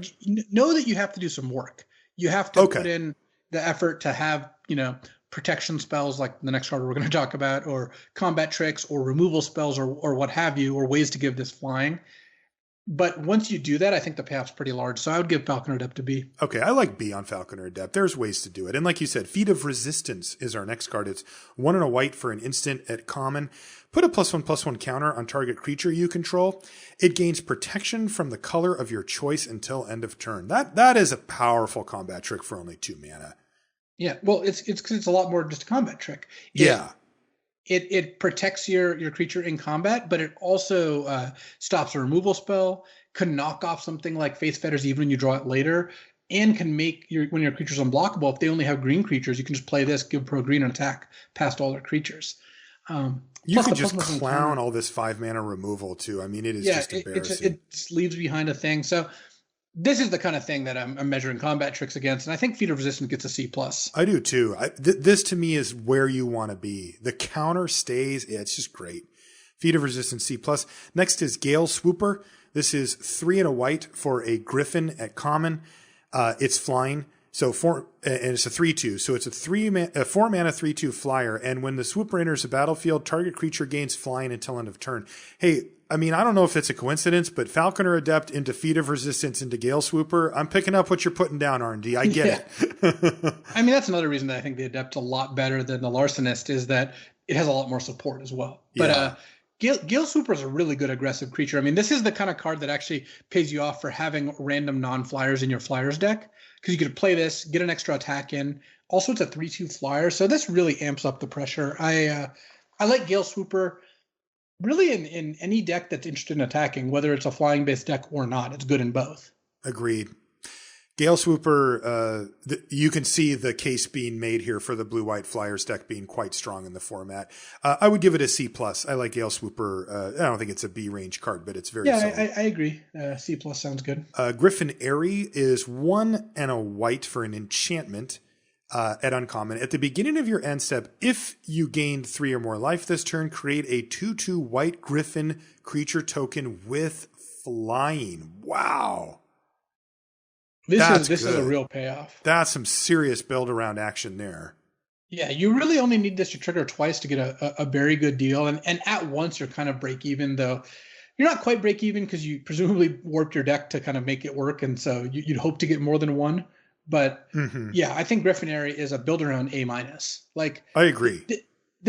I'm just build around A, whatever. Like, sure. Let's not throw in the minus. Build around A. This is the kind of thing that you want to take early and just focus on working, and it will pay you off mightily. If you're making a Griffin like even every other turn, it's really, really good. Yeah, I mean, and look, as long as you're not playing cards that do stone nothing to get them, even the first one is a 2/2 flyer for 2, maybe a little late, but yeah, Griffin Airy, awesome build around A. Next is Legion's Judgment. This is 2 and a white for a sorcery at common. Destroy target creature with power 4 or greater. So the big question is, are you main decking it or not? My inclination is to main deck it because, look, let's break it down. It's good against any green deck. Any green or red deck, I would say. Yeah, I would say good against the red-green deck, and I would say most red decks as well. Mm-hmm. And then the +1/+1 counter theme means it could be randomly good even against like white decks. It's really going to suffer against blue. And I guess black even has like the 4/3 lifelink and stuff like that. I would main deck 1, but not the second to start out with, but there's a chance that we kind of flip on that. Okay. Overall, it's just a fine card. I would give it a C. Yeah, a C for Legion's Judgment. It's still removal. It's just very conditional. Light of Promise is next. It's 2 and a white for an enchantment aura at uncommon. It enchants a creature. The enchanted creature has, whenever you gain life, put that many +1/+1 counters on this creature. F. Light of Promise gets an F. Do not play this card. Isn't that funny? Because it jumps off the sheet, right? You're like, whoa, like I could get 100 +1/+1 counters or whatever. And it's just like, no. No, it's not good. No. The problem is this does nothing by itself. And the payoff is your creature, which is now vulnerable to getting 2 for 1 because you put an aura on it, gets bigger. Like this is compare this to Hydra's Growth, the card that gave a +1/+1 counter, then doubled it every turn. And I didn't think that card was good. And this card much worse. I would give Light of Promise an F. I'm just not into this. Yeah, F on Light of Promise. Don't do that. Next is Makeshift Battalion, 2 and a white for a human soldier at common. It's a 3/2, and it says whenever Makeshift Battalion and at least 2 other creatures attack, put a +1/+1 counter on Makeshift Battalion. See, it's got Battalion from yes, it does. Yes, it does. My experience with this card is that you don't really get the counter very often.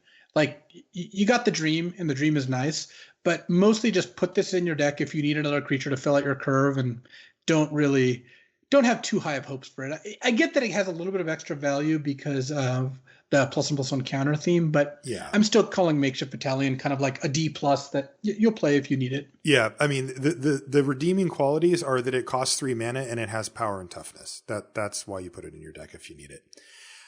So I give it a D. Makeshift Battalion for me is a D. Next is Rambunctious Mutt, 3 white for a 3/4 dog.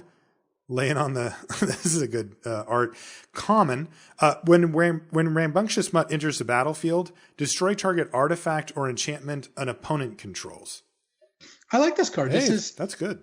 A 5 mana 3/4 is obviously not where you really want to be, but there's a lot of artifacts and enchantments kind of floating around.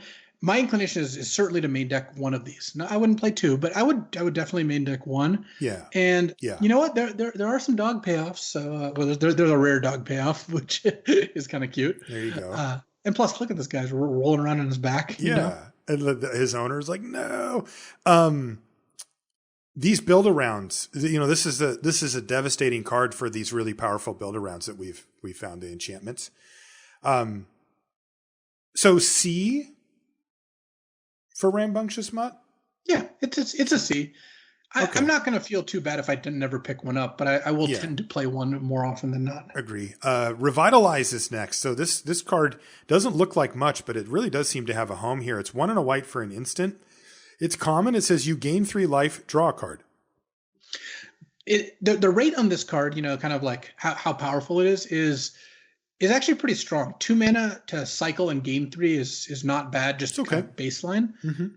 And so again, this is kind of like Opt, but in the deck that wants it, the life gain deck, or if you're like blue-white or green-white and have some of the draw 2 effects, this card becomes quite good. So I would say this is a C range card, but if you're in the life gain deck or think you might be heading that direction, definitely try to pick these up. Yeah, they're perfect. They're tailor-made for that archetype.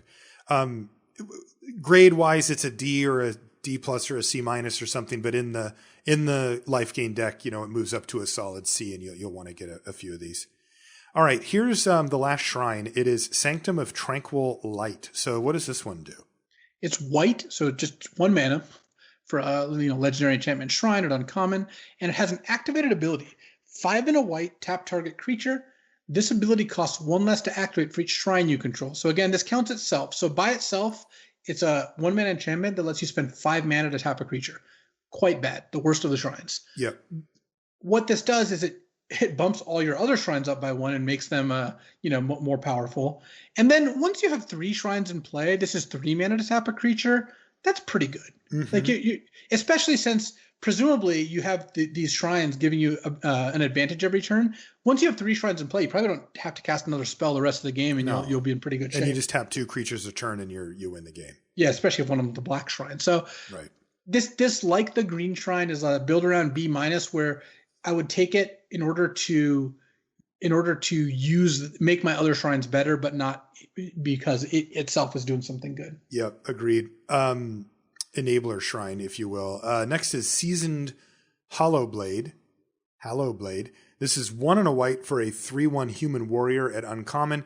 It has an activated ability. Discard a card, tap Seasoned Hollow Blade. It gains indestructible until end of turn.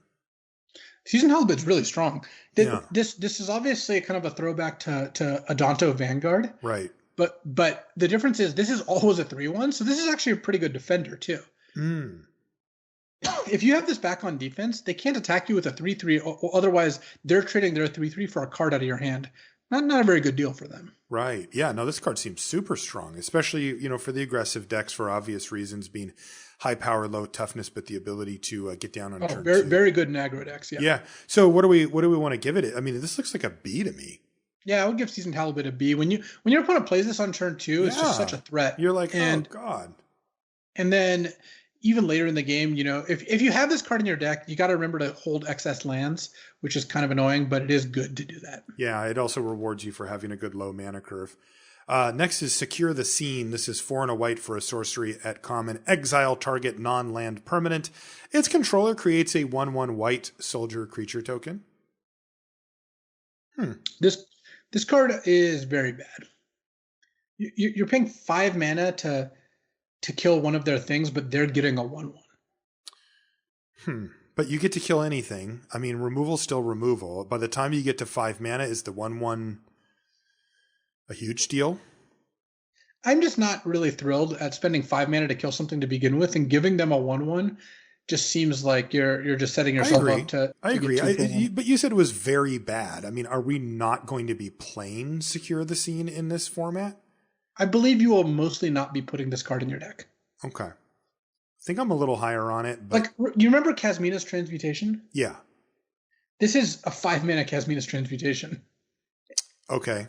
We don't play that card very often. Yeah, I mean, hitting any non-land permanent might be a slight bump to that, but I see what you're saying. Yeah. I mean, I was going to give it like a C. Do you have it lower? I have it at like D. Okay. So look, occasionally you'll put one in your deck if you just couldn't find any other removal, but it's like if you're really lacking removal, this is okay. If it's post board and they have something that you really need to worry about, I think that's something. So okay. All right. So C or D for Secure the Scene. We'll see how that one goes. Next is Selfless Savior. This is white for a 1/1 dog at uncommon. Sacrifice Selfless Savior. Another target creature you control gains indestructible until end of turn. Oh, sad story. Yeah, the flavor text is heartbreaking. This is a very good card because what you're doing is you're spending 1 mana up front to then, for 0 mana, protect one of your creatures from a combat, a removal spell, whatever. And that's a good deal. Look, it's on the board, so your opponent knows about it. I don't know what that can do if they're sitting there with a 4 mana removal spell. They're just looking at this like, okay, I know about it. What does that mean? Yeah, like super annoying is what it means. Also, this gets to attack and block in the meantime if the opportunity is right. So Selfless Savior is the kind of card I really am interested in putting in my deck. I would give this a C+.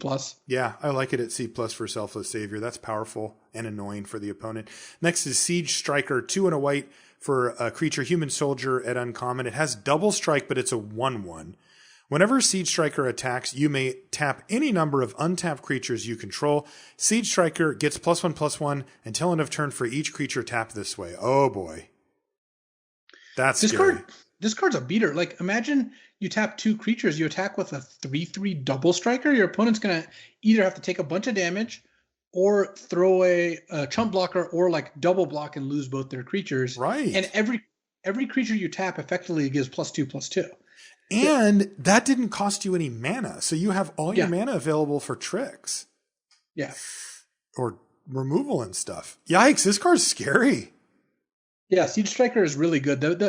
The biggest downside is this can kind of tap you out completely where you're kind of like alpha striking, but one bouncer removal spell knocks off your whole combat. Yes, that's true. You're like committing a lot to it. But you know what? The power level of this card is very high. I would give Siege Striker a B. It's just great in any aggressive deck. Yeah, I feel like I want to commit to a Siege Striker. Next is Staunch Shieldmate. It is white mana for a 1/3 dwarf soldier at common.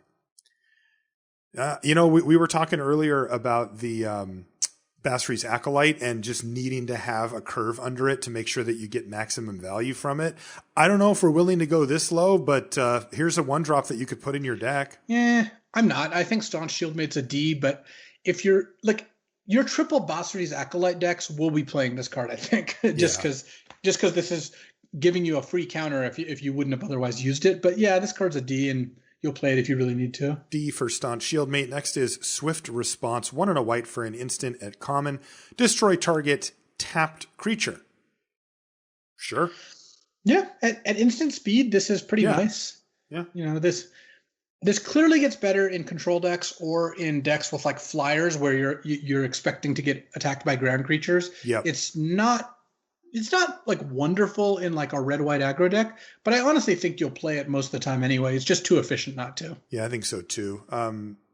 Like aggro decks get attacked plenty, you know. Is it a B-? Like, is this? I would give it a C+. Okay. C+ for Swift Response. Next is Tempered Veteran. This is 1 and a white for a 1/2 human knight at uncommon. It has 2 activated abilities. First one is white and tap it to put a +1/+1 counter on target creature with a +1/+1 counter on it. So it can't start the chain, but it can add on. And then the other one is 4 white and tap it to put a +1/+1 counter on target creature. So by itself, this card is not good enough because I'm not paying 6 mana to get started on even if it's 1 mana every turn after that. Yeah. But in a deck that can naturally generate +1/+1 counters, this is a really strong card. Imagine you play this like, some early turn, and then you just play a Truffle Snout, then all of a sudden you pump it, and then you pump it again, and it's just you got a lot of value out of for not very much mana. So I would consider this a build around B. The build around part being have other cards that give counters, because you really don't want to be, forced to use that last ability. I like it. This is that artwork's cool. Is Tempered Veteran's leg made of metal? Oh yeah, that's what it looks like. Oh, okay. So that's a really neat card. The next one is Valorous Steed. This is 4 and a white for a unicorn at common. It's a 3/3 vigilance. And when Valorous Steed enters the battlefield, create a 2/2 white knight creature token with vigilance. Damn, so that's nice. 5 mana for 5/5 worth of vigilance creatures, and splitting it up 3/2 is generally better because it's good against removal, helps with your go wide stuff or your sacrifice stuff, and most of the time is going to kind of act effectively the same, though I guess it's worse against a 4/4 when you try to attack.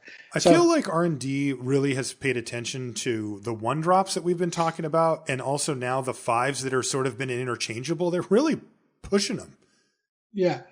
I like Valorous Steed. You're going to want 1 or 2 of these in most of your white decks if you've got nothing else going on. It's just a good value card, and I would say Valorous Steed gets a C. I'm not going to go nuts over it. Yeah, it's C trending towards C+. Very nice. Yeah, I agree.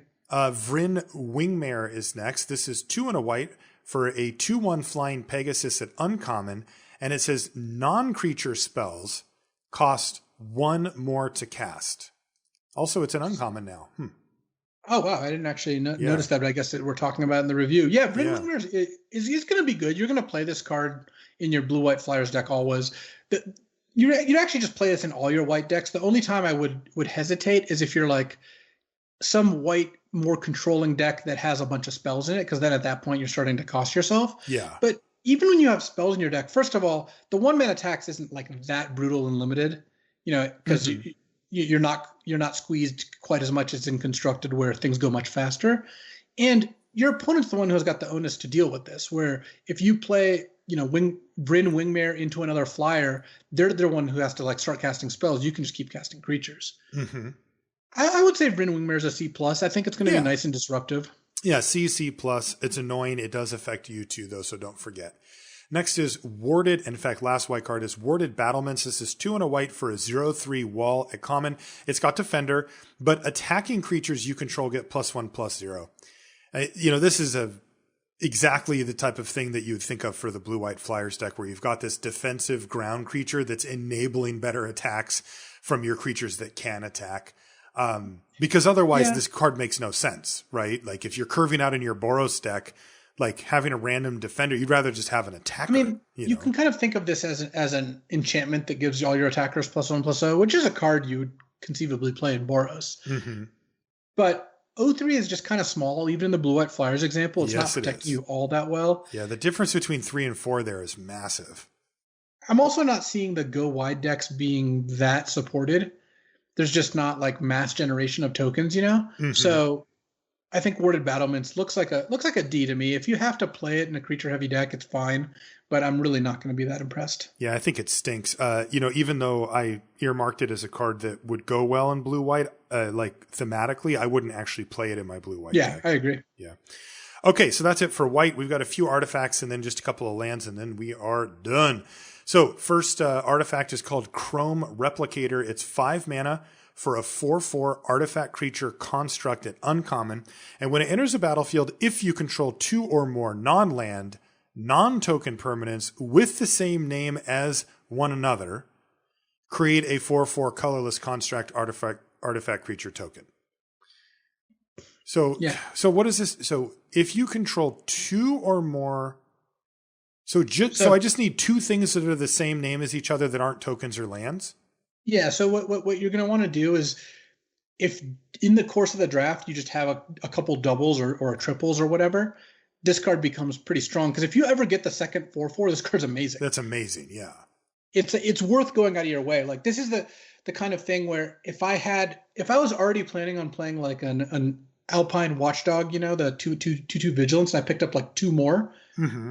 I could definitely see just running 3 of them to try to maximize my Chrome Replicator chances. Yeah. It might actually make me, I think this is actually strong enough that it would make me put 3 of those creatures in, even if I wasn't planning on playing any to begin with, because the payoff of getting a free 4/4 is huge. Yeah, especially if you can land it on turn 5, like as a curve out. That's insane. You just put 8 power and 8 toughness on the battlefield. Yeah, I like Chrome Replicator. And the floor isn't abysmal compared to some of the 5s that we've seen. It's pretty bad as a 4/4 for 5, but boy, the upside's really strong. So I would play it for sure if I thought I could have any chance to get that extra construct. I would play it with one, like if I just had 2 copies of one creature. Yeah. And then once you're at like 3 of the same creature or multiple sets of 2, then this card becomes a pretty high pick. I think this is a good speculative pick early. Yeah. I don't know. Do I want to give? I think I just want to give it a C+. I don't feel like it's going to happen often enough to be in the B range. Yeah, I agree. Okay. Next is Epitaph Golem. This is 5 mana for a artifact creature golem. It's uncommon. It's a 3/5, and you can pay 2 mana to put target card from your graveyard on the bottom of your library. I like this card in Shadows over Innistrad because the self-mill themes are really strong. Yeah. Because the idea is if you mill yourself down to no cards, then you can use this to draw the card you want out of your graveyard every single turn. Exactly. I don't really see that coming together in this set. There's a lot of proactive decks, and the self-mill theme isn't that strong. So Epitaph Golem looks like a D, but if you think your deck's going to be capable of milling itself out, this could be a good like kind of finisher in that sense. So D for Epitaph Golem. Next is Forgotten Sentinel. It's 4 mana for a 4/3 artifact creature golem. It's common, but Forgotten Sentinel enters the battlefield tapped. Yeah, I don't like this one. 4 mana 4/3 is already not ahead of the curve anymore. It used to be. And entering the battlefield tapped is a pretty severe disadvantage. You can't block for a turn, which sometimes that's really going to be the difference between life and death. And sometimes it'll just cost you 3 extra damage, but this card's already not good to begin with. So I would have Forgotten Sentinel at D, and if you really need a creature, it's fine. Agree. Oh my God, they reprinted Meteorite. I love this card. It's 5 mana for an artifact at uncommon. When it enters the battlefield, it deals 2 damage to any target. That's right, 2 damage for 5 mana. And then it also taps for any mana, 1 mana of any color.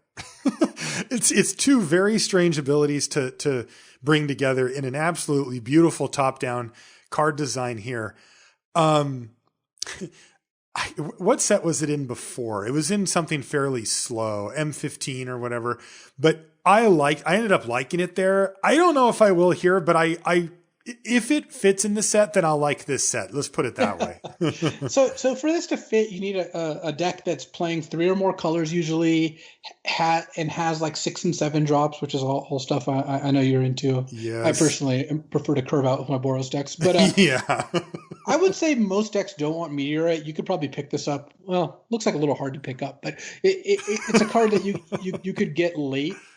I mean, it looks like a D plus, but there will be some decks where it's like a C level card. Yeah, that's the reality of it, even though I'll probably play too many of them. Next is, Palladium Mirror back again as well. 3 mana for a 2/2 artifact creature mirror at uncommon. But get this, it taps to add 2 colorless mana to your mana pool. Very powerful. Oh yeah, Palladium Mirror is great. If you play this on turn 3, next turn you're either going to play one very big spell ahead of curve or just 2 good spells. Yeah. So you don't have to be a really high curve deck to make this good. Obviously, it's better there, but if I just picked this up in a blue-white Flyers deck, I would play it because sometimes you'll play this on turn 3. Turn 4, you'll play a 4-drop and a 2-drop. Turn 5, you'll play a 3-drop and a 4-drop, and it's a really strong. Yeah, it's a really strong card. It's card advantage. It taps for 2 mana. It generates the effect of 2 lands, even if it's colorless. Yeah, and there's a lot of times where your opponent will play this and you're looking down at a fairly slow hand and you have to use a removal spell on it because if they start dropping 6s the next turn, you're not going to be able to keep up. That happens. So I like Palladium Mirror quite a bit. For me, it's the C plus B minus range, depending on how your build goes. Yeah, I would be closer to B minus, but I agree that not every deck wants this. Like a red-white deck probably isn't that interested, right. Most decks will want this. Most decks, though. Prismite is next. 2 mana for a 2/1 artifact creature golem at common. You can pay 2 mana to add 1 mana of any color. Nope. Yeah, Prismite saw like a little bit of play in M20 just because it could help, pick up a 3rd splash. There was also the Renowned Weaponsmith and stuff like that, but it's a very tenuous card. It's a D. If you have to play it, It's not a disaster, but it's not good. It is a D, and it's not a great way to fix your mana either. Next is Short Sword. This is 1 mana for an artifact equipment at common. The equipped creature gets +1/+1, and the equip cost is 1. You never have to remember anything about Short Sword. It's 1, 1, and 1. Yeah, 1, 1, 1, and 0, because I'm not interested in playing this card. The only reason you ever really played it in Dominario is because you had historic stuff, and that's just not part of what this set is doing. So right, and this should be better in this set than it was in Dominaria, given that Dominaria was so grindy. But the real issue with it is overall impact. It still just doesn't hit hard enough to make you really want to play it. Yeah, I agree. I would give it a D. It's not an F because it does have it does uses, things. But it's still not good. Silent Dart is next. This is 1 mana for an artifact at common. You can pay 4 mana, tap it, and sacrifice it to do 3 damage to target creature. Or you could not put it in your deck. Yeah, you're overpaying for this, and it's on the board, so your opponent's not going to be, for a silent up the sleeve dart, they're not going to be particularly surprised. Yeah. If you want the full silence, you have to tap it, or you have to cast it and activate it in the same turn, basically. Another card I'm not really interested in playing. All right, this one, baby. Sky Scanner. Love these things. 3 mana for an artifact creature Thopter. It's common, flying, and when it ETBs, you draw a card. Yeah, this card's a fantastic little beater. It's got flying, so it has like some utility, even though it replaces itself. Good in the sacrifice decks, good in the draw 2 decks, good at making you feel good about playing the game. So yes, I would give Sky Scanner a C+. Come on, you can't give this a B.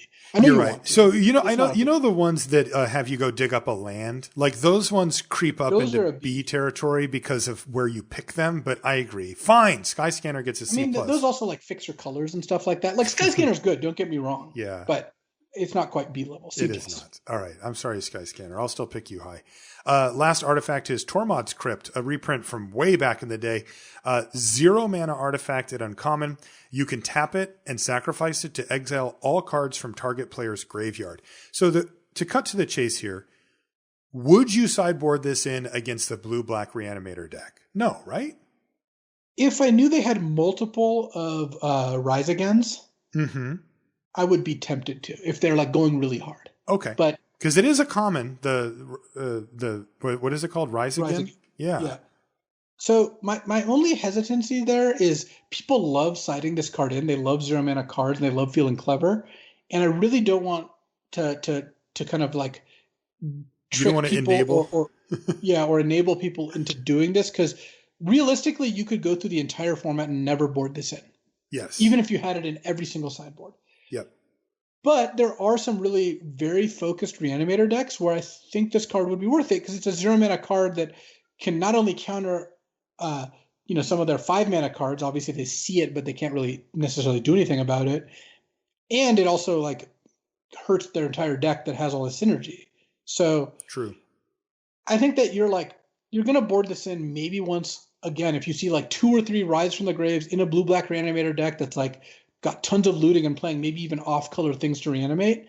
But for the most part, if you see like one, it's just too punishing to draw this when they don't draw it, or draw this after they draw it. Any of those things really puts you down a card. And when you both draw the cards, you still kind of get a 1-for-1. It's not like you completely shut off their whole deck. It really isn't a blowout. Yeah. And if they are playing multiples, then they could just draw another one and reload. And yeah, I think that, if you shortcut to never put this card in your deck in any scenario for the whole format, you'd be better off than if you tried to navigate those very tricky waters. So I'm just going to give Tormod's Script an F, just for emphasis.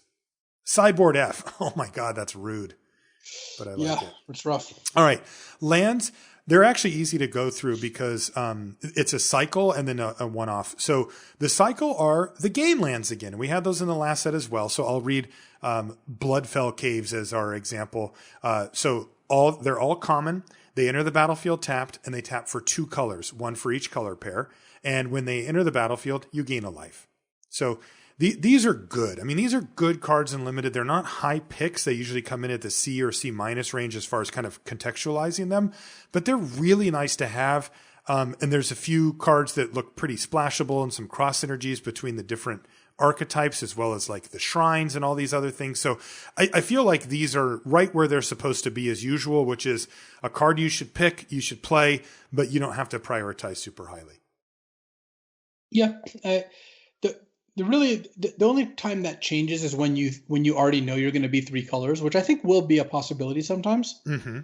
And at that point, these could kind of like the way I see it is kind of how you said you take it over like the medium playables, but below the good ones. Right.